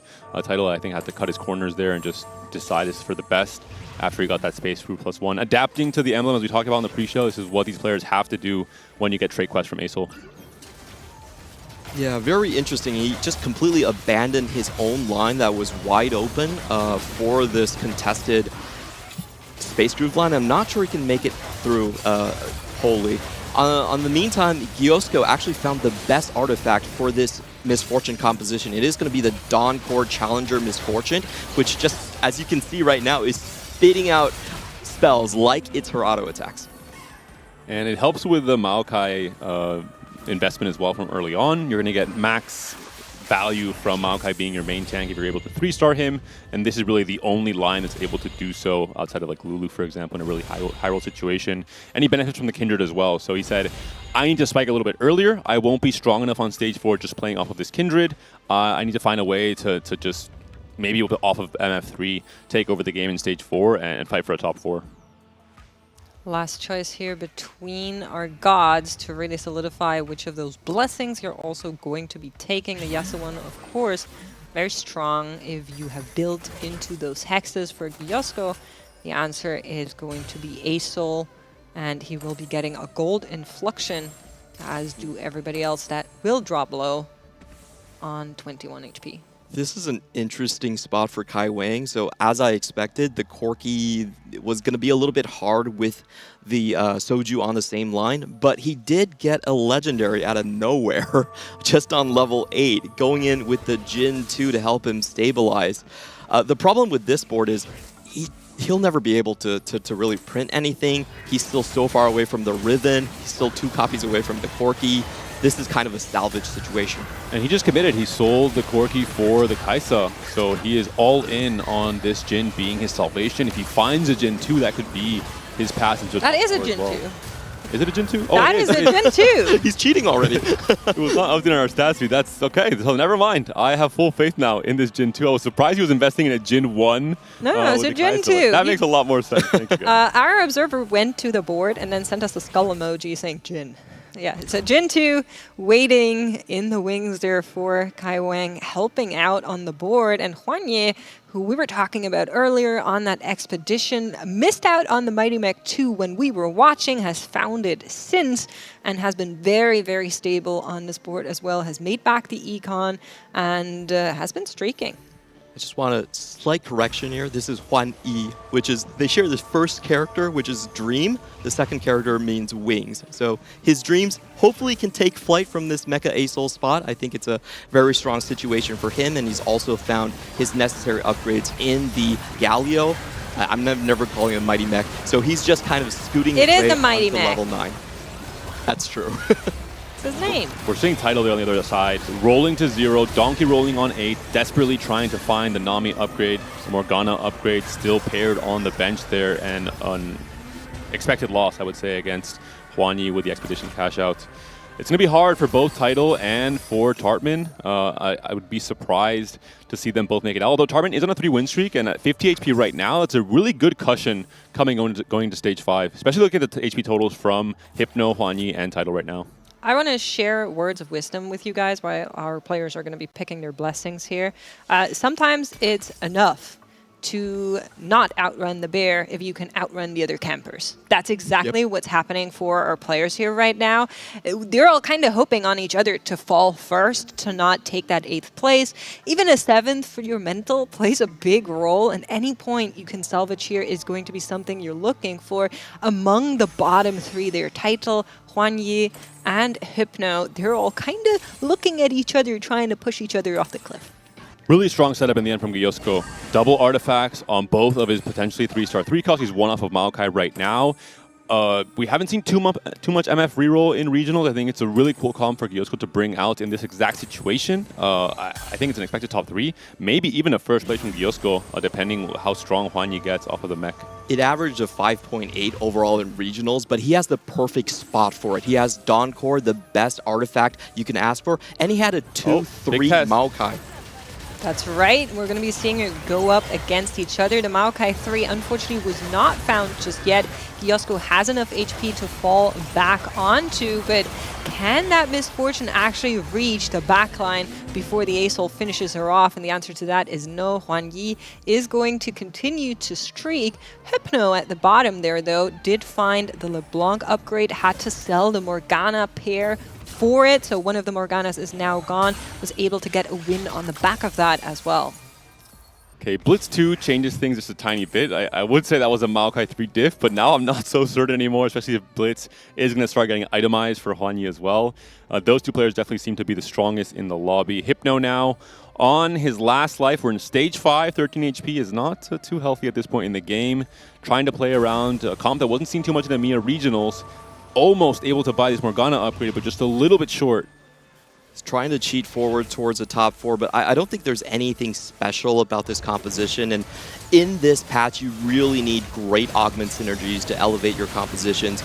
On the flip side, I think the same is true of AQ1H. You know, he's going to 9 on a Nova 5 board without a Nova emblem. This is also considered kind of a salvaging position. You're just trying to claw out as much as possible. Problem is the front line there for Hypno, definitely not very strong, is going to be able just to claw that win here against AQ1H. But you mentioned it, that board was already weak. This Morgana 2 will help the front line, but it's not going to be the answer to some of those other boards. Ooh. That was a huge fight to win, though, considering the rest of the players who are also now on 1 life. 4 different players, depending on the matchmaking here, could be going down in this next fight. Soju among those players. I was really surprised at how far Soju fell, despite how strong his early game was. This is the problem with the Nars. If you can't natural enough copies, it just takes too long to actually print all of them out when you go to Stage 4. He's still he does have the Nar 3, but was very, very late on the Rammus. I think Gyosko, for me, is one of the... Gyosko and Hwanyi, definitely the lobby leaders here. Very strong boards in this situation, and Maokai passive gets you 50% extra max HP. Dude, Hypno is standing up and watching from afar.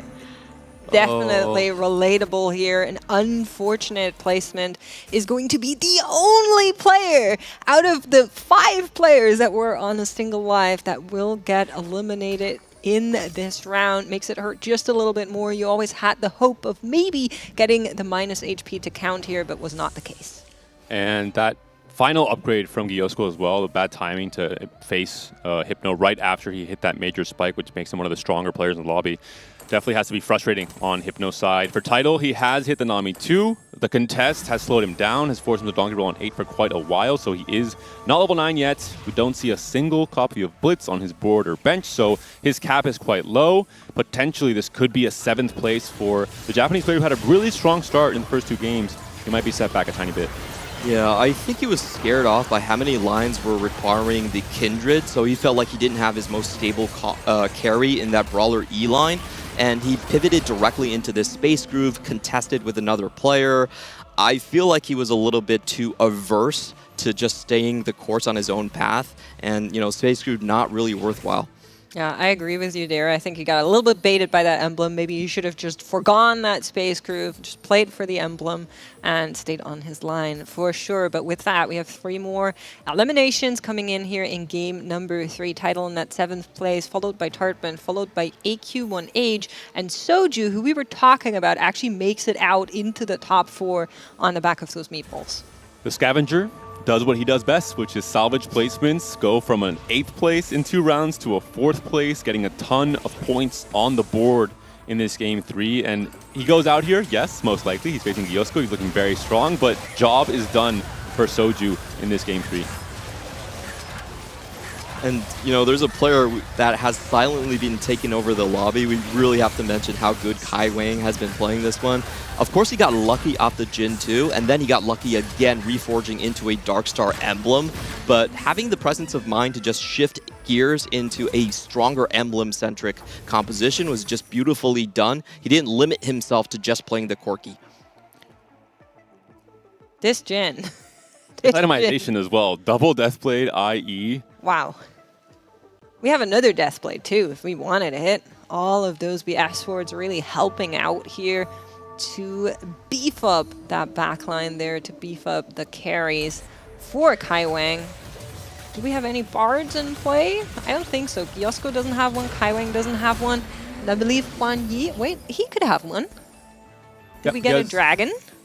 He has a Bard pair played on his board for this round, trying to get an Elder Dragon for the stage 6 fights once he's able to push levels. Every player left alive on 1 life, so we could see a very interesting round depending on the matchmaking here. Ooh, and it does come down to some of these hexes in later game fights. The combat power of the Storm Hex earlier on is going to make a huge difference here against some of these backline carries like the Kindred and the Misfortune here. We do have him going up against Huan Yi, so we'll see how this Aurelion Soul is going to path. Can those small carrier fighters actually target the backline, or is it going to be, you know, Asoul moving himself into a bad position? And we do see that he wasn't able to pick up that Elder Drake, but this mecha board still is going to do a lot of AoE damage. All the smallies have exploded. The front line is gone as well, and the Misfortune will be falling here as well. Nonetheless, a great game played by Giosko is going to earn him a 3rd place, followed by Kai Wang in the 2nd, and Huan Yi is going to be the one that takes this lobby home.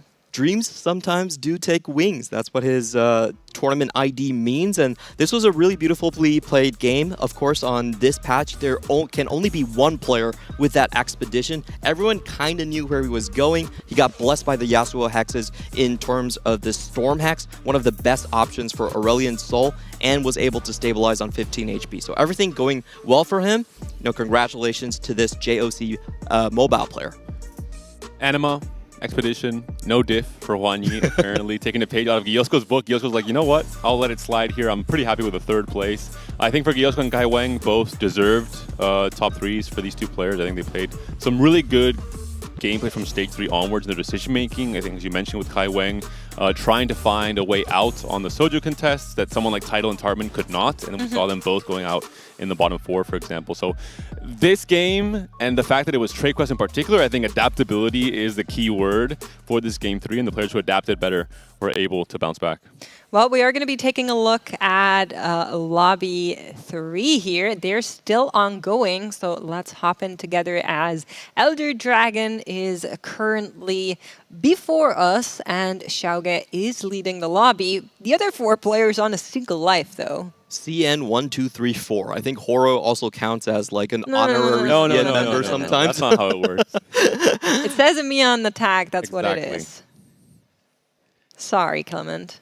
No, I think, you know, I've listened to Horo in the study group. He's, you know, a great player and very calm, very stats heavy. So I'm glad he finally gets to make it here under the EMEA flag after 5 different attempts at regional finals. This time, the 6th time, was finally the charm. And another consistent game from Brahu in the top 5 right now. Could potentially climb up a few more placements. Definitely a strong start for one of the rookie players coming out from Americas. Going to be checking in with some of those boards here. Li Sao on the Zaya altar with the Stargazer, whereas Chitu is playing around the Riven Corki, one of the lines that players usually just kind of fall back into, not really lines players look for from the start, but if you cannot find anything else, this is what we'll see. The board from Brogabrahu is certainly a little bit more interesting around this Asol, but not the mecha version. Yeah, looking across the board, I would have to give the strongest board to Lee Sao here. This is a completed Altar Zaya board, so has all the correct conditions online here, has the Jin 2 even in the back line. So he's looking like the player to win out the lobby. Well, awfully close there between the two of them. It is a Bard 2. It is a lot of upfront damage, a lot of burst coming out from that Bard, Asol plus a Shen combo. But I think I agree with Clements. Their boards did look fairly strong. Maybe Brogabrahu had the more uncertain board in terms of the composition he had built for G2 as well. They should cap fairly low. We are seeing a pretty strong Riven setup. Get ready for your pick'ems. Horo knows he's not going to win with the Brawler E. He has 6 Fioras online. I put 0. No, please, Horo, don't do it. Go, Horo, Come go. on, Horo. Come on, Horo. They're hiding on his board. Not letting people know that he has them. Yes, he still has an extra life here to spare as well. So the question is, how many more rounds can he make it? How many more copies can he actually natural? And will anyone start the ping train at TAC And if he's winning fights regardless, that just buys him more and more time. Doesn't have to sell board or do anything crazy until he sees that he's on 1 life and facing a stronger board than his. Look at this For TG. now, he's just looking naturally strong. Whoa! 2 players Edge left of Night alive. Deathblade TG on the Fiora 2 that he was hiding on top Not of bad. everything else. Horo with a chance, but not enough gold to make it happen here. He will try this fight. He will most likely lose, and if he does, that's where we see the fireworks start to happen. How good is Horo on his APM? Do you EMEA casters have a clue? I'd say he's not, I think, like middle of the pack, I would say. Not the flashiest, not the craziest. I will say Lee Sao can potentially hold a Fiora locked in his shop without telling Horo, of course, and Horo can just roll for absolutely no reason. So we'll have to check out Lee Sao's shop as well after this round concludes, if Horo loses. That's right. That's the big question. Lee Sao, though, with 18 HP, could definitely hang in there one more round as well if it's just close enough. So let's see if the double Fiora is going to be good. The TG, not the worst, not the best. No healing, no Edge of Night there to sustain. The second one, the main Fiora has already fallen over, but it looks like it's still going to be good enough. This Tahm Kench is just such a chunky beast. This is the best possible result for my pick'ems. Horo, you're looking strong. No need to do anything crazy. Go, Horo, go. He's probably holding a Horo, Fiora in his go. shop. You don't need to sell your board. No one knows. No rats. And the group hug value is insane here. The Warmox value as well for Horo, Belt you don't Overflow have is time. pretty insane as well. Go. Yeah, Bodyguard here is all the best combat augments. Pretty much triple combat augments, and that Tahm Kench was able to stay alive so long. Usually this is a top 3 composition, but because he is able to get that many combats, he's looking like the clear winner here. I know we have to root for Lee Sao, okay? Let's root against Panda. Lee Sao, come on, come He on. didn't even roll for that Fiora because Lee Sao has a Fiora on his board. he So has Horo it? says, okay, It's hidden. 2 Fioras, she's Behind behind the Zaya. This is But maybe a let's good see if the thing. positioning is good enough. If Horo loses here, he can maybe, I guess no, he doesn't have time to go 10 for the Bodyguard training value. First Fiora going to be falling right now. That was the additional one. Our main Fiora now also on the floor. It's only the Kindred in the backline there. And while that Tahm Kench buys time, this fight is not looking good for Horo, and he will take an L this matchup. One more fight to conclude our lobby. The big difference here is that his Tahm Kench wasn't the first one being targeted. You really want your main tank right in front of the 2 snipers right there, taking away the damage, and it's going to be a positioning fight. We saw the differences. He sold the Fiora. So if Horo knows, he can still go for Fiora 3. I'm not giving up this dream. He's baiting him. I feel like 38 gold. Activating him. Yeah. He's baiting him to selling board. I think Lee Sao knows that was kind of fight RNG, that maybe he's not 100% guaranteed to be stronger. And with the Ultra, he can swap on both sides as well, so it makes life a little bit more difficult for Horo X. The Fioras, if they get targeted early, he could be in big gold. trouble. He needed 15. A good chop, and it would have been yours, Horo. I'm just saying, but maybe it will be good enough either way. Let's see if they can find their way around and maybe reach the back line. Those Fioras being the answer to the success as they wrap around the front line. The first Fiora has reached behind, is targeting that Ross, but it's not good enough. Front line going to crumble here. Hold on. Close fight. The Yi does not come up in time. The Kinder does go down. Horo goes down with him. Unfortunately, Lee Sao will be taking the game when it was a close fought fight, though, from both players in the end. And congratulations to Lee Sao, such a consistent player. Whenever I see Lee Sao and most of his fans see him, they have this warm, fuzzy feeling knowing that he's going to do whatever he can to get the best ranking right here, already averaging over a 3 in this tournament. Why didn't we roll a gold? 38 gold! We could have had it. We could have had that Fiora. He won the last You fight. didn't need anything else.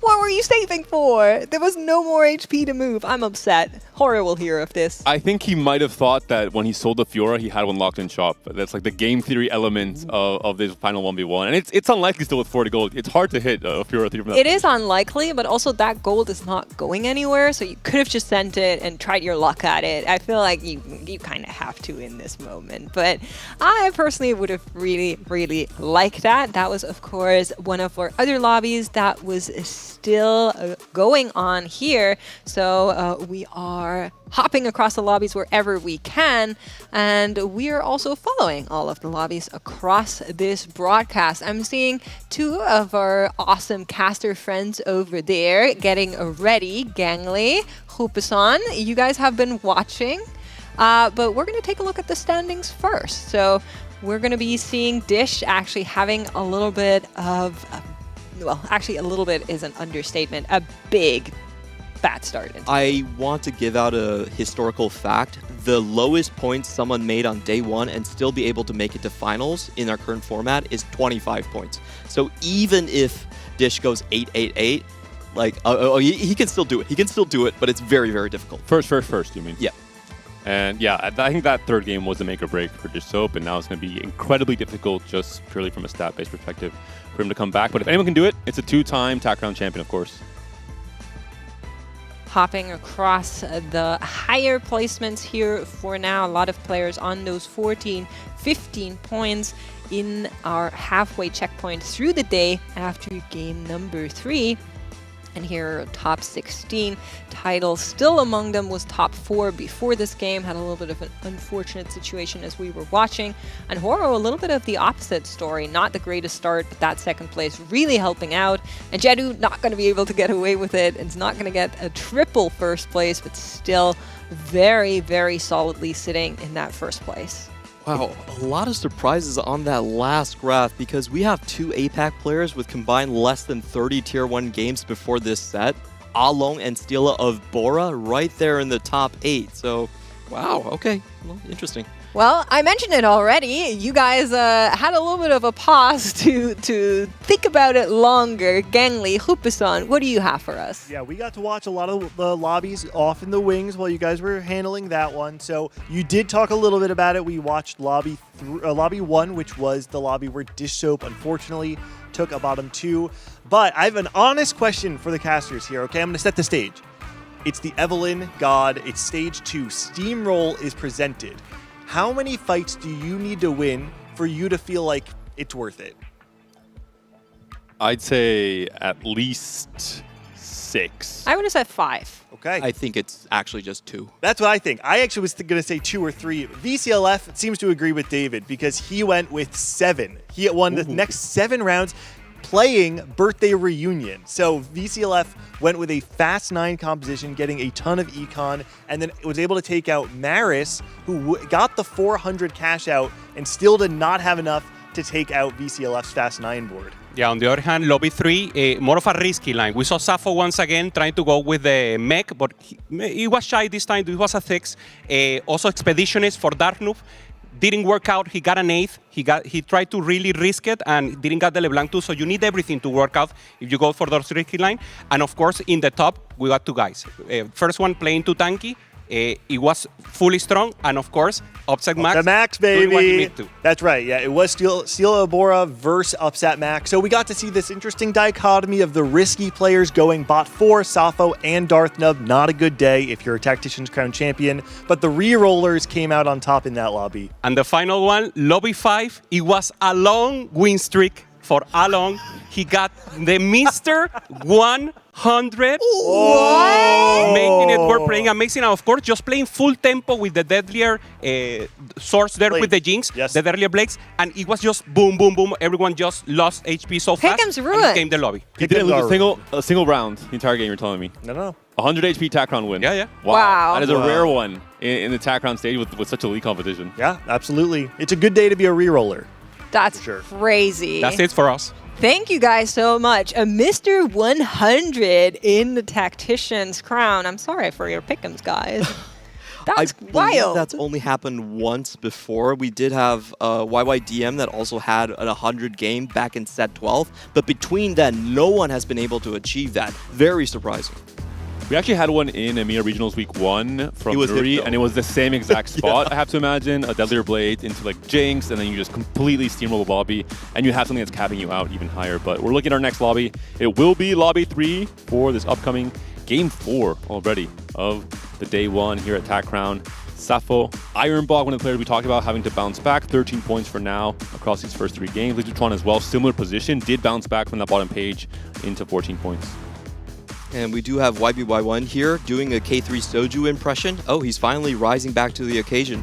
Okay, getting ready to dig his way out of the bottom half of the graphic right there. A pretty bad start for YBY1, who is generally considered our strongest contestant.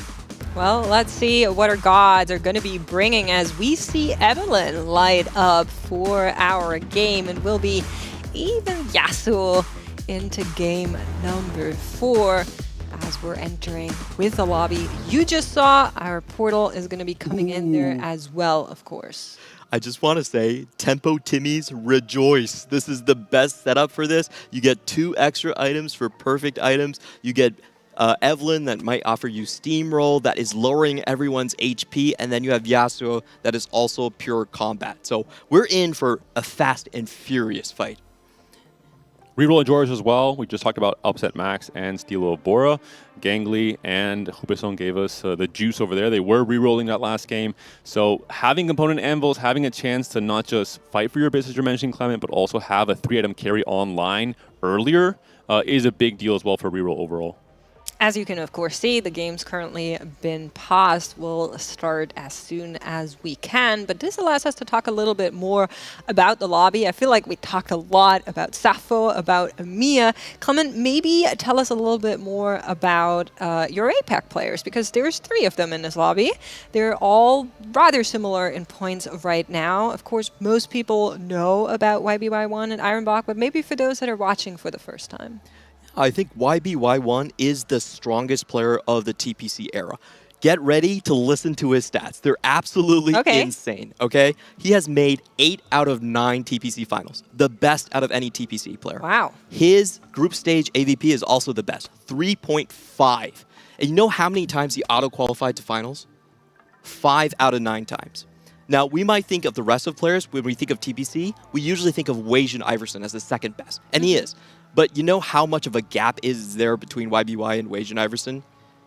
No, but you're going to tell me? Yes, there's a 50-point gap between those 2 players over their careers. And there's a really good reason why basically every single tier list has put YBY1 as the player to beat, essentially. He's incredibly fast in his mechanics, and this set's particularly, he has developed a very interesting playstyle where he levels to 4 on 2-1 no matter what. There's just too many people not playing actual boards, so he has figured it out that that's actually just the most cost-effective way to win streak.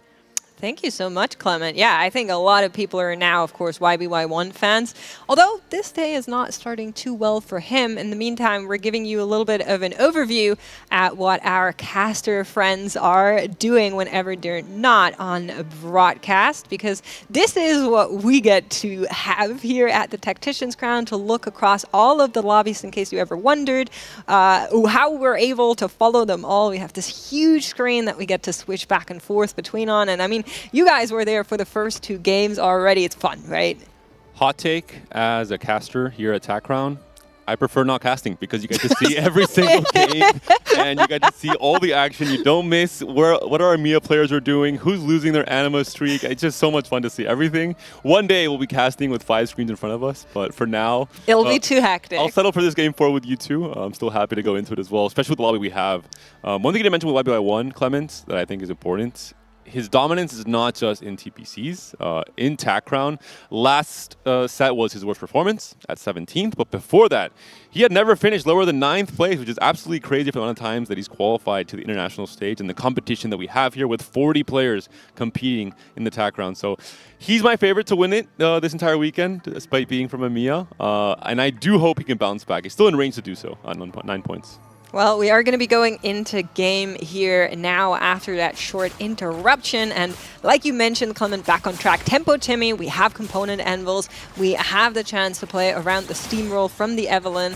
Or we can just go for perfect items and a reroll composition with the Yasuo Hex. Whenever you see just the Poppy coming up as the encounter, usually you want to check the Stargazer as soon as possible because Xayah compositions are super enabled by the amount of bows that you can get out of this. Okay, I'll tell you, it's the boar. Oh, that's really decent. You know, we've seen Dialme play that to a 2nd place already, so might be a lot of players angling that. JJ definitely, I think, one of them that are thinking about that. Also, we have Yasuo, so you can pick up Acceleration Hex, very, very strong with Xayah, especially with the boar, where I think you're more locked into your positioning anyway. You don't have that much of a downside from Yasuo, if that's going to be the case. So Xayah, definitely one of the comps to look out for. Can't usually be played in every lobby, so we'll see some more variety in terms of the 4 costs that are available in the Stage 4. Well, we are checking in with Darthnop, our reigning champion, of course. He had a little bit of an unfortunate game previously, but the first 2 games went really well. Is going to be able to get the Cho'Gath upgrade here. Thinking about going down that Cho Lysandra reroll that we've been seeing a lot about.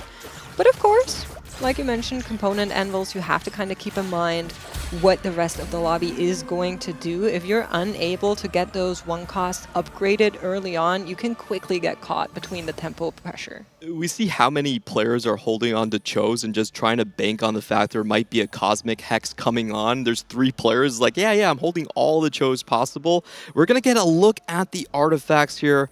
None of them immediately scream a Cho'Gath line to me. I think Sniper Focus is kind of the one that's like the most flexible. But if you're going this is something that we have already seen Darthnub on, and it's most likely going to be the Shepherd. Yeah, LeBlanc incredibly strong with that Blighting Jewel. I think her best artifact. We're seeing at a triple item Veigar 2 already built. This is the power of component anvil start. You have a really, really strong setup. We're getting word on what the aura farming is there for Upset Max, and it is going to be Vex. So I was actually talking about this earlier. I feel like we've seen not a whole lot of Vex. The AP Flex usually leaning more into the lines of LeBlanc like we've seen, or even around the Darkstar or around the Space Group Nami. So he is going to be locked into going for that Vex. And the issue is, even if you have a Vex too, if you don't have the 5 Shepherd, it's actually worse than the LeBlanc. So it's pretty much kind of a Nova line. And I have to say, Upset Max is the loose streaker, but this is a pretty tough lobby to try and pull it off because everyone is on the Tempo Timmy route. And we're seeing the power of the anvils and 3-item setups. We have 3 players on Portable Forge, 1 player on Apotheotic Forge as well. So a lot of artifacts coming into play here in this game 4. Safo's on 6 Cho'Gaths as well. We have to check his setup. I think he maybe was one of the Forge players. If that's the case, he can be incredibly scary because Cho'Gath scales and gains more HP depending on his star level. You can't, or you shouldn't rather, play Cho'Gath, Lysandra reroll unless you have Cho 2 on 2-1 because he just gains less HP off of each ability cast. If you 3-star him very early, he can very quickly get out of control, especially on Yasuo as your god if you find a Cryogenic Hex. See you later, because this board will not be losing once that Cho is 3-starred. Well, first it needs to get there, and Safo is setting himself up for success, of course, making sure that he has the highest chance to still get those 1 costs appear in his shop to really find that upgrade. And then, of course, we'll have to see if the Cryogenic does appear later on. I checked his camera, don't worry, there's no wasps here right now, so he's safe for now. I feel like the lobby is quaking underneath Sappho's weight that he's putting on against everyone. He also has the Brawler emblem here, so it's actually very easy to flex into a 4 Brawler composition. Darkstar endgame here. Very powerful combination. YBY, also another one. Whenever you see a Space Groove emblem, you just have a warm, fuzzy feeling in your heart. This is one of those spots where you're like, yeah, I can't really do worse than 5th here. True. Knows his game plan. That's always a plus on top of having a really good game plan, right? Being able to identify it so early, you know what you're playing for. But the rest of the lobby also knows. So we're just going to be hopping across boards for Ironbog. That was the Veigar 2 that we saw earlier. AP item slammed and also picked up the artifact there onto the Leona. And it looks like around 6, maybe more players will be angling AP in this lobby compared to the AD, just from itemization and the different artifacts that were chosen off of Portable Forge. So a big indicator that contest will be coming through. I think YBY1 might be fortunate. At most, it looks like just Lee Tuchon might contest him on the Space Groove line, not really finding too much direction just yet. Could be very interesting on Stage 4. The 4-2 roll downs will be dicey for some of our players. If they feel their forecasts are contested, they might have to roll a little bit earlier as well. Well, we're getting a quick selection there for most of our players, going for the Cosmic Hex in the immediate. For the Cho'Gath in particular, for Sappho, could be a very strong synergy, of course, with Cosmic Hex. You want to invest early, and you want to invest in a big way in one of your key tanks who you know will be staying with you the rest of the game, and Cho'Gath is that tank for Sappho. We have a single player that is going to double down and take Steamroll. The only one in the lobby. Oh, 2 of them. Sorry, So I missed one of them. Jijie and Ironbog both on the Steamrolls now. The worst thing that could happen right now is for those 2 players to go up against each other, right? That's the one thing you do not want. We have seen it time and time again. If you lose this Steamroll in the immediate, it is ruined.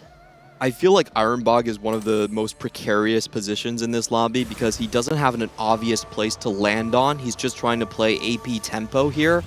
And the lobby started out with 5 players going for rods. You know you're going to be contested many, many different ways on all of your carries, so this is his gambit. This is where Ironbog is actually traditionally most comfortable, when he has to go all in and he has to up the stakes again and again. This is what he is known for. Well, that first Steamroll is certainly working out in his favor. Jijie has been on a win streak before, on the 100 streak there. I would assume that he's going to be able to carry his as well, but we'll need to wait and see. It's going to be a yes. Yep, 4th win for JJ, for Ironbog here. Getting a Gnar, not going to be too impactful. Zoe there would have been fantastic in terms of getting that 5th win potentially. For Upset Max, he's back to doing Upset Max things. From what I heard in the American Regionals, a lot of open forwarding, a lot of lost streak start from Upset Max, and then taking over the lobby in Stage 4 off of these massive spikes. It could be similar here with the Vex, but this is not like Anima, this is not like Expedition. You want to try and preserve HP so that when Vex comes online, you're not on 1 life. Because as you mentioned, Clement, Vex is good. Vex is strong, but all by herself, she can't do enough to win every fight in Stage 4 if you don't have that strong front line. Yeah, usually in the Nova compositions, you really need to find like a Fiora or a Blitzcrank to kind of stabilize. If he's going for the AP route, I just think he's dead because there's way too many AP player flexes coming into here. I think Jijie has landed himself in possibly the best spot.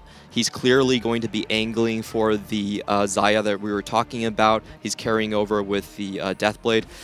And he's the only AD player, right? It can be other options rather than Xayah. The Corki is also available to him. And this is great news for JJ because he's looking at every other player and he's saying, wow, you guys are all AP. Playing AP. Fantastic. I don't even have to consider the fact that I could be in trouble. I wonder as well, maybe if he's playing from a lot of tempo, he considers rolling on 4-5 instead of 4-2. Lets all these other forecasts get out of the pool, hits the Xayah 2 essentially for free, and then can just push 9 off of that. I really want to see the roll down coming in from Sappho.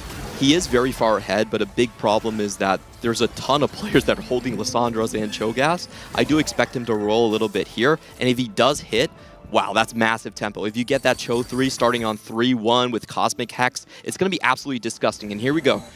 I think he has to roll deep. Just what we mentioned earlier, the fact that he scales so much harder off of being a 3-star. I mean, he's one copy off. Surely he can find it, and Whoa. he does. So Cho'Gath online on the 3-1 for Sappho here. We see the small nod from Sappho. It's like, yes, I will accept that. That's good enough. He's going to reforge a glove here, I have to imagine. Or no, just goes for the... Yeah, I imagine he was going to play Strikers first on Lissandra and then try and reforge a glove into a tank component, but opts to just play for the better item right now, not greeding it too much, and just playing for tempo. Yeah, I think a lot of the times if you have a Cho'Gath that is this far ahead, you're willing to just throw on the Gargoyle Stoneplate. Otherwise, I really like going for something like the Adaptive Helm here. Solo tank, you're ahead of the curve. You're going to cast more often and just stack even more aggressively here. I think Sappho, even though he's low HP, is going to start turning the corner. He's in a very comfortable space. If I'm Sappho, I'm willing to say, you know what, I don't need to go for this Lissandra. There's way too many Lissandras out of the pool. I'm just going to go straight level and play around something else. I think that's correct. You can hold him, of course. You can also go for Baron's Lair here and hit the third tank item for the Cho'Gath while also giving the rest of your board some time. Sweet Treat's also interesting. Golden Gamble. I mean, all options were fantastic for Sappho here. Really, any item moments were great. Loses the Gamble, unfortunately. I think would have been especially good in this case where you have one item is a Radiant and you have the next item to immediately finish on Lissandra and have your 2 carries fully itemized and no leftover items. And we have another miss here from YBY as well. Doesn't find the Radiant item, but you know, it's fine. He was looking for the Nashers coming in for the Nami later on, but I still think he's in a very decent position. I wonder if I wonder if Ironbog was able to keep up his streak here. I think he was the player that, you know, was in kind of out in the wilderness. We didn't know where he was going. He was banking on just the steamroll working for him. And it seems that, yeah, he actually did hit the Zoe off of the steamroll and was able to stabilize. That's huge. 4th win streak or 4th win from Ironbog. Only concern is it is a Rageblade build. Yet again, there are a lot of players angling Rageblade LeBlanc on the AP side of things, which is a little bit concerning for the stage 4. Some players might bypass maybe from a very high roll position, level 8 altogether, and play directly into level 9 and use Vex as a carry. Although with 3 Vexes out of the pool, with upset maxes, Aura farming, that could also be a difficult game plan. It's going to be a really, really scary stage 4 for most of our AP players, I have to say. I can't imagine having like a B-tier composition, LeBlanc 3-way contested between Darthnub, Ironbog, and Upset Max. It's going to be just... I feel like Reinforcement is actually one of the better augments in this case. You're already tied, committed with the Blighted Jewel and also the Guinsoo's Rageblade being built here. So yeah, we're going to see a rush for that LeBlanc. This is the kind of lobby where it looks like Steel of Bora and Ironbog off of the Steamroll and the win streaks. Very well positioned to top 4 this game. Sappho, very well positioned off of the early Cho'Gath 3 and the setup he has. Everyone else scrambling for the same units. I think it's going to be a bloodbath in terms of the disparity in HP potentially as we move through stage 4 between these 3 players and everyone else in the lobby. This is what we've seen from these Tempo Timmy kind of lobbies here. Upset Max and Lee Tutron, the 2 players that opted from their augments to start playing Lose Streak, are going to be under tremendous pressure. They're much lower HP than they typically would be in other starts. The Ironbog streak has been broken, so it is now just Steel of Bora, who's on the top page in the standings, had a great games 2 and 3, is starting off really hot on this game 4 as well, so really good momentum for one of the lesser known players from APAC in this TAC round stage. Will be our God selection here once more. Stormhacks on the side of Yasuo. Pretty even split between our players on where they're going, but I do agree with you guys. I think for some of these AP players, this could be a little bit of a bloodbath coming up. Yeah, YB1 and Jija, the only 3 players, going for the Evelyn here. So they're going to forego their chances at hitting lucky shops and saying, I'm comfortable enough just going 8. I don't need my shops to buy any upgrades. I'm decent enough to just go for stage 4. I think that's a sign of confidence. Those are the players that are likely to be able to make it there comfortably. Karma, a piece of the puzzle here for Darthnub potentially for his stage 4 board, is found there off of the Pengu Orb. The Blighting Jewel is a huge, huge upside. If you can hit LeBlanc 2, I think LeBlanc 2 in particular is going to be the one unit that whoever hits LeBlanc 2 first will be winning most of their fights. Everyone else is going to be in so much trouble. Upset Max has currently the Nami in play there as item holder for the Vex later on, of course. I do think Space Group is something players can think about if they are unable to find that LeBlanc, but it is just so much harder to play without the additional emblem to just get together. And of course, you also still need an answer for that front line then if you're going to be playing around that as, or just in general, very popular. It's really high EV as well, I think, for YBY1 and Safo to hold any LeBlanc they see. I think this is the type of unit where you kind of scout the lobby and say, all right, I'm not trying to grief everyone, but I kind of am, because it's just such a good thing for my own game plan to have everyone else miss if you can hold 1 or 2 LeBlancs on your roll down. This is what separates elite level players to just kind of your regular strong players on ladder. I want to say, if it's only one person needing the LeBlanc, that's personal. But if it's 3, that's just business, right? It's good business. If it's one person, that's checkmate, actually. True. True. Well, for Steel of Bora, that Karma has also come online to help out here for now. She is going to be holding 2 of those items and really help out with the AoE spread, as Veigar can't do it all by himself. Very comfortable position for Steel of Bora here. This is one of the rising Korean players. He has played in, we've seen him mostly actually in the 4v4 circuit this year around, and he played in just maybe 20 previous Tier 1 games. So kind of a complete unknown, but his name is really cool and very memorable. He is known as the Style of Purple. That is what the direct translation is. Bora in Portuguese is also kind of like let's go in some ways. So every time I see his name, I just think he's a BR player because of this. So he's maybe like a symbolic BR player from Korea. A double agent, maybe. Yeah, Who knows? potentially. Well, we're checking in with Lee Tu-chuan, who's of course on that tiniest Titan, has been aggressively loss streaking on the back of it, down to 10 losses, printing gold here in our stage 3, and is very, very close to that level 8 as we are getting ready to get some rewards from that PvE stage. You can see players a little bit confused there as another game pause has hit, but that's, you know, going to allow to take a moment, hydrate, make sure you're looking at your game plan closely and you know what to do. We are getting word that one of our players has DC'd, so we're just waiting for them to reconnect. Yeah, we do have some weather conditions going on in the Pacific here, so there might be some incidents where we can talk about the players more. You know, I'm always excited to do that one. Lee Tu-chuan, I have a special connection with him because he's actually my most watched player. He explains every single move he does. I think his closest comp is someone like Dish Soap. And like Dish Soap, he also has the best stats starting from the set 11 era onwards. A lot of players do put him in the S rank in terms of the CM players. Very, very stable here. Yes, chat, you can wear the Tactician's Crown trophy on your head, unless you're Dish Soap entitled, then that would be too many. So, you're welcome for that piece of information. Apparently, people have been asking on whether or not you can actually wear the trophy. Yes, you can. It is big enough to fit a average human-sized head. Some of our tacticians out there are really big brain, though, so I don't know if it fits everybody the same. Personally, I would limit test. I think 3 is possible.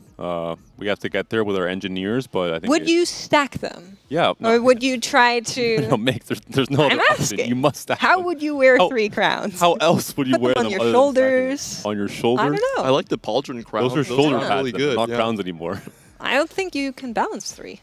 We should maybe adapt it, and as you win more and more tack rounds, 20 years from now when Dishop has 7, he just gets different accessories, a belt, a shoulder pad. Fully dripped out. Yeah. How about they get smaller and smaller, so you can kind of just like stack one on top of another. Like a much You're losing value puppet. then for winning more tack rounds. That's not the incentive we want. But we're back into game. Stage 4 is coming up soon. A lot of our players are nervous, are expectant on their shops, on those rolls, especially the AP players. I think YBY1 is definitely hate watching Lee Tu-chuan right now. He is clearly going into direct conflict with him, going to go for the roll down onto the Namis, hits 2 Tahm Kenches right off the bat right here. It really is about the Namis since Upset Max already has one. Can he find those to kind of deny the Nashers already built up from YBY1? There goes the first copy. Have to pop these anvils potentially soon as well to try and get some more space on the bench. It's a hard turn, a lot of gold to be rolled here from Lee Tu-chuan. Still missing a Nami pair even, so far away from one of the key units here for the board for the CN player. The good news is the front line is really strong, and sometimes that can kind of just fraud your way through fights if it buys you enough time for your 1-star unit to actually scale up to do the damage, while that front line just tanks everything. And the good news is that Ironbog also hasn't found the upgrade that he was looking for yet, so he's sitting on an Aurelion Soul 1. He does have the Zoe 2 in the backline there that's triple itemized, but that's not going to be any threat to that Tahm Kench, to that Morgana. So Lichuchan very lucky on the matchmaking here. Are you guys ready for the LeBlanc sweepstakes? Here we go. Who's going to hit the reinforcements, the panic button? And it is gold. That does mean that these players can potentially find that option. Of course, update, it's Darth Nub, it's Upset Max, and it's also, I believe, there's one other player that also needs it. Oh, Ironbog here, looking for that LeBlanc. Ironbog has rolled all of his gold. There's not a single LeBlanc on his shop or board. This is where things get dicey. Of course, it's just the Rage Blade that's linking you to the LeBlanc. You can try and play around other AP units we're seeing here with the mech pair and the Asol pair as well. In the meantime, we did see the Nami 2 being picked up by Upset Max. And, I mean, if you pick your augments fast enough, that allows you to roll before everybody else, so long as they take a little bit more time to think about it. That might just be the win maker for Upset Max here, as he was one of the first ones to actually lock that in. Also has another Nami in shop, even though that's not even the carry he wants to run for the rest of the game. YBY is thinking, hey, you're the Vex player. Why is there a Nami 2 on your board all of a sudden? He's going to sell it next round, so YBY just has to wait a little bit. 4-3, the Vex will come down, and I expect the Nami... well, actually... I'm not so sure. I think this Teemo might be going first. Yeah. Probably. Especially if a Blitz is found for Upset Max, you can kind of have like a Vanguard, Vex, Space Group hybrid, and not play into the Shepherd at all, considering how contested that line will be. We are getting word on our Cho'Gath stats as we take a look at this legendary board. So currently, the Cho'Gath has 1,600 HP and 9,000 HP total. So 1,600 as an additional, and we are checking in with JJ, who was actually the player that picked up reinforcement, and we were talking about how he probably should have a little bit of an easier game, being on the 80 line, being basically uncontested in this lobby, but he's been free-falling, 7 losses down the drain, and maybe he was looking for that Xayah 3, I think could be an option here. It's an out. I think it's a desperation off of your reinforcement pickup to break the loss streak. You're playing the boar. Ideally, you're playing this from a win streak, so you can farm gold and just continue snowballing the lobby. He was for a long time. At the beginning, he was win streaking. Not for too long. I mean, it's a seven loss streak, so most of stage 3 was a lot of losses, a lot of HP lost, and you're also not seeing the best items. Morello having to be built here over the red buff, for example. When you have double death blades, your auto attacks hit so hard, you want to attack very fast. So the setup is not really there for JJ, unfortunately. Do we find a 2-star 4-cost Xayah from Evelyn? That means that he would only be 2 copies off from going to the 3 stars. 1. He has, 1 copy? He has 2 Xayah on his bench. Oh yeah, and you're right. 2 on his board. This so would be I feel like could be a difference maker here for JJ. Could be the answer. I think he needs to take it. He's on a generational low roll. To find not a single bow when you're the only one playing AD Xayah is kind of painful. Show me Xayah 2. Come on, JJ. Not going to be the case. Finds a Nunu instead.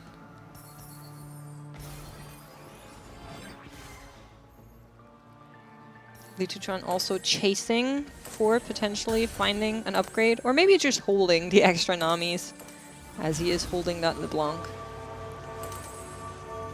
JJ not getting too much extra value from his 3rd augment with the Sweet Treats, playing reinforcement due to that desperation. So all in all, it's not looking too great. Didn't find a Jhin as well on the roll down, only has a Samirina 2 for now.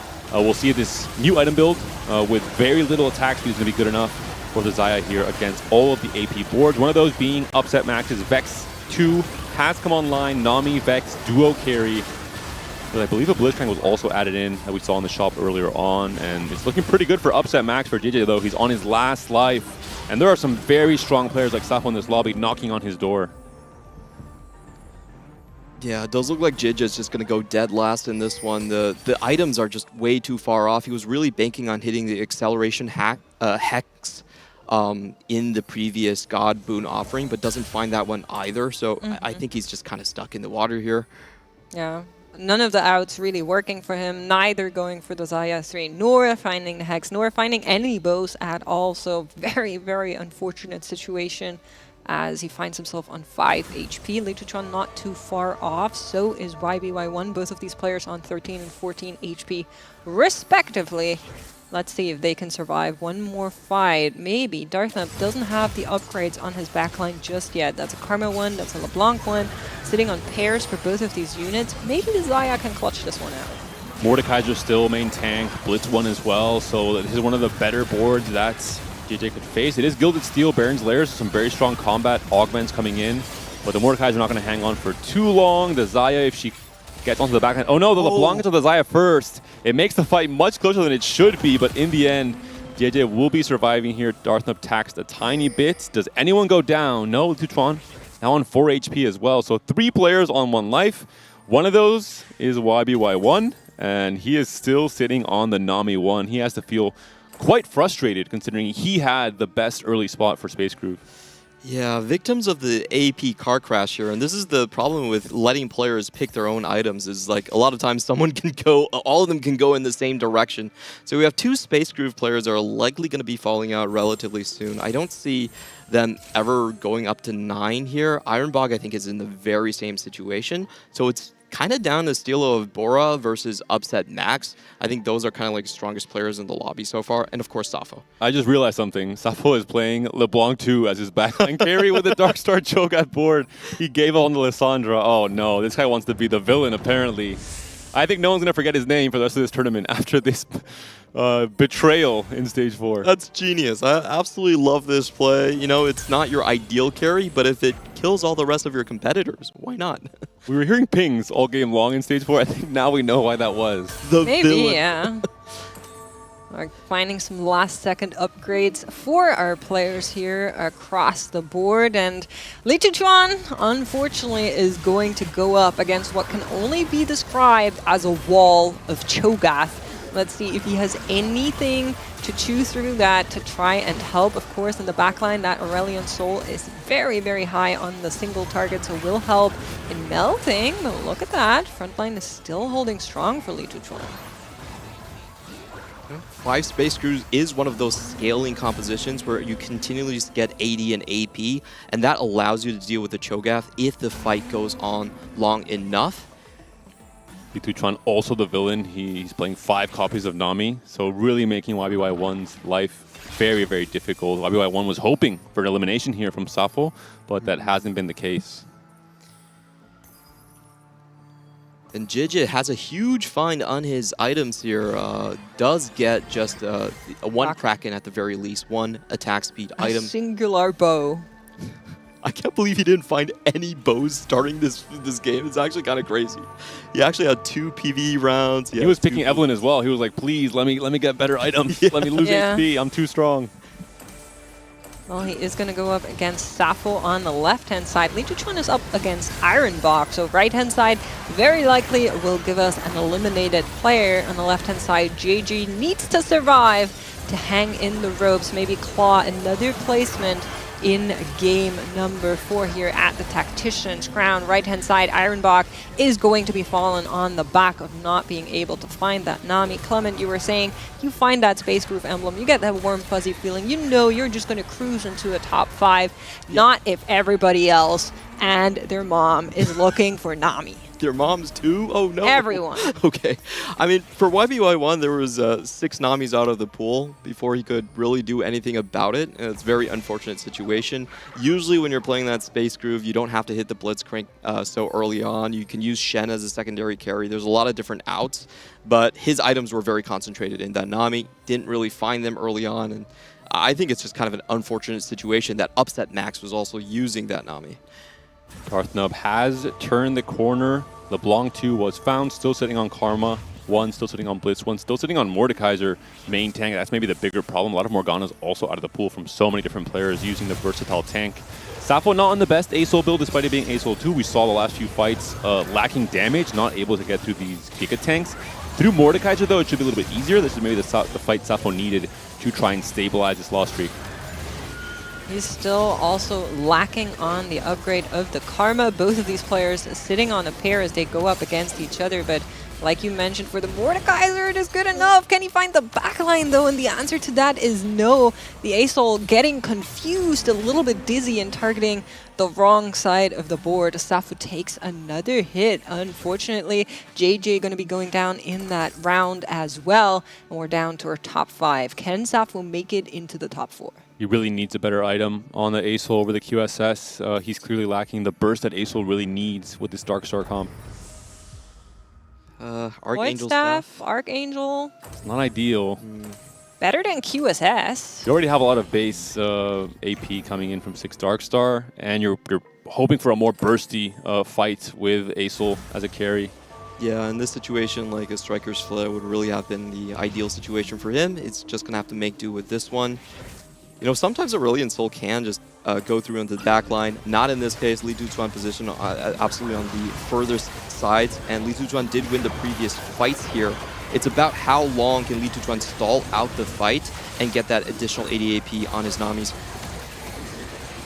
That's a good question. Tank is down, so that was the main tank on the side of Li Tuchuan. So let's see if our Aurelion Sol can actually do something, and the answer is no. He won't even get there before the enemy backline finds him.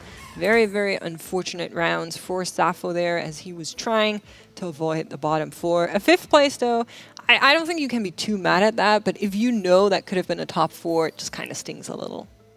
Yeah. Safo also not really on the best sides. Most of those fights, Yeah. ASOL on a Giga Tank and just getting stuck pretty much all throughout. It was a really strong start, but yeah, couldn't quite make it work. Big props to Li Tuchuan, though. I think he survived a very dicey stage 4 and stage 5, and now that the double Nami carry has been working wonders for him, and he's healing as well with Tiniest Titan, so he's maybe fighting his way into having 2 lives now, even in stage 6.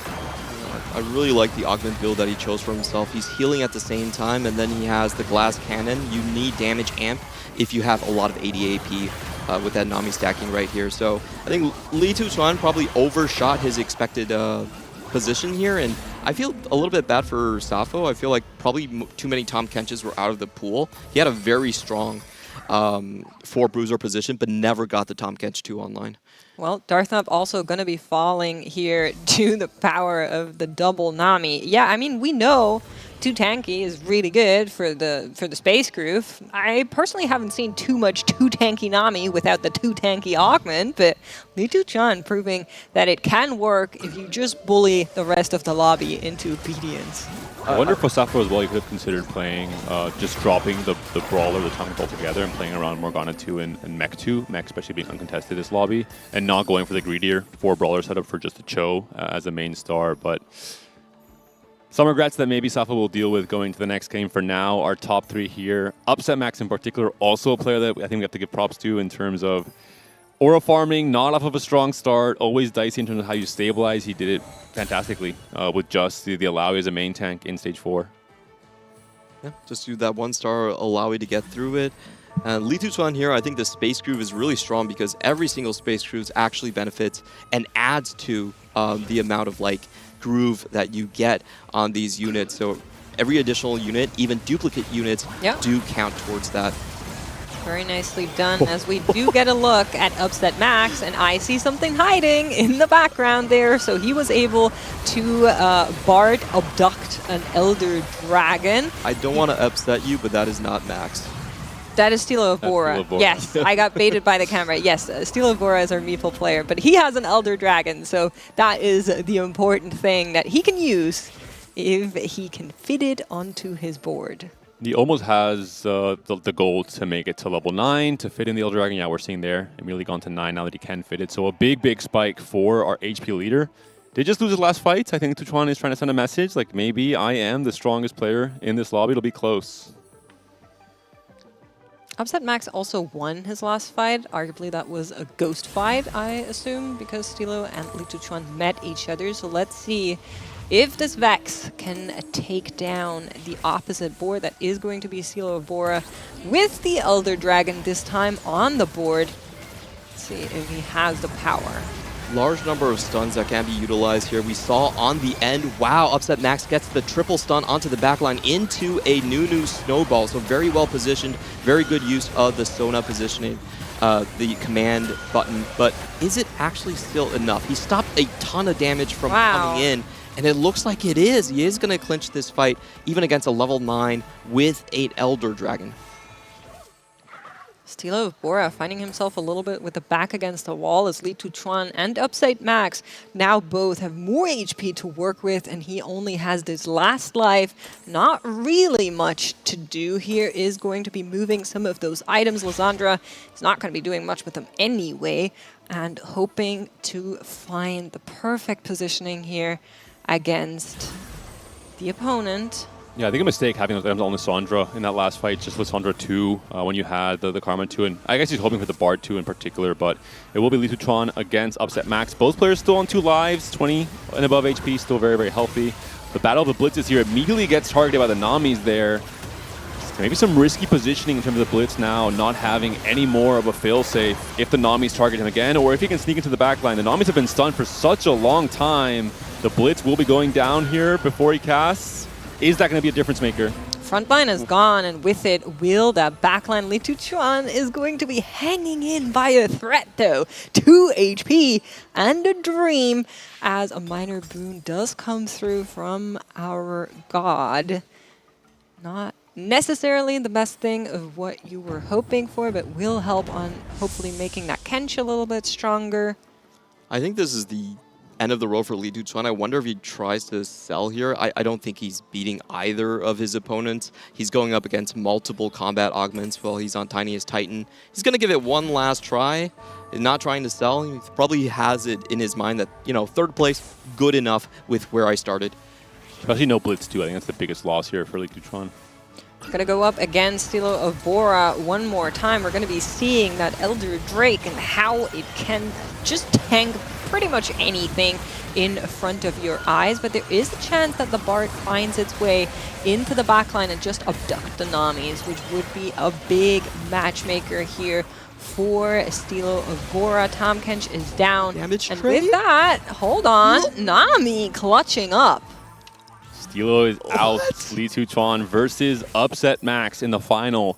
1v1 Upset Max still on 2 live. We're almost in stage 7.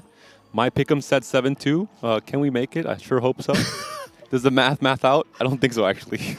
Can I say sorry to how good Space Groove is? That was ridiculous, man. That was a 3-star perfect artifact. You got the Elder Drake, everything maxed out Viger. I didn't think it. Still did not win. The Karma did go down right before her final cast. I think would have swung that fight in Stilo of Bora's way. Well, we are looking what could be the last fight, unless the Namis can do it again. It's still only a Blitz 1 with the Tiniest Titan, no combat augment, but on the other side is that Karma 2, there is that Vex 2 that Upset Max has been knowing about ever since he found that aura farming, and he will try and breach that backline, and he's going to succeed in that and will take Li Tuchuan down. Very, very deserved 2nd place, though, and a very deserved 1st place for Upset Max as well in a lobby where everybody was looking for those AP lines. I love to see the bounce back from Upset Max. 8th place in game 1, debut in the TAC round. It's a hard place to be, but he has bounced back in a massive way. A really well-played game. He fed into the chaos with the aura farming, but still worked out. Of course he bounces back. He does breakdance. That is true. The bounce back against the caliber of players here must be a huge boon here against the reigning champions, against YBY1, Ironbog here, coming in as 2 of the most, highly rated players here. So I think it's a massive confidence boost to see that 20 number after finishing game 4. It's going to feel great. Very, very exciting game for sure, as we have 4 of our games now concluded. 2 more are going to follow before we eliminate our bottom 8 players to find out who goes into day 2. Lots of exciting action is in front of us as we move through the Tactician's Crown day 1 here. And I'm really excited. I'm really excited in what we've seen. I was kind of worried we'd see a whole lot more Ymir than we have seen throughout the board, but so far the meta is really very fun. And we are going to be going into a very quick break here at our Tactician's Crown. Grab a snack, grab something to drink, and we will be right back with more action.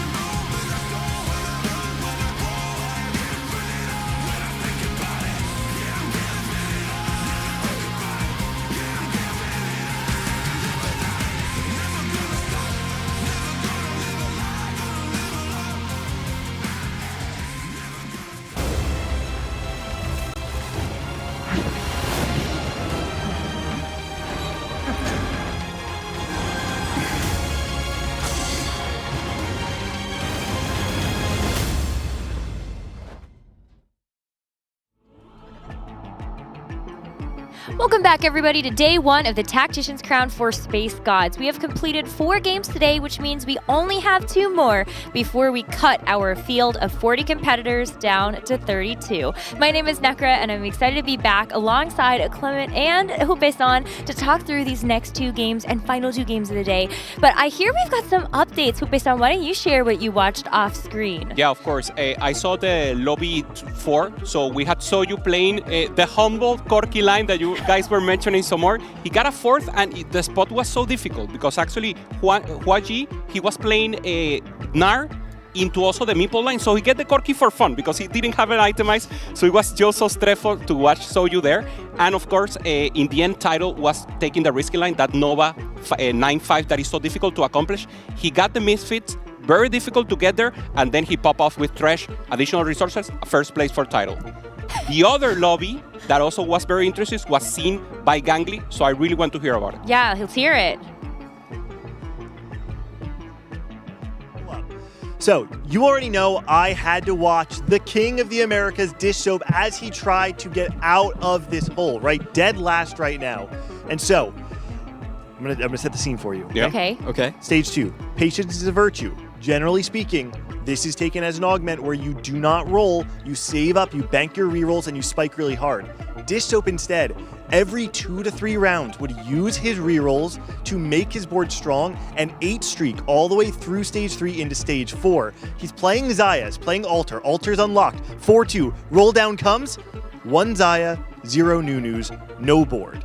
What does he do instead? He uses the rerolls. He finds Rammus 2, plays Jax Rammus, a Bastion Zaya board on Zaya 1, and knowing that Jetasaur is contesting him, he instead of donkey rolling on level 8, goes 9. 5-5, he's level 9 now, finds Jin 2, plays a 4 Bastion Zaya Jin board, and he runs that all the way through stage 5, 6-1. He open sells Shen and Rammus, knowing the only way to truly cap his board is by finding Nunu 2 and the rest of the traditional board. Never finds Nunu 2, and instead of winning out, he goes 3rd, but had to be one of the best played Zaya games I have ever watched. Extremely adaptable game by Dish Soap, and what it showed me is that the king is not out yet. You can't count him out. He's still got some life left in him.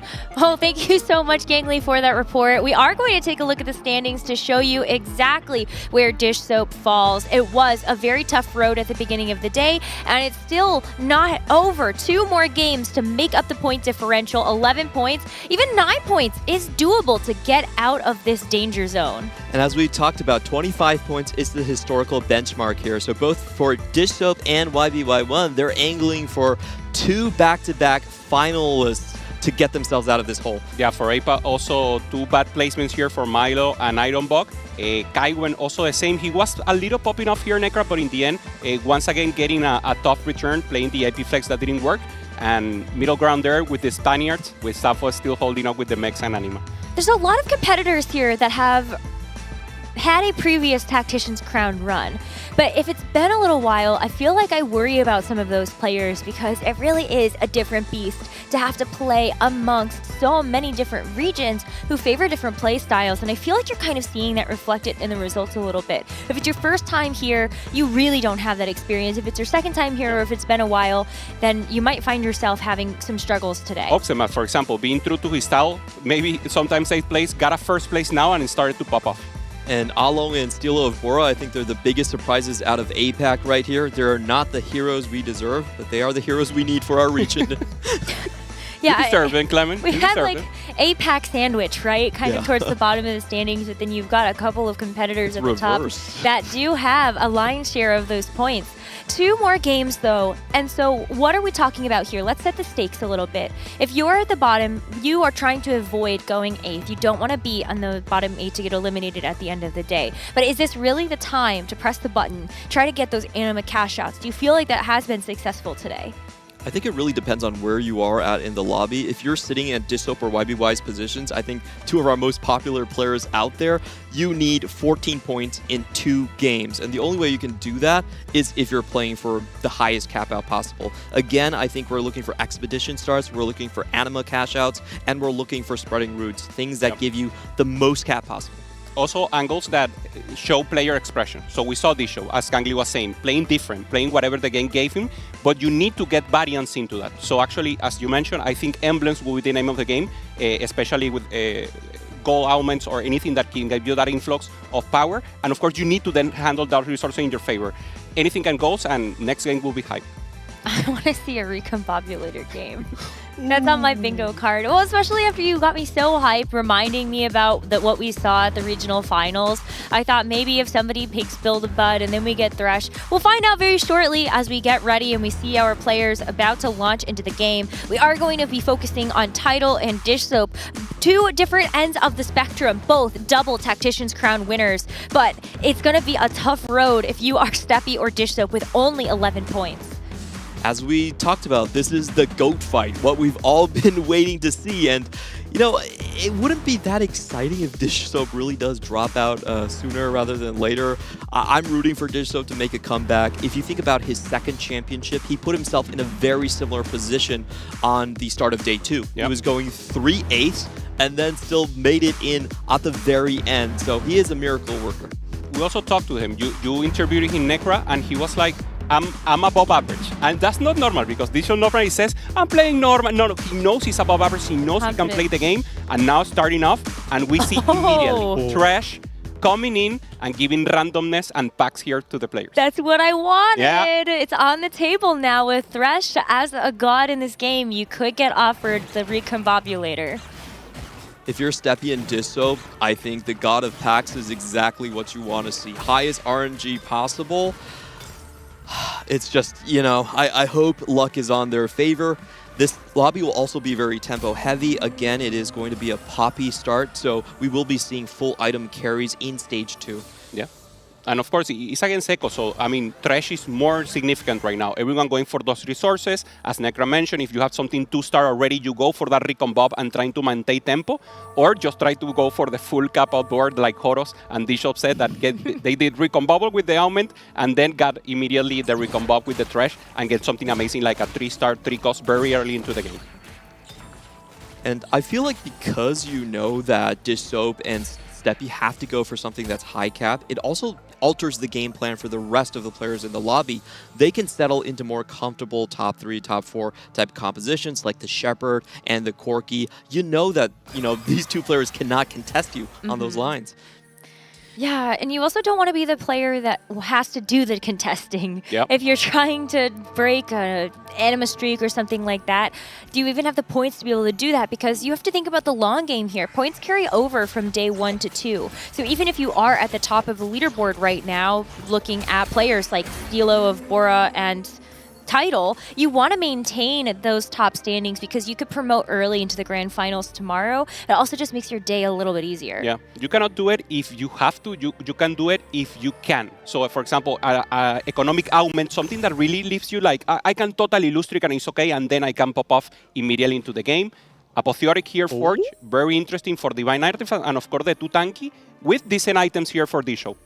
See, I would worry about taking 2 tanky, though, because people will want to play Space Groove. That's been a very contested line. We've already seen a lot of games on stream and off stream where Nami has been very popular, and you're going to be playing a bunch of those units regardless. But he takes it against all odds. He's going to take the 2 tanky and just hopes that nobody else is going to go into the lane. Yeah, probably seeing the early game of the other players, seeing that no one has a perfect spot for that Space Groove angle, but of course, as you mentioned, is the preferred angle. It's the thing that gets you to level 8 easier, it gets you stable, and of course you can cap out later into the game.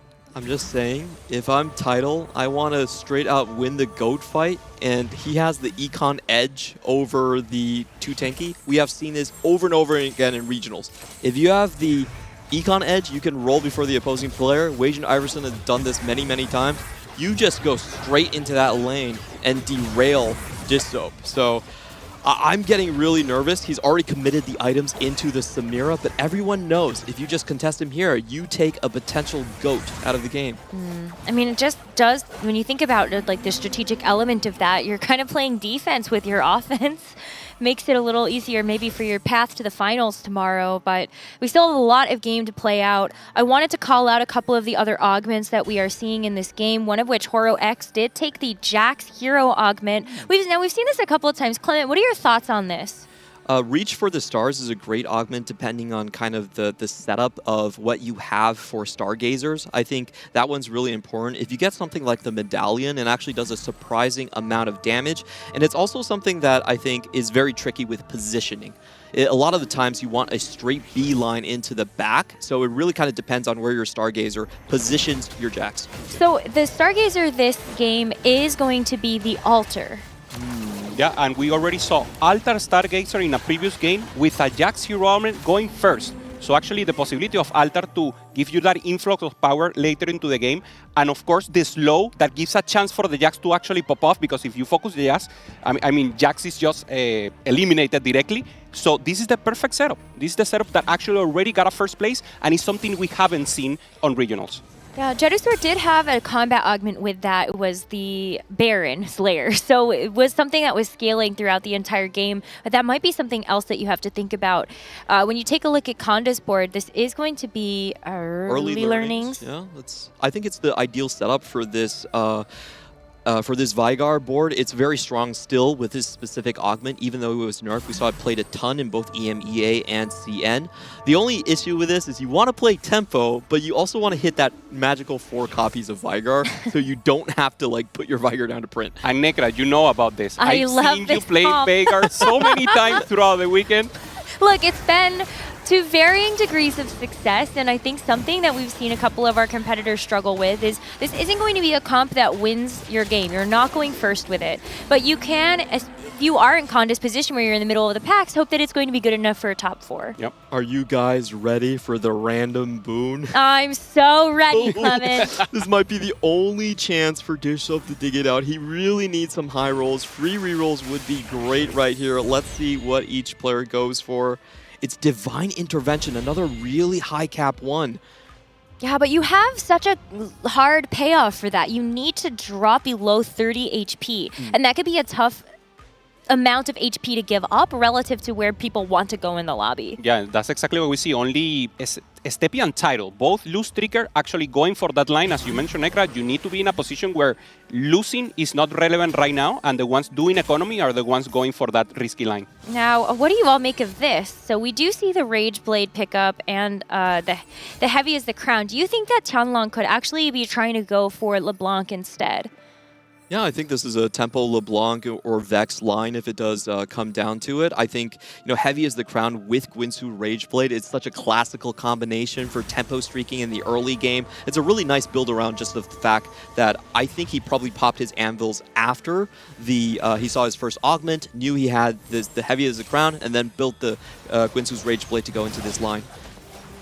Yeah, I love the LeBlanc in this line. Sappho, on the other hand, getting an early Voyager here and coming into AP. Normally the Voyager is very flexible. I've seen it more in Corki, but of course AP Flex, once again, is the name of the game. Sappho has played AP, I think, in all of the games. The Anima for sure with the mech, and now going into a more flexible angle here and fast 8. Oh, wow. Dishso from the Mystery Loot actually got a 2 cost plus a lesser champion duplicator. So it wasn't the rerolls like you were thinking it could be, but a dupe is pretty good.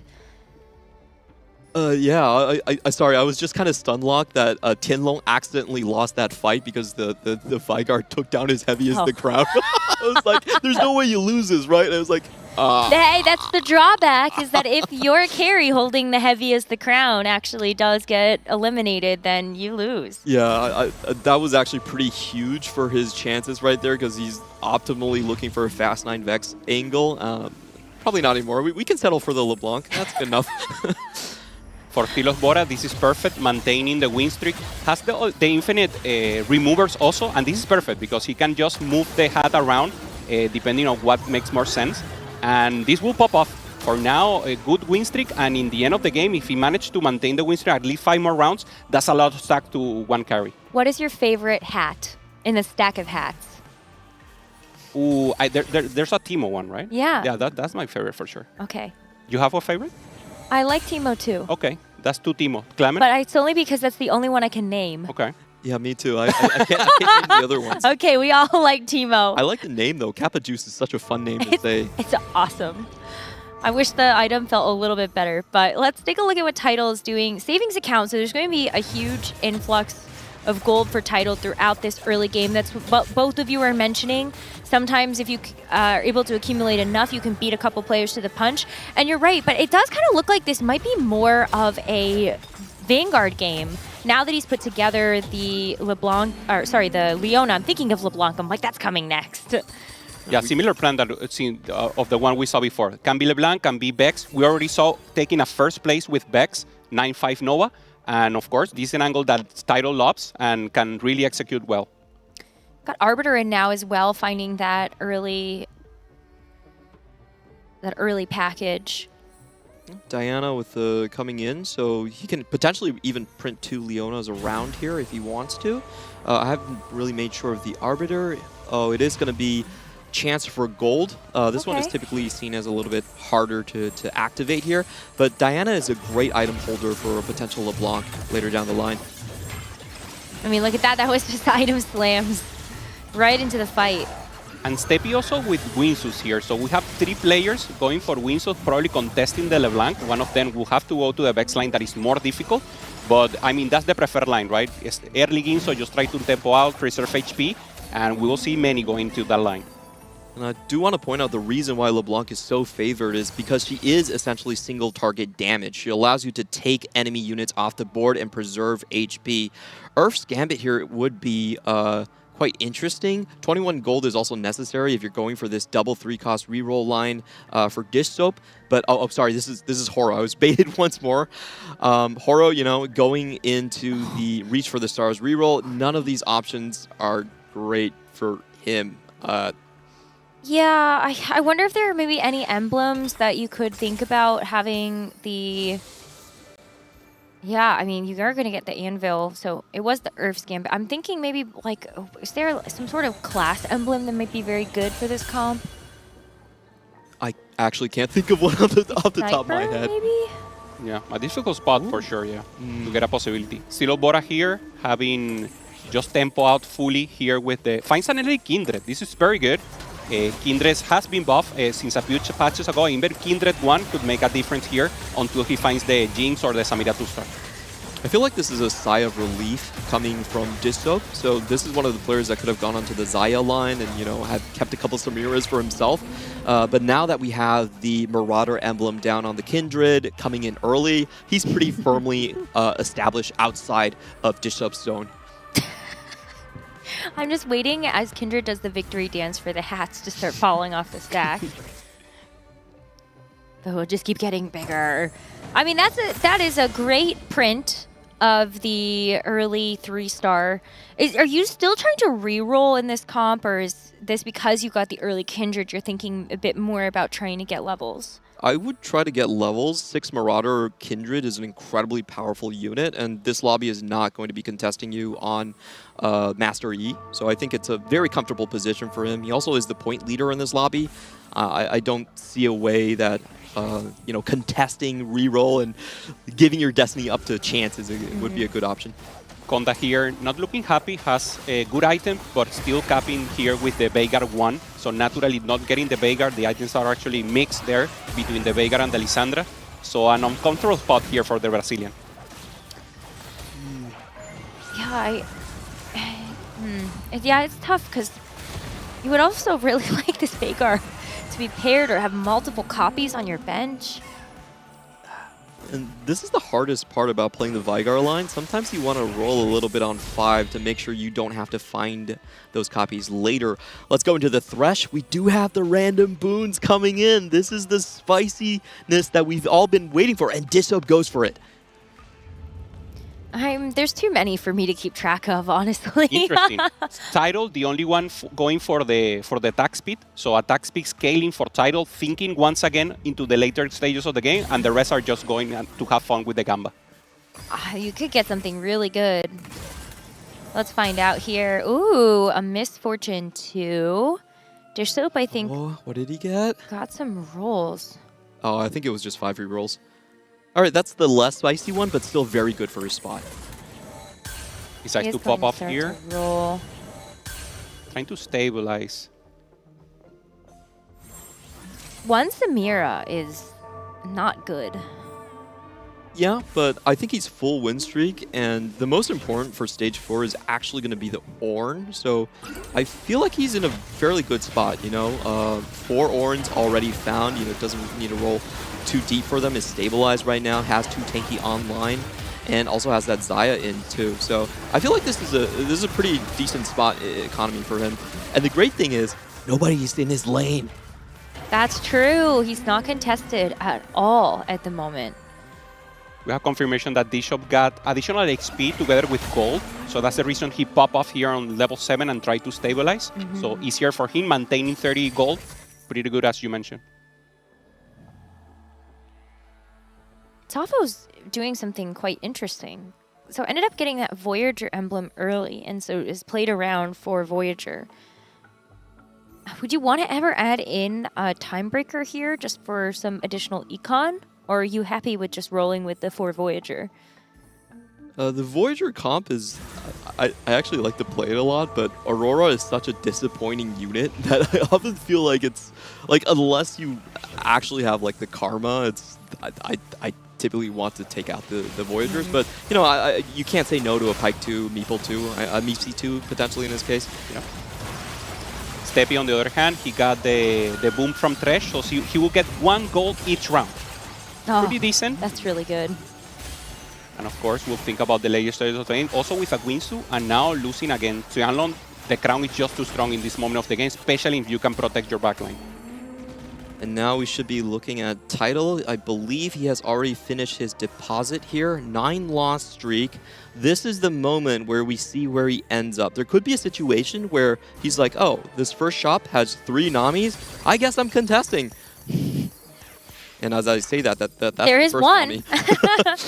Wow, look at this though. A title is going to get the savings account payout and also the orb that he picked from the Echo God offering in that first round. So let's see what else he gets. I mean, that's a very early LeBlanc. That feels nice. Yeah. So huge for him being able to roll this early, knowing that he's contested by at least 2 players that want to go to this line. And he has a duplicator. Ooh. Very spicy indeed. You know, this could be those 1% duplicators you get from like just the Scuttle Puddles. So we'll see if he can finish out his items right here. Already has a full item stack. LeBlanc. Sona comes in early so he doesn't have to run Teemo. That's a huge find for the Shemper composition. He's starting to look in to be in a very strong spot here. Ooh. Wow, there's the upgrade. Then you can use your duplicator on the Nunu if you're so lucky to be able to find a pair. Okay, just use it on the Morgana instead. I mean, this is perfect. Good tanks, 3 or 4 main tanks there. Everyone 2-star, the LeBlanc 2-star with good ramping items. This looks amazing for title from now on. Low in HP, but this is exactly what he wanted. And for Tianlong, it's the exact opposite. Why did title hit so well? What am I supposed to do? What about me? Where's my unit? Still has a lot of gold though, and Tianlong might be the second player to roll. Since we're still waiting on some level ups to come through from the rest of the competitors, Title was just the first player to 8. Yeah, I feel like he was kind of baited by Heavy as the Crown. Once he built the Guinsoos, looked around, there's like, wait a minute, there's 2 other Guinsoos? Very poor position for Tianlong right now. It's not ideal, but he's holding 2 Namis, and we know Nami can hold the Guinsoos, not ideally, but that's probably the out that he's looking for, knowing that it will be very difficult to hit the LeBlanc. Final gold augment to round out our augment choices in this 5th game. Heroic? Come on, you know. Side effects is not really worthwhile. Waiting to see the reroll. Okay, he takes cybernetic. Oh, it's not actually settling. He's close enough to the copies where he just wants to take an additional combat combat augment. Yeah, I didn't see he was only missing 3 on each. Wow, Conda steal on 1 Veigar here. So tough. He's getting ahead right now. Wow, he's going to copy Lissandra He doesn't instead. believe it. Yeah. This is the most awkward situation. So it's like you can't even print your Veigar because then it's Veigar 2 and you have no additional copies. Yeah, wow. Oof. We were talking about Horo X's position, and I do actually like Alter quite a bit because it's a symmetrical Stargazer shape. It allows you to kind of shift positions for your Jax onto either side of the board. I do think this is slightly a little bit of a low roll, but he should be fine for stage 4. You know, he's just does have that only the Jax copy, and he's down to less than 10 gold. He looks like he's also only 3 copies away from Lulu 3. Yep. Oh, so it actually looks like he's in a great spot. You're right, you're right. That changes a lot. Ramos 2 for Conda to get a breather, but he just lacks so much damage here that is so difficult. Lissandra 3. Look at the hacks. Man. They're ramping. We're like, how much? Like 6 rounds away from full screen, maybe? Yeah. Steelo actually choosing to reroll the full composition here. Okay, he didn't want to bank on the Kindred. 1 copy away from the Jinx. And just want to keep full momentum. I mean, you're so healthy. You had a lot of gold to work with. You're seeing everybody else is also doing a lot of reroll lines, or they're going to low roll their comp. I love taking this play just to ensure that you're going to get through this stage 4. It's a difficult fight here against the Jax holding strong. And if he loses here, Stilobora will lose a lot of hats. And that's exactly what he wants to avoid, and that's what happens. So the power of his artifacts will get so much lower right here. He really needed to hit the Jinx 3-star. He didn't, and now he pays the price. I'm not sure that Jinx 3 would have solved that fight, though. It would have helped. It would have definitely helped. Maybe it couldn't change the outcome. You're right. Oh. Random artifact, or do you take the bones? I'm rolling the bones every time. It's so many rounds to get something usually quite disappointing. So I feel like gold in the most cases is better unless you're, you know, one of those players like Asafo's going for it, and Steel of Bora I think so as well, where you can use a lot of these artifact slots. In the meantime, I think we might have to say farewell to Steppy. Oh, this is a great news for Dishsoap's board. Yeah, finds everything. Finds everything 3-star, has the Space Hero from place, now thinking about the finding Nami later into later stages of the game, but he's so strong. Great items, maybe lacking a little AD on the Samira, but looking strong enough for this stage of the game. Yeah, only looking for burn here, and Steppy down to 10 HP. We know he was multi-way contested. Finally gets the LeBlanc 2 onto the board, but he's playing a hybrid kind of Shen board here to kind of stabilize himself. He's on the same side of the Jax. That's going to be the most important part of this fight. The Altar is definitely down for Horo at this point, so that Jax is incredibly powerful, cannot be CC'd anymore as we see the LeBlanc quickly proccing onto that Titans. I mean, that's still going to be a lot of focus fire, though. If the LeBlanc can start to cast fast enough and actually get damage down before that Bloodthirster can heal back up this Jax. But it is so doomed. The board is so strong, and Steppy is eliminated. Yeah, you mentioned it, Clement. I mean, it was on the side of the Jax. The Jax didn't die, so the additional units were just so much, and he got an 8th here. Yeah, I also never found the burn, so I think, honestly, Horo might be the Grim Reaper for a lot of these players, especially against 2 tanky. It's very easy to allow that Jax to just reach your backline. He's naturally positioned on the 2nd row and positioned in a way to wrap. So Dishsoap needs to pay very close attention to that matchup.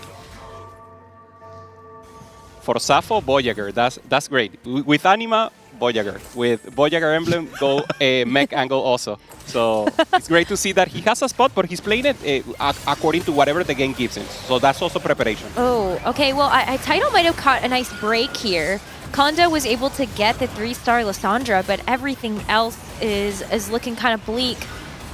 There's a big wraparound from the Morgana as this LeBlanc has been untouched, and so Conda takes a huge hit. Is he really going to die with Vigar 1? That has to be the most unfortunate game that we've seen from an early learnings player. At least Morgana is still going to be getting value from the early learnings as a 1 cost, right? But holy Blitzcrank! What is this shop? I think GOAT is back. Doesn't have the gold, so have to wait 1, and he's low in HP. He's strong enough to survive. Are you sure you don't just like take... I was going to say, do you actually take out the Karma? Or do you care enough about Darkstar? 3 Voyager is a lot of damage amp, but I feel like at this position you have to go for like the Blitz 2. He's thinking about it. Yeah. Oh, has an additional item coming in from the Sona command. Only 7 seconds left. Come on, Tidal. Come on, go, Tidal, go, go, This is the one that you have double, right? No, yeah, you had the double planning phase. It's always a bait, so he has more time here. You're right. You're right. Oh, I liked how he was thinking about it though, because did you see that he had the Thieves Gloves on the Blitzcrank, but he wanted the Anomaly on it instead. So he benched the Thieves Gloves, put the Anomaly on the new Blitzcrank that was in the field, and so the Thieves Gloves just popped off without having to use a remover. Now he gets to put those on something else. Maybe he was also just looking to see what the Thieves Gloves rolls would be, so he knew that he could put it on a tank. Out of nowhere, he has a massive Blitzcrank. So the Fighter Assassin actually gives you a triple of 35% AD and AP when you're low HP. So that Blitzcrank, if it gets into the backline, is going to be an absolute assassin. I mean, you're trying to go after the heaviest the crown right now. But yeah, you're right. Tianlong is like, come on, guys, I'm not even wearing the crown. Can you give me a break? It's like, oh. Unfortunate line selection there. Konda want to fight? Am I seeing that correctly? Oh, you did? Who did Konda beat? So Horo lost. Could be... maybe Horo doesn't have a good enough front line? Horo has the Jax 3, so I wonder... There's ping coming through also. Ping. Focusing damage. Konda really needs to hit the weak side of any opponents. He has a chance here to kill units so low right now. Very tough spot. I wonder if people are pinging the Blitz too. It's like a little late for that, but you know, you should definitely know that it exists now. Yeah, we'll be scanning across all of these boards right here. Title is fighting a Ghost. I do expect him to just win out on that side. Meanwhile, Konda gets another break against Tianlong. I assume one of our weaker players here, if he can still damage the front. Looks like that Morgana had a good TG roll with the adapted helm. Yeah, double good tank here for Konda, for Tianlong, and the LeBlanc is just ramping up, but is enough here? Carry versus carry damage? Oh. Konda. Ouch. That was such an unfortunate game. You have to carry a Lissandra 3 instead of the Veigar, and you can't print the Poppy either. That's kind of one of those where you're like, okay, GG go next. At least I got a 7th. Safo actually getting eliminated in 6th place in this game. I think justice has been served. Not all spots are Mecha ASOL spots, and I don't think Voyager +1 is actually a good enough reason to go there. I know he had the Echo potentially for the extra damage that you can put on Aurelian Soul, but I just feel like that was, you know, inching it a little bit too far. I think he saved it, Clement, because if you get Voyager, you can play Corki. That is also not great. And the other thing you can play with Voyager is maybe some LeBlanc AP, because he was already committed with AP. So with what he gets, 3 points is not terrible, but for sure, I think it's just a difficult spot there. Oh, Jisoo got the Sonya's Paradox from the Echo boon. Ow. Very good find, especially on Nami that wants to stay in the fight as long as possible. Deshop is 5 streaking now after this win versus Tianlong. Title eliminated in 5th place, just couldn't keep this level 9 board strong enough. That was with the Blitz 2, by the way. And with Title out of the way, Blitzcrank is actually a pretty big counter to 2 tanky comps that usually like solo tanks. Okay. So I feel like Dishsoap, his only real fear, I feel like is Horo somehow finding his backline. Yep. Here's a split, finding the Lulu 3, finding the Nunu also. Very strong here for Horo, so now having more chance for the Jax to fully cap and having good possibilities. Still, Bora is not as strong as he wants to. He has the artifacts, but maybe only half the hats that he wants to.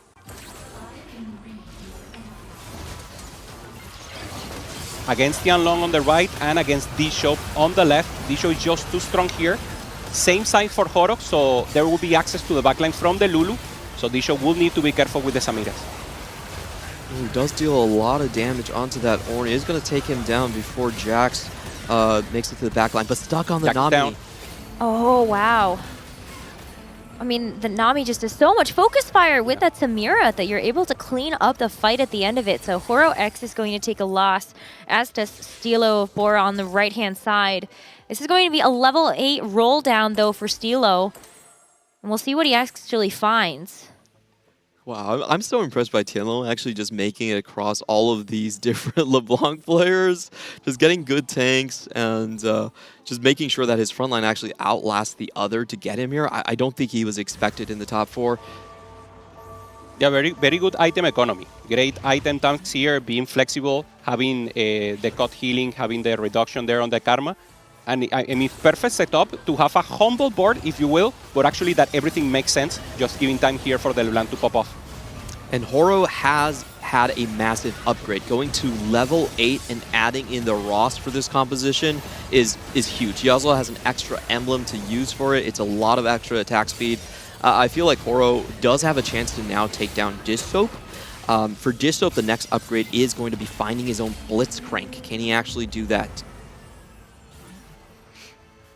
Taking a fourth here, Tianlo, it just wasn't strong enough, and this is the board that beat him. Just too strong. It had so much damage, the popping off here with the Jax, and decent front line with the Nunu that also gives you CC.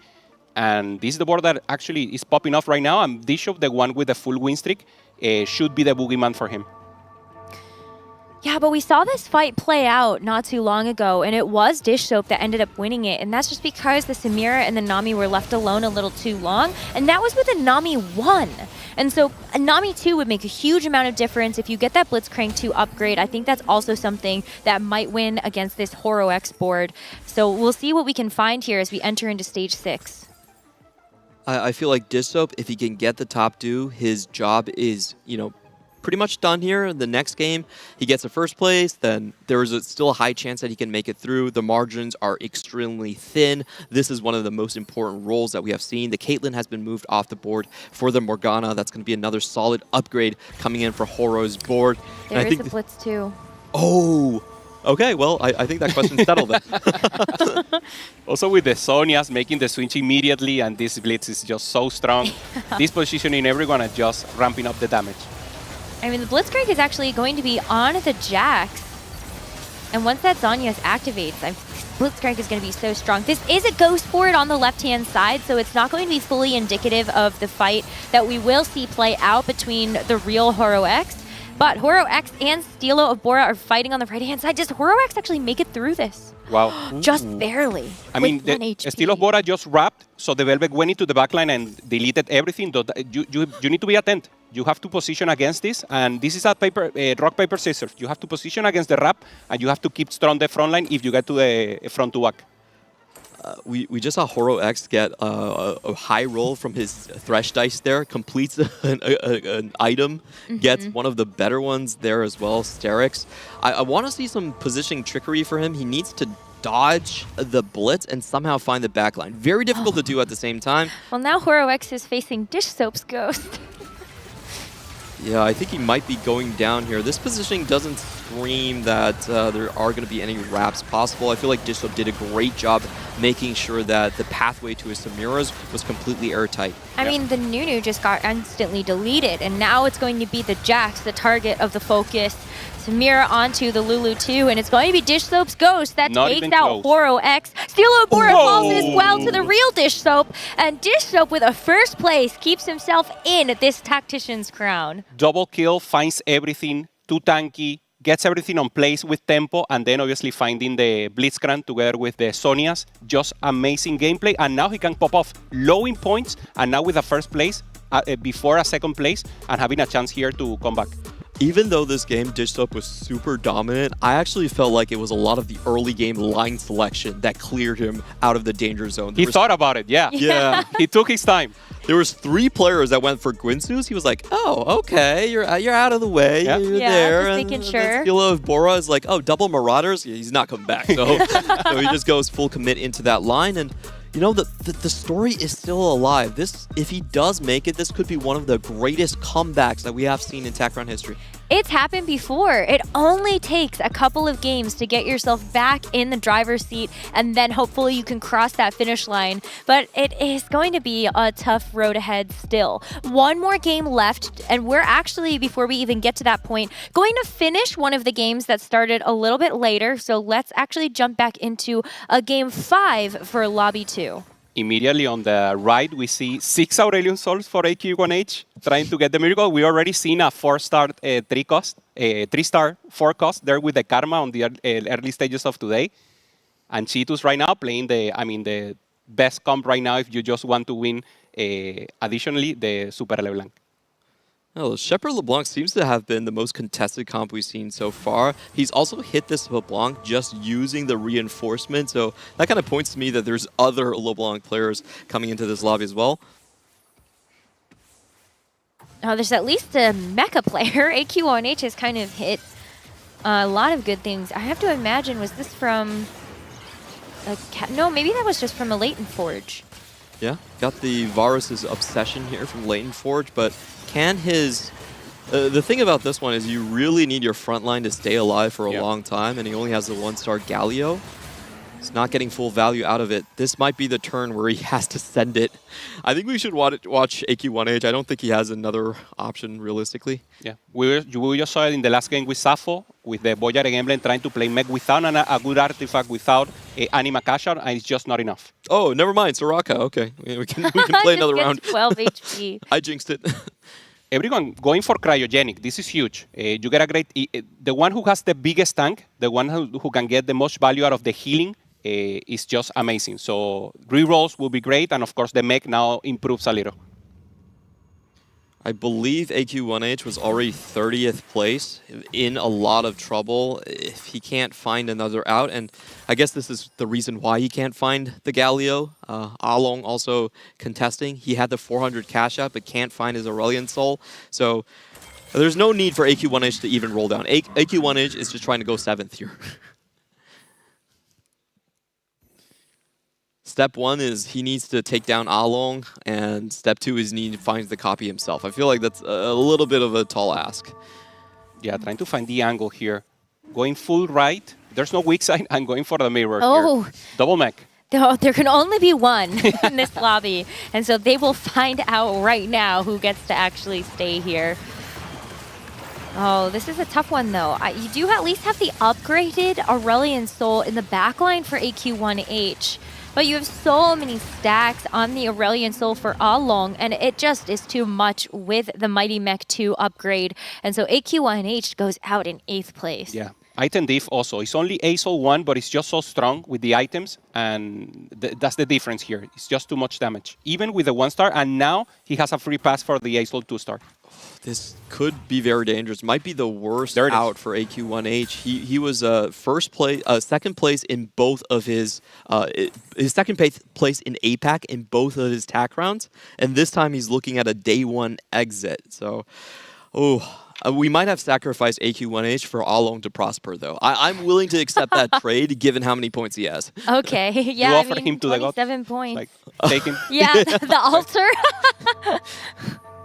All right, well, Dialme, as we check out his board, is going to have the Meeple printer printing out those Nars. Very close to being able to get that 3-star Nar. Should be in the next turn or two, depending on where that printer is. But you've got to go up against this Upset Max board. Upset Max has loved these AP flex lines throughout his entire regional finals. It's not really a surprise to me that that's going to be another game for him. But he does have the Nami 2, which is a pretty significant unit to have. Yeah. And it's interesting, Upset Max, we know about him, he always plays a Lustric into maybe Cash Out or something like that, but the 2 best games has been Jinx with Tempo, and now once again playing Tempo with AP Flex, so he has, I want to say improved, because this is a different Upset Max, being able to play different lines from what he got him here. So very interesting that he decided to play it in a different way and have a more variety of comps. I just want to say, Upset Max has been the bane of APAC. He's holding 2 Aurelion Souls on his bench, and main carrying Nami at the same time. He's the griefer. He's going to grief your anime cash outs, and he's going to grief your board by holding your units. I can see how you guys feel over there in Americas. It just gives us drama and entertainment, Clement. And breakdancing. Yes, actually so true. For Dialme, finds the Corki 2-star, already had the Jinx, but decides to switch the items here, and 1 round away from the Nar 3. I feel like once he finds the Rammus, he's in a very decent position here. He still has decent HP, 44 HP going into stage 5. That's perfectly fine. We haven't seen a board, I think, that can actually contest Along. I feel like if Along, even in his current state, is likely to just win out the lobby. I'm also inclined to agree with you. as we check out some of these other boards, we don't have eyes on every single one yet, but this board is looking pretty good here with the Karma and the LeBlanc, but is this Aurelion Sol just going to destroy everything? The 400 cash out from the Annihilator is incredibly powerful. It gives you mana gen. Look and at you him. can see it. Yeah. He's vibing. He's vibing. He's like, oh yeah, I've got this game in the bag. Difficult spot there for XCC. Had a good LeBlanc, but the tanks, I think it was a Dragon's Claw together with Sanguinaria. It's just the block torso is just not strong enough, and you don't have the time here for the LeBlanc. Now Cheetos with a good possibility to even improve his board, trying to find the Karma. Tanks are there, and again, lacking a little item, especially for the Morgana. Yeah, this is a critical round still for Alon because he did find the Fiora quite early. He's on 14 HP. If he gets to 16, I think he's kind of like out of the danger zone of being just one hit knocked out. And he is going up against a board that I feel like still relatively weak at this point. Still running with the single carry, with the Teemo, no Sona. So this should be another round where the kind of rookie out of Vietnam is going to do very well. This is a player that VNG actually did a special interview with, and he is a relatively young player. He says his strength is his flexibility, and he's actually taking a short pause out of his studies to make sure he does the best he can at Tech Round. He's taking out everyone. I love the dedication to the game. Yeah. Soil here with a different line than what we've seen so far, playing Master G without Master G being actually the carry in the composition. Kindred is the one doing the heavy lifting here, together with an Urgot that normally is the holder, and then you transfer the items. So for me, getting into this spot and not being in the bottom 5 is pretty strong. Just trying to save points here and get as much point as he can. Will not win the lobby, but doing what he can with what the game gave him. I'm surprised he took this line because he has 9 points. He Wow. can't really top 4 and call it a day. So I wonder if this is a bit of for fun mode, or is he gonna give us like a mad dash for Master E3? Like, yeah, if he gets the top 4 this game, it doesn't matter. He's still out. Yeah, it needs to kind of be first place or bust. Oh, but the Kindred! Oh my goodness! It's actually a pretty critical fight win. Oh, he has no gold to roll either. Wait, Tom Kench? Aww. Oh, Fiora. Okay, well there's a Helps. little gold. Soil Fiora's is gonna go in instead. known as the hope of Korea. He is the first Korean player to actually win a TPC. There's massive praise for him in scrims. He's an absolute monster, but it seems like today just wasn't his day, Even with the Master E2 online, I don't think he can actually salvage this. There's no way for Master Yi to go wrap onto a backline unit, is there? Is that something that you can do, especially against, like, I've seen it against Aurelion Souls. Some pilots are just... some pilots do not Need value... the glasses? Yeah. Well, we're gonna focus in on this matchup between Along and Upset Max. Upset Max takes a huge hit here, and I fear that Along is going to end up running away with this lobby. Soul is eliminated from the fight, and so we do have our top 4 in this game. That puts Soul right now at 13 points, and historically speaking, no matter what he does next game, it's not enough to take him to day 2. It would have to be a first and a couple of things to fall into place outside of that. Yeah, it's a massive point difference for Soul. What is the cutoff estimated? 23? It's even higher than that a little bit. Sorry. The cutoff is lower, but I'm looking at the potential for finals. Sorry, because I have higher expectations for him. Let's put it that way. Okay. Yeah. Upset Max, full flex here, playing the Nami together with the Azol, just getting good front line and already getting a fort with this. He's happy, trying to get a little more and obviously concentrated damage for now on the right. Yeah, big stun though onto the Nami and the Aurelion Soul. Oh, Aurelion on the back. Jing is down, but too much damage from the Gnar. Yeah, I think that huge stun onto the backline carries just took away so much damage from this Upset Max board. Not quite over yet. Oh, Ringo actually out means that Upset Max has secured a top 4. I think he's pretty happy with this result. I just want to say How many Anima Mecha A-Souls have we seen won today? I feel like this is at least the fifth win coming in from this composition. Oh, on broadcast or off broadcast or both? I think personally it's the fifth one I've personally seen so far. I mean, that's going to be kind of a theme of the weekend, is the Anima cash outs into the Mecha Aurelion A-Soul. And we'll see. We'll be going over that in more detail a little bit later, what our competitors are actually going to be expecting or looking for out of these 400 and 500 cash outs. But we still have a couple of fights left to finish this game.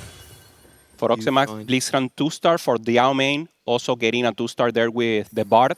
So everyone getting stronger at 6-1, and so important because damage increases. A-Long also with the bigs to everyone, right now capped. Yeah, I feel like it's just a lot of fight RNG to see who can avoid Along the longest. But of course, Upset Max only on 13 HP. This is probably going to be the end of the road unless Aurelion Sol does something truly silly. That doesn't look like it. This is a very decent pilot that we have right here. Annihilation comes through, wipes the board away, and also takes down Upset Max. Oh, wow. It's third place for Upset Max, but that's a lot of points accumulated over these games. And it's going to be a big finish for Diao, who is sitting at the middle of the pack. 16 points now, extended at least 7 or 8. It's going to feel really great, but I feel like it's going to be 7 as Along takes away this lobby. You can't escape fate. That's the kind of name of the game here as he's about to face this really capped out Along board. For Diao, I wanted to give him a little bit of intro. We didn't talk too much about him, but he's actually one of the first players in the CN server to hit Challenger. He definitely knows his way around both the mobile and the desktop version of TFT. He's in kind of the study group with Flancy, with a lot of the APAC server players as well. So he's definitely a known threat coming into this one, not your average JOC player. Along with less HP, but stronger here than Diao, just trying to hold up, but the damage coming on through, the Nard loses, and Along is just too strong. Too much damage, the front line's not going away, and now the Blitzcrank is even helping more. Yeah. Well, this might be the earliest game we'll see end on broadcast. 6-3. In case you were worried about your pick'ems. But don't worry. It's a great comeback from Along because he was actually contested so many ways on the Aurelion Sol, able to outlast AQ1H. He accepted the sacrificial offering that we proposed here to keep Along afloat in the top half of the graphics. And I think he's going to come away with another strong win. So what an amazing time for the rookie. 35 points in just 5 games for a player that almost no one has heard before. Let's watch the victory lap of this Aurelion Sol.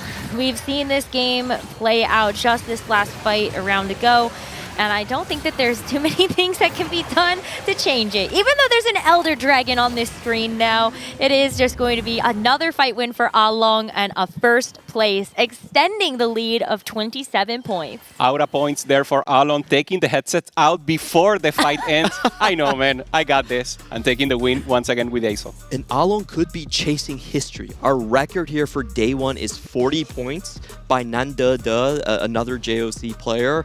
And this could be the first player to surpass that and still make it to finals. You know, like Nanda didn't make it last time. So he might be setting 2 records at the same time if he can keep this up. Oh, that would be so cool. But we've had other action happening in our lobbies off stage. And so we have our correspondent standing by. So fill us in. What you got? All right, guys. We have seen very interesting things happening over there. Earlier in chat, people were asking, can you actually wear this crown? The answer was yes. You can also wear the crown that you get from Heavy is the crown, although the player we're talking about did not. It was one of the strangest anime games that I've ever seen. Brahu guaranteed his loss streak by picking Heavy as a crown on 2-1. And if he was ever going to win a round, he can just put it on any unit that's about to die and guarantee that loss streak. 500 cash out, 4-2. He's already pre-rolled all his gold to stabilize on a LeBlanc board. He has pretty much everything stabilized, upgraded, no gold, His cash out is Battle Bunny Crossbow and Echoing Bat Blades, 2 AD anima items, no Reforgers. What does he do? Well, it's very simple. He just plays 80 Karma for a while to try and get his lobby together. In some cruel twist of fate, it's good enough. He starts winning those fights on the back of having a strong front line. And from there on, it's just history. He built a board that we have never seen before. His level 8 board he was carrying Karma, Yi, Fiora, Tom Kench, Morgana, and a Graves 1. And he was not using his crown at all because he was scared he would lose those fights. The crown was on the bench. The crown was on the bench for like 2 stages. He didn't use it any round in the late game.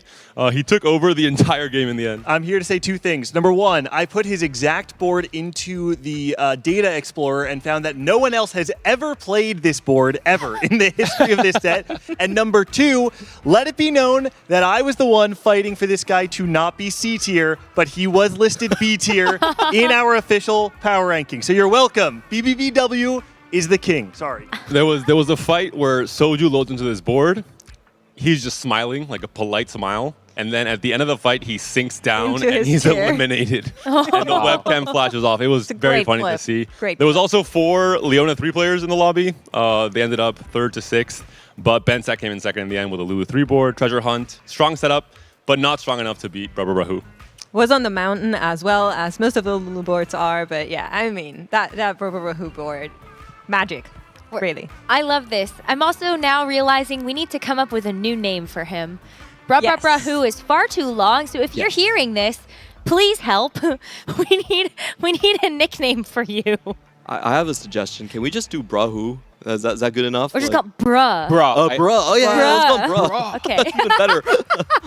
See, that's what you can say when you now see him going for the heavy as the crown, but not wearing it. That makes sense to me. Bruh. I was saying a lot of bruh, trust me. Well, thank you so much for that update on the lobby. That is going to be the next one that we are following, but let's also take a look at the standings before we get into that game. And you can see where our cutoff is. 15 points right now for Ironbug, Peepo Glad, and AQ1H. That is the bar that they are trying to avoid, as YBY1 is on the cutoff at 17 points. So the way that this usually works is we're going to add basically about 4.5 points or 5 points. So it should be roughly 21 to 22 will be the expected cutoff for 32nd place. I feel like this is that meme where I'm saying, this is the worst day of my life, and someone comes in and tells me it's the worst day so far because there's so many APAC players in the bottom. Yeah. The difference between the full bottom and the top 16 is 2 points. So it's actually broader. It would be very difficult to surpass. But does it make you feel better, Clement, that Milo did just go first with 10 meeple? Let's go. I trust in the unknown APAC players. So it can be your best and worst day. Okay. You know, second day's the worst. Like, finals, we win. We're doing the Americas script. Let's go. Oh, okay. The submarine. I got it. Long on top. Let's go. Jedusor as well, after 2 first places and securing a great number of points, is going to be not too far behind at 33. And of course, Bra. Just Bra. That's it.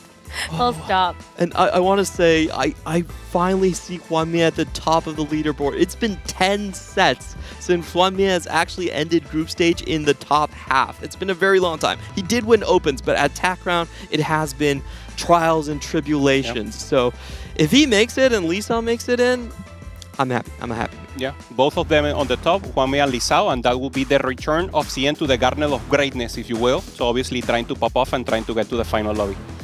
Well, let's tune in now to Lobby 4 for our final game of the day. This is the last one to grab points and avoid elimination in our bottom 8. That bar right now is going to be YBY1 right on the cusp, and we'll see if Zaiku can get out of the danger zone as we head there and see which gods we have. Okay, Kale Ari. Ari normally some economy, a little on the mid phases, and of course, Kale amazing to get items in the early and try to propose something interesting directly and try to maintain tempo since the start. Well, we're going to have a very heavy gold start here, and with the Ari just coming in, I think there is a lot of chances for fast 9s. I think that, suits players with lower point totals that need to kind of gamble and make sure they have a good finish right here, especially for YBY1. I talked him up a lot, but, this is the time to show up, YBY. Coming in, there it is. Soft start here, just finding the replicator line and holding Stargazer. Having that possibility, we know that Jax has been a prevalent game. If you find early Jax, maybe find the Almond early, that could be an angle also to consider. Yeah, I want to check the Stargazers at some point to see what the answer is here. It does look like a standard Vanguard AP line start. The most common start that we've seen across this entire tournament here. Again, YBY has to angle for something that has incredibly high cap. We're going to be taking, I think we should take a look at his augments going into this to see what he ends up on. For everyone else, you can see kind of what they're trying to favor. Bensak hoping to put the Primordian package, but Zyko actually does have the Arbiter with the Leona and the Zoe early, as does Bruh. So YBY1 might actually want to think about something else. Maybe too tanky, perhaps. Once again, items are not the best now. Not having anything slammable, maybe frontline items there in the Anima Visage, but not having anything for the Samira. Could make sense either way, but maybe in a loose trick to try to find then some sorts in the anvils for Carousel. Calculated loss might be a decent option here if you need to win out. I don't see the spot for too tanky. I think it might be a near full open saw for too tanky if he does take it. Okay, so he's still going to commit to it. He's going to follow the dish soap script. But as we said before, this line is very easy to disrupt. We're going to have to check if the Spreading Roots players have hit Space Groove at all. Yeah, don't see, at least for Bruh, ended up with a Meeple emblem and the Brawler emblem. And it's going to be Stargazer and Nova for Hypno. This is so tough for YBY. We need to dodge 5 different emblems as Zyko also is going into 3's a Legion. We'll be reporting which ones players hit for you here. Hypno looks like he's going to go for maybe a Lulu and Milo reroll. That would be kind of tough, though, because we actually do have the Jax hero augment for Huan Yi. So you might not want to contest that. Yeah. Also, it's Huntress, so it's difficult to navigate. We'll be very interested in what they do with this Stargazer. A difficult constellation for sure. And Brower here, probably just trying to tempo the Meeple, trying to go into that vertical. Very beautiful for this set that we have 2 verticals on Origins that are so prevalent. Meeple, you can play and then you put anything, and obviously the Space Groove that is so important. Well, Winey now just trying to go full Lost Streak. There is, I believe, K3 Soju that is also playing for Lost Streak, so we'll see if Soju gets his Lost Streak broken. You winning the first one definitely feels decent for Soju, so maybe he was trying to break another player's streak. We'll take a look at that. Oh, Primordian emblem. That's fascinating. I think that does move him outside of the line of the Samira reroll, most likely going for Jinx. Yeah, I guess you just have the Gwenin just to get Rogue online. But do you want to drop anything? Because you don't need the emblem in order to get the... You drop the Briar. That is the unit that doesn't go into the final board for the Jinx. But for now, you use it. Tempo, great unit. And then you just don't need it, and you get the free 3 Primordial. Keep maintaining the economy. The fun thing about Primordian is the monsters actually continue to scale up even beyond 9 stars. So you can have 13 stars of Primordian. Oh, you actually could get 4. Yeah. Okay, it still scales beyond 4. 3. Wow. So it's a very interesting thing that I think nobody really plays towards because it's not actually that strong, but it's kind of cool visually. But that's cool. It is. I do like them. Oh, so K3, so this is so interesting from Soju. He's actually doing a gold lost streak typically, but actually win streaking with it. This is a very Soju-esque type of playstyle that we heard, very similar line like Disoap took with the Patience is a Virtue, where you take an econ, you actually try to tempo with it. Oh, but he's gonna lose. Ooh, I jinxed him, sorry. Now you can sell his board, now you can sell his board. Okay. difficult spot also. Hypno having the time breaker and winning, so getting that possibility also to get additional rolls on the later stage of the game. Time breaker, something that we haven't seen at least that early. Everyone's going for Anima, maybe Primordial for more tempo. Time breaker a little more difficult to navigate. Well, I think it's like harder to get because you need to have two costs as well as the one cost. And so I think it's just kind of harder to find the package overall. But if you're able to upgrade it, then sometimes it's not even about getting the re-rolls, but if you're winning, then get the XP. We're going to have the God of the Reforger on the right here for Kale. So if you're in that 5-6 position where you know you're going to get Reforgers, or you're planning to go for a Reforger in the augments, it can outscale what Ari Gold gives you. But I think Ari Gold is a little bit more direct coming into this one. Do you ever take those and reforge some of the emblems that you got if you were these Spreading Roots players? Because that Stargazer and Nova emblem might be better to reforge. I think you definitely try to do that there. We are playing Huntress, which is typically considered unplayable for Lulu. So I think if I'm on the Milo line, I might consider just going somewhere else. Bensak here maintaining flexibility, double tank item together with the emblem, and just trying to hold up, be open to chances. Has the Briar, so for now just holding strong and see what the game gives him in the next round. YBY and Hypno, the one in the win streak. This Heart of Steel build is actually pretty disgusting. You can stack triple Heart of Steels on the Poppy and print her later on, and she can substitute Rammus very, very easily. I really find that build quite fun. But by the way, an update, Hypno actually did reforge the Stargazer emblem and got a Vanguard. Kept the Nova emblem. Much more flexible option here. So I think he can go into a Nova Fast 9 board with just, usually you put the Nova emblem on a Fiora later game, and you also have a pairing for something like the Blitzcrank. Yeah, he does sell his board for K3 Soju after losing that. It's like, okay, I don't need to be so strong anymore. I should actually try to save some money, plan for a retirement. Okay. No Samiras, but full win streak. Still decent spot. Yeah, that's really not too bad. Wow, he must be...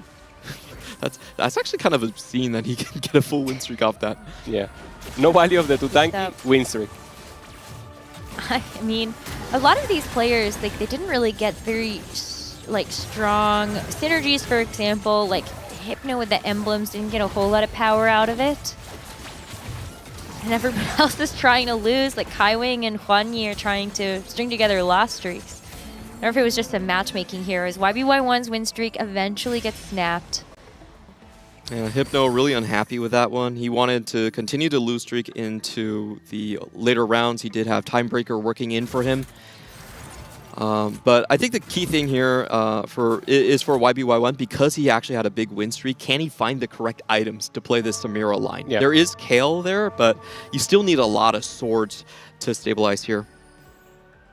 Yeah, it would be easier if he lost and just get the ambush here, and now he's, as you mentioned, going for the randomness and trying to get that possibility. Has also a Misfortune as a chance, but of course we know he's going for the Samira and finds tank items. So he will have a great Ornn, but Samira will be difficult. Only a bow for the last Whisper. Yeah, this build at least needs 2 swords. The Shojin is the most important one, and then you would have prefer the Infinity Edge. So he's still going to be starving for items going forward. And that's typically why we see more of an open style being played with something like the Samira reroll. Ooh, pushing here. For Primordian. Getting more stacks there. More bad guys.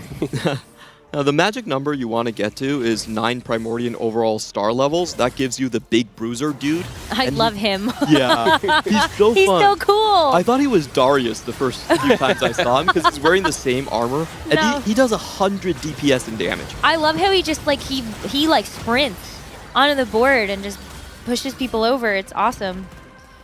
Nope, hasn't got there yet. Just has the Lancers for his board here. And I wonder where he's... Oh, he has the Reforger, so he can reforge the items. He's just trying to play strongest board around the Gwen. Yeah, I think it's kind of okay for now. You got to wait to see your augment, and it is going to be a silver for the second one of the game. It's an easy pickup there from YBY1 to get the team builder augment. So you get a couple of those lesser duplicators and best friends. So a little combat coming in from Soju and Huanyi. Oh, wow. Late game specialist for Who. Wow. And a slightly magic roll coming in from Bensak. This is going to be so fun to see how Kai Wing actually pilots this. So if you take power up on 3-2, you're guaranteed to get a prismatic later on. There isn't a chance for silvers on 4-2. So, this is always basically you instantly pick this up whenever you get the chance here. So he has a really, really high cap. He's going to be the only one here with a prismatic augment coming into this one. And the conduit is incredibly strong. You typically want to try and play around the Ace Soul here and then move it into the Bard later on. Will be tough to get there. HP is being stacked here. So thinking about the later stage of the game, he knows how to play with low HP. So will be a little hard here for Kaiwen just to pop off. Going up against YBY, that Socho in a dire spot here, not getting value skills from the Tutanki, Mordekaiser only. I did get baited a little bit, by the way. That is not a magic roll for Bensak. That was restart mission. And so you can actually see what he ended up getting out of that board. Some really interesting units there. Does he know Heart of Steel gives you plus HP permanent? I'm actually kind of surprised he restarted that because he lost all his stacks.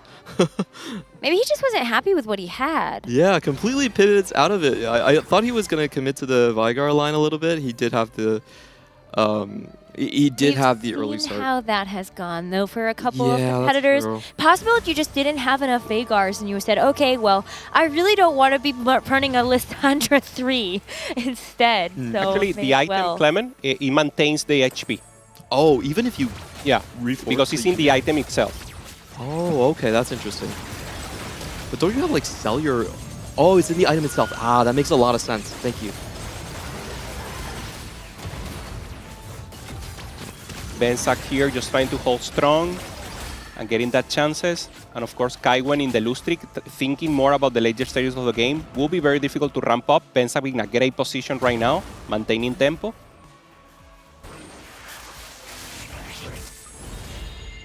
All right, wealth or just a Negatron cloak? Normally people wait here because everyone wants to get the Ari. 5 people get the Ari, so they're like, okay, is it good or not? Yes, who cares? Just let everybody have gold. Yeah. Yeah, Negatron is usually not a very attractive option for an item, so I feel like everyone's going to get their cash out just going with the Ari route. I'm surprised that it's not more... K3 Sochi did see him. He's like, what? I didn't get in on the action? 2 extra gold for everyone else? I feel like the Negatron cloak isn't that bad in my opinion because he's gonna reforge it anyway and just get gold. Very smart. But you have a bunch of people that are actually playing AP. I feel like we've seen more Dragon Claws get built over the last couple of weeks since LeBlanc and Nami have become more popular. Yeah, we have for sure. Especially when you're going to that line. Is the component you least want in general, but in this meta, I totally agree, Necra, is a great possibility, especially if you already have the other one to slam and you go for item economy. Bro, thinking about Fast 9 here, has the Time Breaker, has already the Bastion, so we'll have to make something different happen here, or maybe just try to find a reforge. No, he reforged these. Oh. His original spreading roots were a Meeple emblem and a Brawler emblem, and he got Timebreaker and Bastion instead. Don't know how many reforgers that took, but they are there now. Yeah, I think this is probably a better transition. Transition emblems coming in from him. He finds another win here. Bensak with the restart mission, I shouldn't have questioned him. I'm sorry to all the French viewers out there. As he continues his very, very strong win streak here. So I think general for me, for like the heart of this story, it's really about YBY, you know? I think he should have started his roll down. Oh, he's about to start next round. And it's going to be pivotal because he didn't natural too many of the copies that he really needed to look for. I mean, this feels like such a rough spot to be in with the 2 tanky and a single copy of Samira and Ornn. But nobody else is in the line right now, so I think that your bets might be pretty good in order to actually get your units. There is an Ornn out of the pool on Brahu's board, but that is it. So let's hope that this roll down is strong for him. Yeah, he really needs to find 4 copies of the Ornn to kind of stabilize, 4 copies of the Samira. So it will be a very substantial roll down coming in to the next round. He also needs his items here. He did find the 1 sword for the Shojins. Of course, we talked about that's the most important item to proc the knockups here. But he still needs more, right? Because he's coming from a win streak version of the Samira. Well, you do have PvE now, so you might be getting dropped a couple more components, but there's a lot to do on just 1 turn, so we are going to see some of that transition start now as we do get the 2 Ornns in and 5 Space Groove activated. Another couple copies of Samira as we will see where YBY1 can put this together. The wave has ended. The wave has ended. Okay. Yeah. Save at 50. Save at 50. This is actually the Apex Louder, Clement. He's not hearing. Louder. You roll 3 times. No extra copies. Stop. And then wait for the shop to refresh by itself. Got it. And by the way, I'm joking, but the wave does not exist. I don't know about that. I think I'm always a wave believer. Pretty good anvil. There's a sword. He has the Deathblade if he wants to. He's going to reforge and get the gold. Oh, gets an additional sword here. So now more options. Do like Deathblade Giant Slayer. Yeah. And now you gotta roll, man, roll. Ooh, okay. 4 copies here. That's good. That's step 1. And then Blitzcrank. Okay, never mind. Asking for too much. The 1%. I like that he stayed here in 40 because if he gets one Samira, he needs another one. Yep. So actually staying here is perfect. It would be so heartbreaking to see YBY1 go out day 1. YBY1 after such a history of great results at the Tactician's crown. Yeah, I think it would really kind of break the myth of a legend. Someone that is ultra consistent, someone that has been the best player of the TPC era. But, you know, it is a game of RNG. There is a massive typhoon in the region as well. So, you know, there are a lot of factors here. The 4-2 augments here are huge, though. We have multiple reroll players trying to find a way out of this composition. We have players that are going fast 9 that need big econ. And we also have a power-up player. Yeah, here. Kai Wang. It's going to be gold augments for everybody else except for Kai Wang, who does get prismatic. He needs everything here. He needs gold. He needs item. No gold. He to really stabilize. Finds the mech, has a front line, but still only the Zoe is the one doing the damage. 1 ASO. This does not look enough, unfortunately. Not a lot of saving pieces here. On the meantime, for Soju, we're going to take a look at what comp he ended up on. So he did start with Asterix, just a tempo, and then later reforged it. So really cool. Sorry. That was actually Bensack. So K3 Soju, win streak into full loss streak, and then goes on to the contested Shepherd line. Not a pair of LeBlanc having good tanks. Doesn't find the Ilawi, but finds the Mighty Mech that should be strong enough for the start of the game. And yeah, maintaining flexibility here, going up against Kaiwen, flexible also in AP. You have done it several times here, playing around the Aurelion Soul. Still lacking this 2-star also. Yeah, we have the 2 Gallios trying to chop each other up, and I feel like this is another one of those games where we have a lot of AP flex players just running into each other. You know, K3 Soju, Kai Wing not in great positions, Zyko in very much the same boat here, even though he does find the LeBlanc 2, though. Yeah. Oh, sorry, still on LeBlanc 1. I got baited.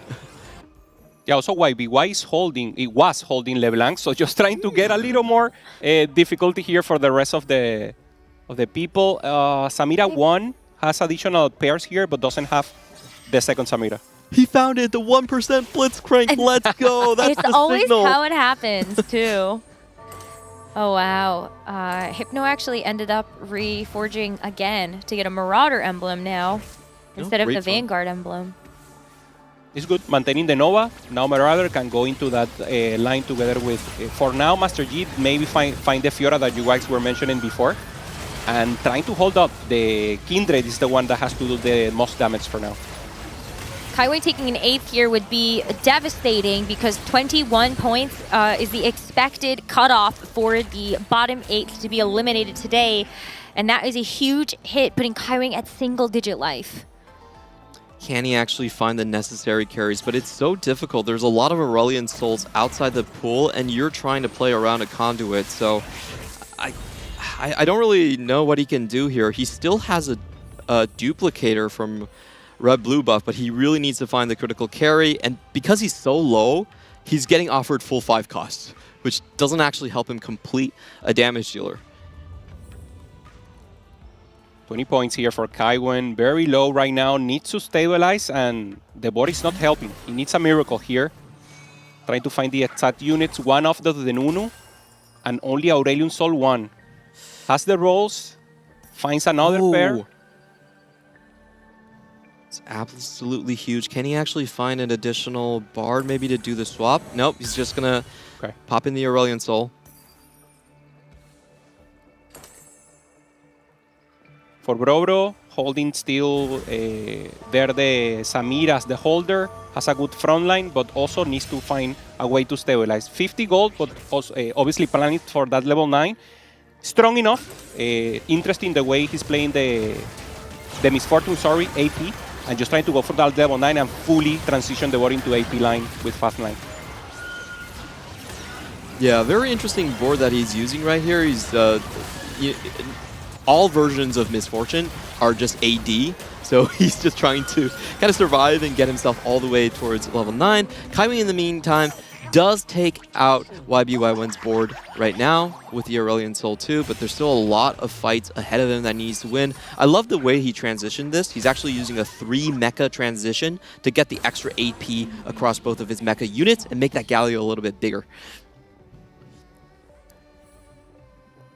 So you maintaining tempo, level 8, once again in the level 8 jail, trying to find the Morgana 2-star, trying to find something additional, finds the Sona, and he needs to hold. It doesn't look like the tank is strong enough to hold the Morgana, at least he finds a 2-star. So once again, humble board, good win streak, trying to win the next one, and obviously having a chance to then pop off in the later stages up against YBY, who still haven't found the 3-star and is far away from each of them. Yeah, I feel like if this is going to be the time that you're going to play this board, now is a good one. The HP is getting closer and closer together with each of these rounds. But it's like 20 points right now, separating 7th and 2nd. I think YBY1 is actually decently close to hit on tempo on 5-1. He still has 2 of the small duplicators that he could use, and you know, that means that in total, he's only 6 copies away from just completing his board. He also has the lucky Blitzcrank. So I don't see him as completely out of the woods. He found another a lesser duplicator somewhere as well. Oh, he's rolling now. Yep. He's not going to get interest on this round, so we might as well just get going.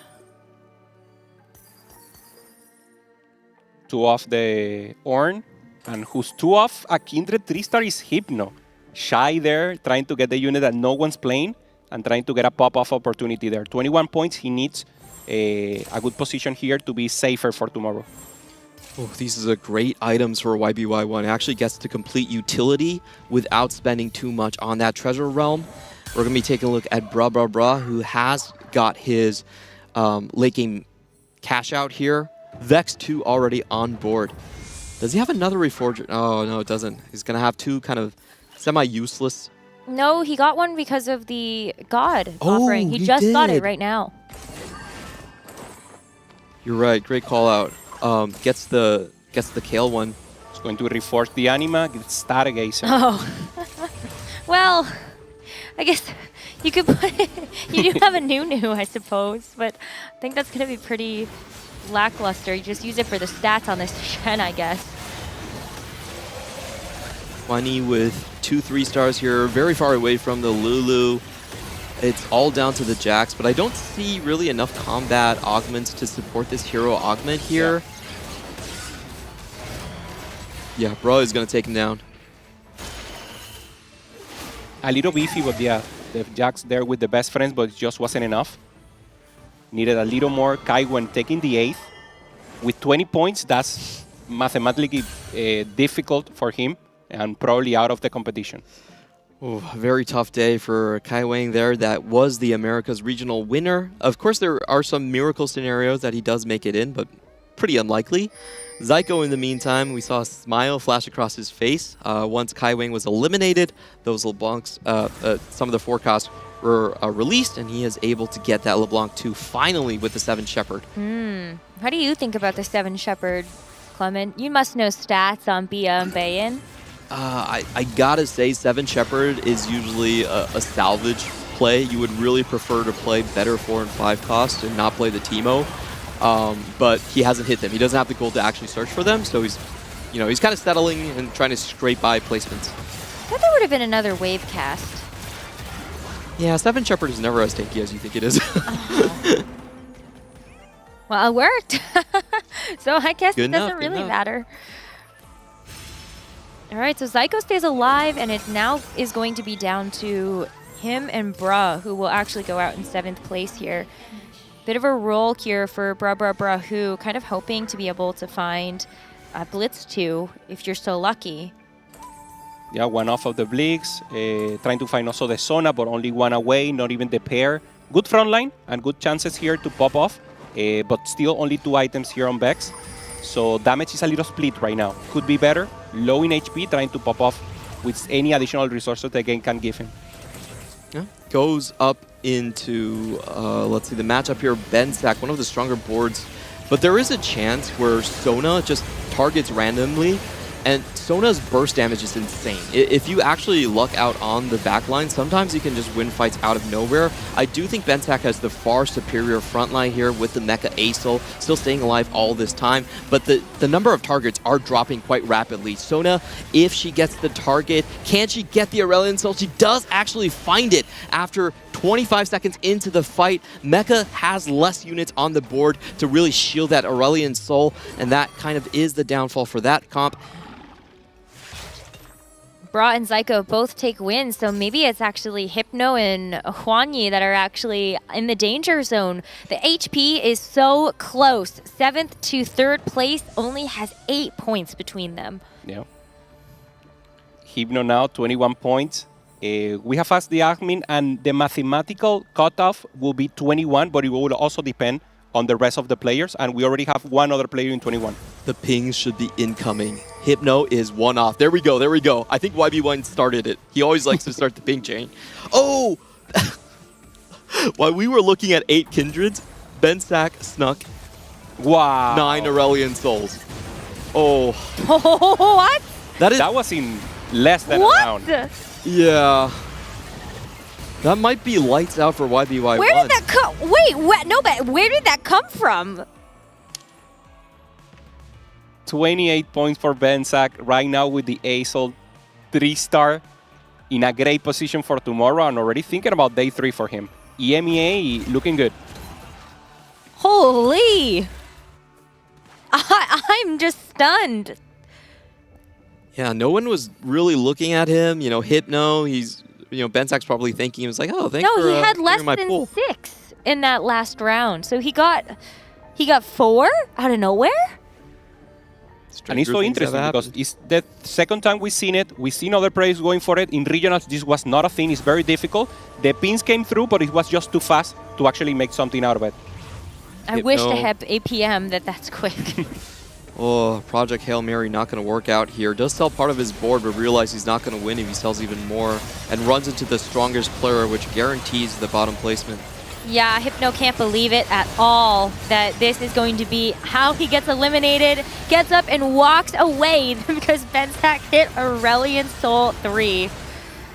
Now, the only hope is that Hwanyi also gets knocked out and Hypno gets more points than that. And it is actually going to be a 5th place for Hypno. Zyko out, though, in 7th. That is going to be a mathematical elimination. And what cannot make it to next day. For who? Zyko. Yeah, Zyko. Yeah, for Zyko. It's and for YBY, is there in the cutoff. Is 5 points, that's 22. Mathematical cutoff is 21, so probably that will be the range that we're actually seeing. A lot of players in 21, 22 points, so very difficult for him. There is a chance he makes it into day 2, but historically, no one has ever been able to salvage that situation and then go on into a finals. So YBY1 already starting off in a very rough position. It's probably Fast 9 only tomorrow for YBY1, so if you like that play, definitely tune in. If there's anybody that's really good at it, it is YBY1. For sure. Fastest mechanics out in the west, but of course, out in the east, but Bensack somehow. Even faster. Bruh, who at level 10 is still not going to beat this Aurelian Soul. Oh my god. But how to avoid him? Yeah, he has the double, so it's 50-50 here. And gets the ace, so oh my god. It's just too much damage. You don't have time here for the Vex to ramp up. And Bensack could take away here Bro, and if Soju managed to maintain himself alive, even against a Ghost, this could be a second place. He played very well here, good tempo.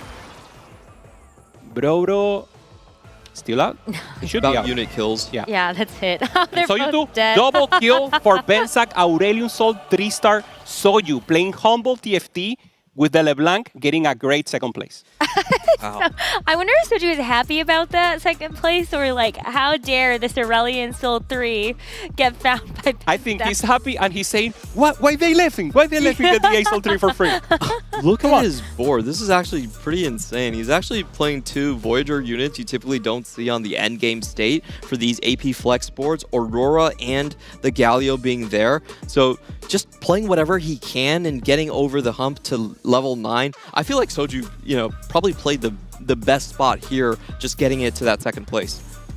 I see our analysts very excited over there, so I can't wait to hear from them. But for now, we'll go ahead and look over to Lobby 2 that is still ongoing and completing, so we'll see where this finishes. Diaomei right now in first place with 51 HP, but it's very, very close at the bottom table. Upset Max and Along right now, both in danger of getting eliminated. And with already confirmed 4th place here for Along, Clement, you were mentioning, Nanande is the leader in record with 40 points, so he already has 40 points. If he does 4th or better, we'll have a record for day 1 point. Oh, Along is getting eliminated. Can he at least get eliminated at 3rd place? Can we have a new record holder? No! He tied. He ties with Nanda back from set 13 into the Arcane here. That's how long it took for someone to actually crack a 40 bomb at TAC round. How about 40 is still incredible and very impressive. Along should be at the top of the standings at the end of it. And congratulations on such a successful day. We still have a couple of extra fights to be had here in stage 6 of this 6th game. Diaomei, Chi2X, and Upset Max all within it. But Chi2X on a pretty hot win streak right now. This is his type of game. When you offer him multiple prismatics, Chi2 is the guy to find the highest cap possible. He's the checkmate master, the 3-times regional winner. And his motto is, if you don't plan on high rolling, why are you even playing? That is a great philosophy. I love that. To pilot these lines. That's how you know you're having fun. High rolling is fun. It is. Double Vanguard, so the front line holding strong, Bard doing the lifting here in the DPS and damage. Going up against Diaomei, who's playing a Kindred Steel together with a Fast 9 composition. Has a Grave. Velvet 3. Yeah, it's Velvet 3 without the Jinx 3 and has a Grave to improve the damage. So very well. And the Grave's access to the backline directly. Ooh. And it's the melee one. Wow, I mean, so it's just destroying things. So Chi2X takes a big hit here. Upset Max is going to be facing a Ghost on the other side. Looks like was successful, so this is still a 2-horse race. It's kind of a throwback special from Chi2. That's actually going to be the Assault Frame with Grav boosters. So it increases the chances you can just zoom around into the backline here. We will have to see the positioning for Upset Max going up against Diaomei. Chi2 would look... Diaomei might be the strongest board. Sorry, I got confused on which board it was. It was the Nova board with the Graves right there. And then Upset Max has to play him. Let's see that Graves, if he can get around this Riven into the back line. Oh, but it's actually getting surrounded and it's dead. So now there's going to be access to that Kindred in the back.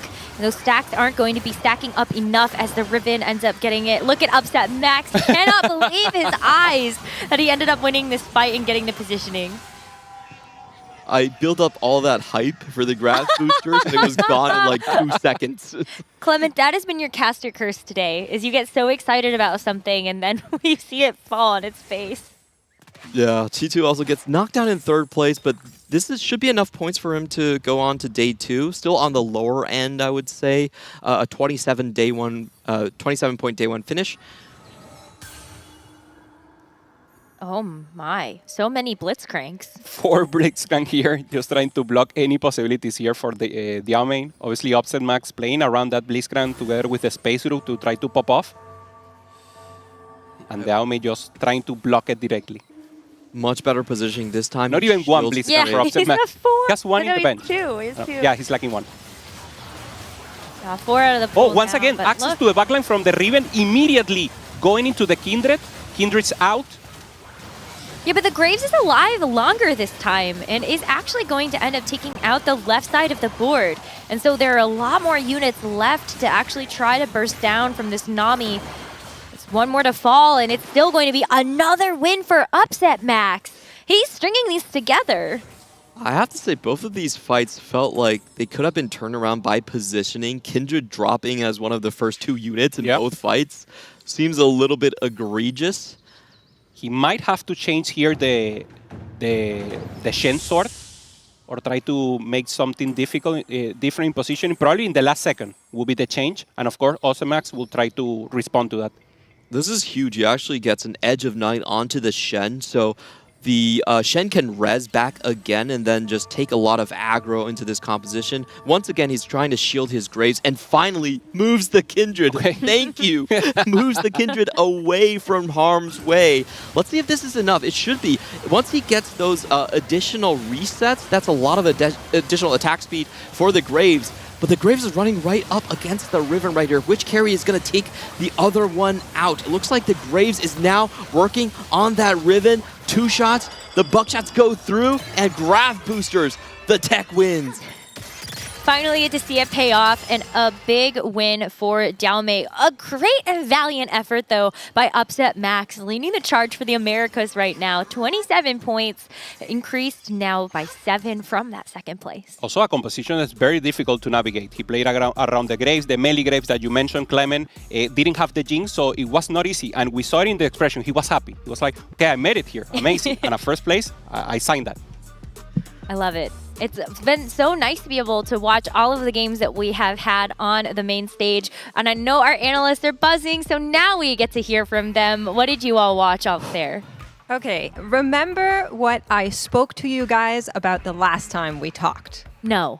The heavy is the crown. Okay, yes. That was Bra, who, this time around, not in this lobby, but there were 2 players who played heavy is the crown, and they went 6-7. But that's not the big story here. Sorry, I had to. But that's not the big story here because all of your pick'ems are ruined. What did you pick for lowest HP win? I said 6 1. HP. 1. 6 HP? Clement. I usually go single digits. Like, I go 1 as well. It's always 1, yeah. Always 1. It is 1. Title takes the lobby with a single HP and a dream on Space Grooves. It was a soul as a god, so all of our players were scrambling for emblems. Some of them, unfortunately, got caught in the crossfire. Conda, unable to escape the clutches from elimination, took an 8th place. Wasn't good enough, but another America's favorite was in that lobby, and that was Dish. And I was watching, and I was checking if he can make it and put some distance between him and that elimination bracket. And he played a really interesting game because he was on that Primordian, and I thought he was going to play Jinx. Then Sappho somehow had a Jinx 3, so he wasn't playing Jinx. He instead plays around a Misfortune. Then you think, okay, we might be playing Challengers. We have that Misfortune on level 8. And the next time I looked at the board, there were 5 Nova, Sniper, Kindred, plus Azaya and a Morgana. Just a nice little assembly of units that we usually don't see together, but it was good enough to bring him into that 4th place, which should put him in a safe position. Makes it some really fun stories to tell you all.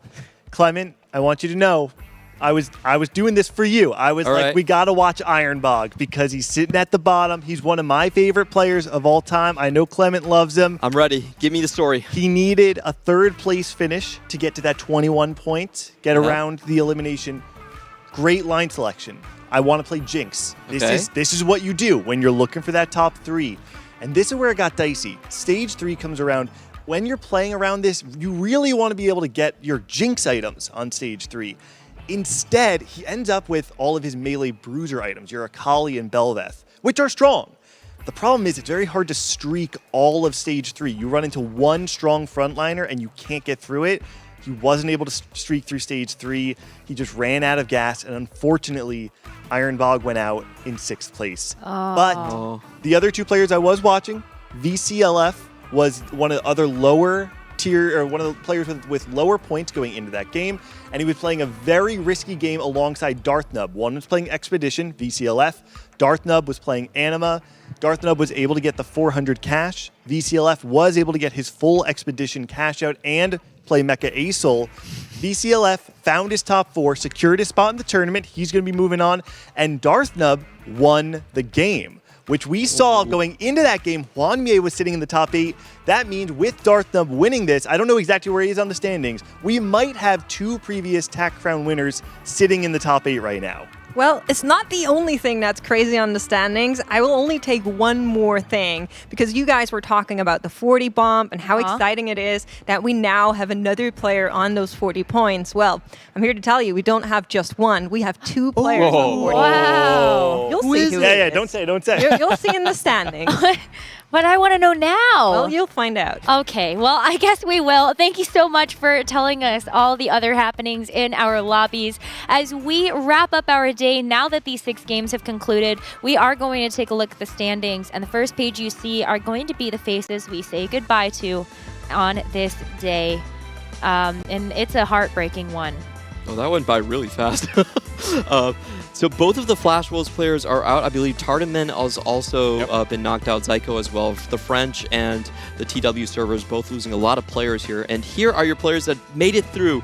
Kai Wang on 1 point over the bridge does survive. We're going back to the last graphic to just say goodbye to some of these heavyweight players. AQNH, Ironbog, Soil, one of the 3 players that we considered heavyweights out of the APAC region, eliminated. Stepia as well, another A-tier player. What is going on? Tardman also jinxed by Panda. Was his selection directly. People Glad, who also had possibility, and Soil. I mean, the player from Korea making that possibility of happening, and it just wasn't enough. And these players, for the next one, for tomorrow, Necra, will be in danger zone. Yeah, I mean, it's going to be a tough road. Kai Wing and Xiaoge actually barely missing out on that elimination. 21 points. It can happen, but the eliminations are going to come through quick and fast tomorrow, so you don't have a lot of room for error. As we continue to work up through the standings, though, we will see that Dish Soap is still in the game, has a chance to be able to get the triple crown. And we are also not going to see Hwanmie on this page, so it looks like he might have finished with an even better run today. Yeah, was top 8 in the previous Game 5 when we saw him. Okay. But does move down to 12 positioning. So did take a bit of a loss here. Lisa also falling out of the top 8. But we got K3 Soju moving up the rankings. It was hovering about 17, 19 position right now. But after that 2nd place, now up to 32 points. Is it it's Jedusaur that got the 2nd 40 bomb. I now see why Makes is very happy about this. EMEA having a great day so far with Jedusaur. And while we did lose 4 APAC players, Clement, we got 3 on this first page. Is this the first time we don't have a single CM player in the top 8 after day 1? They are not in the top 8, but there were like 9 in the top 24. Oh, that's like in the next and the previous slide, I saw a lot of CN. So even though they're not in the top, they are very scary to get there. Yes, absolutely. Well, it's been a fantastic day of competition, but we do have an interview with one of our top competitors of the day, Brahu, on the line with us. It's so good to have you. Congratulations on your performance today. How are you feeling being at your first Tactician's crown? I'm feeling pretty good. Honestly, I was feeling like the most confident I've been like going into a tournament.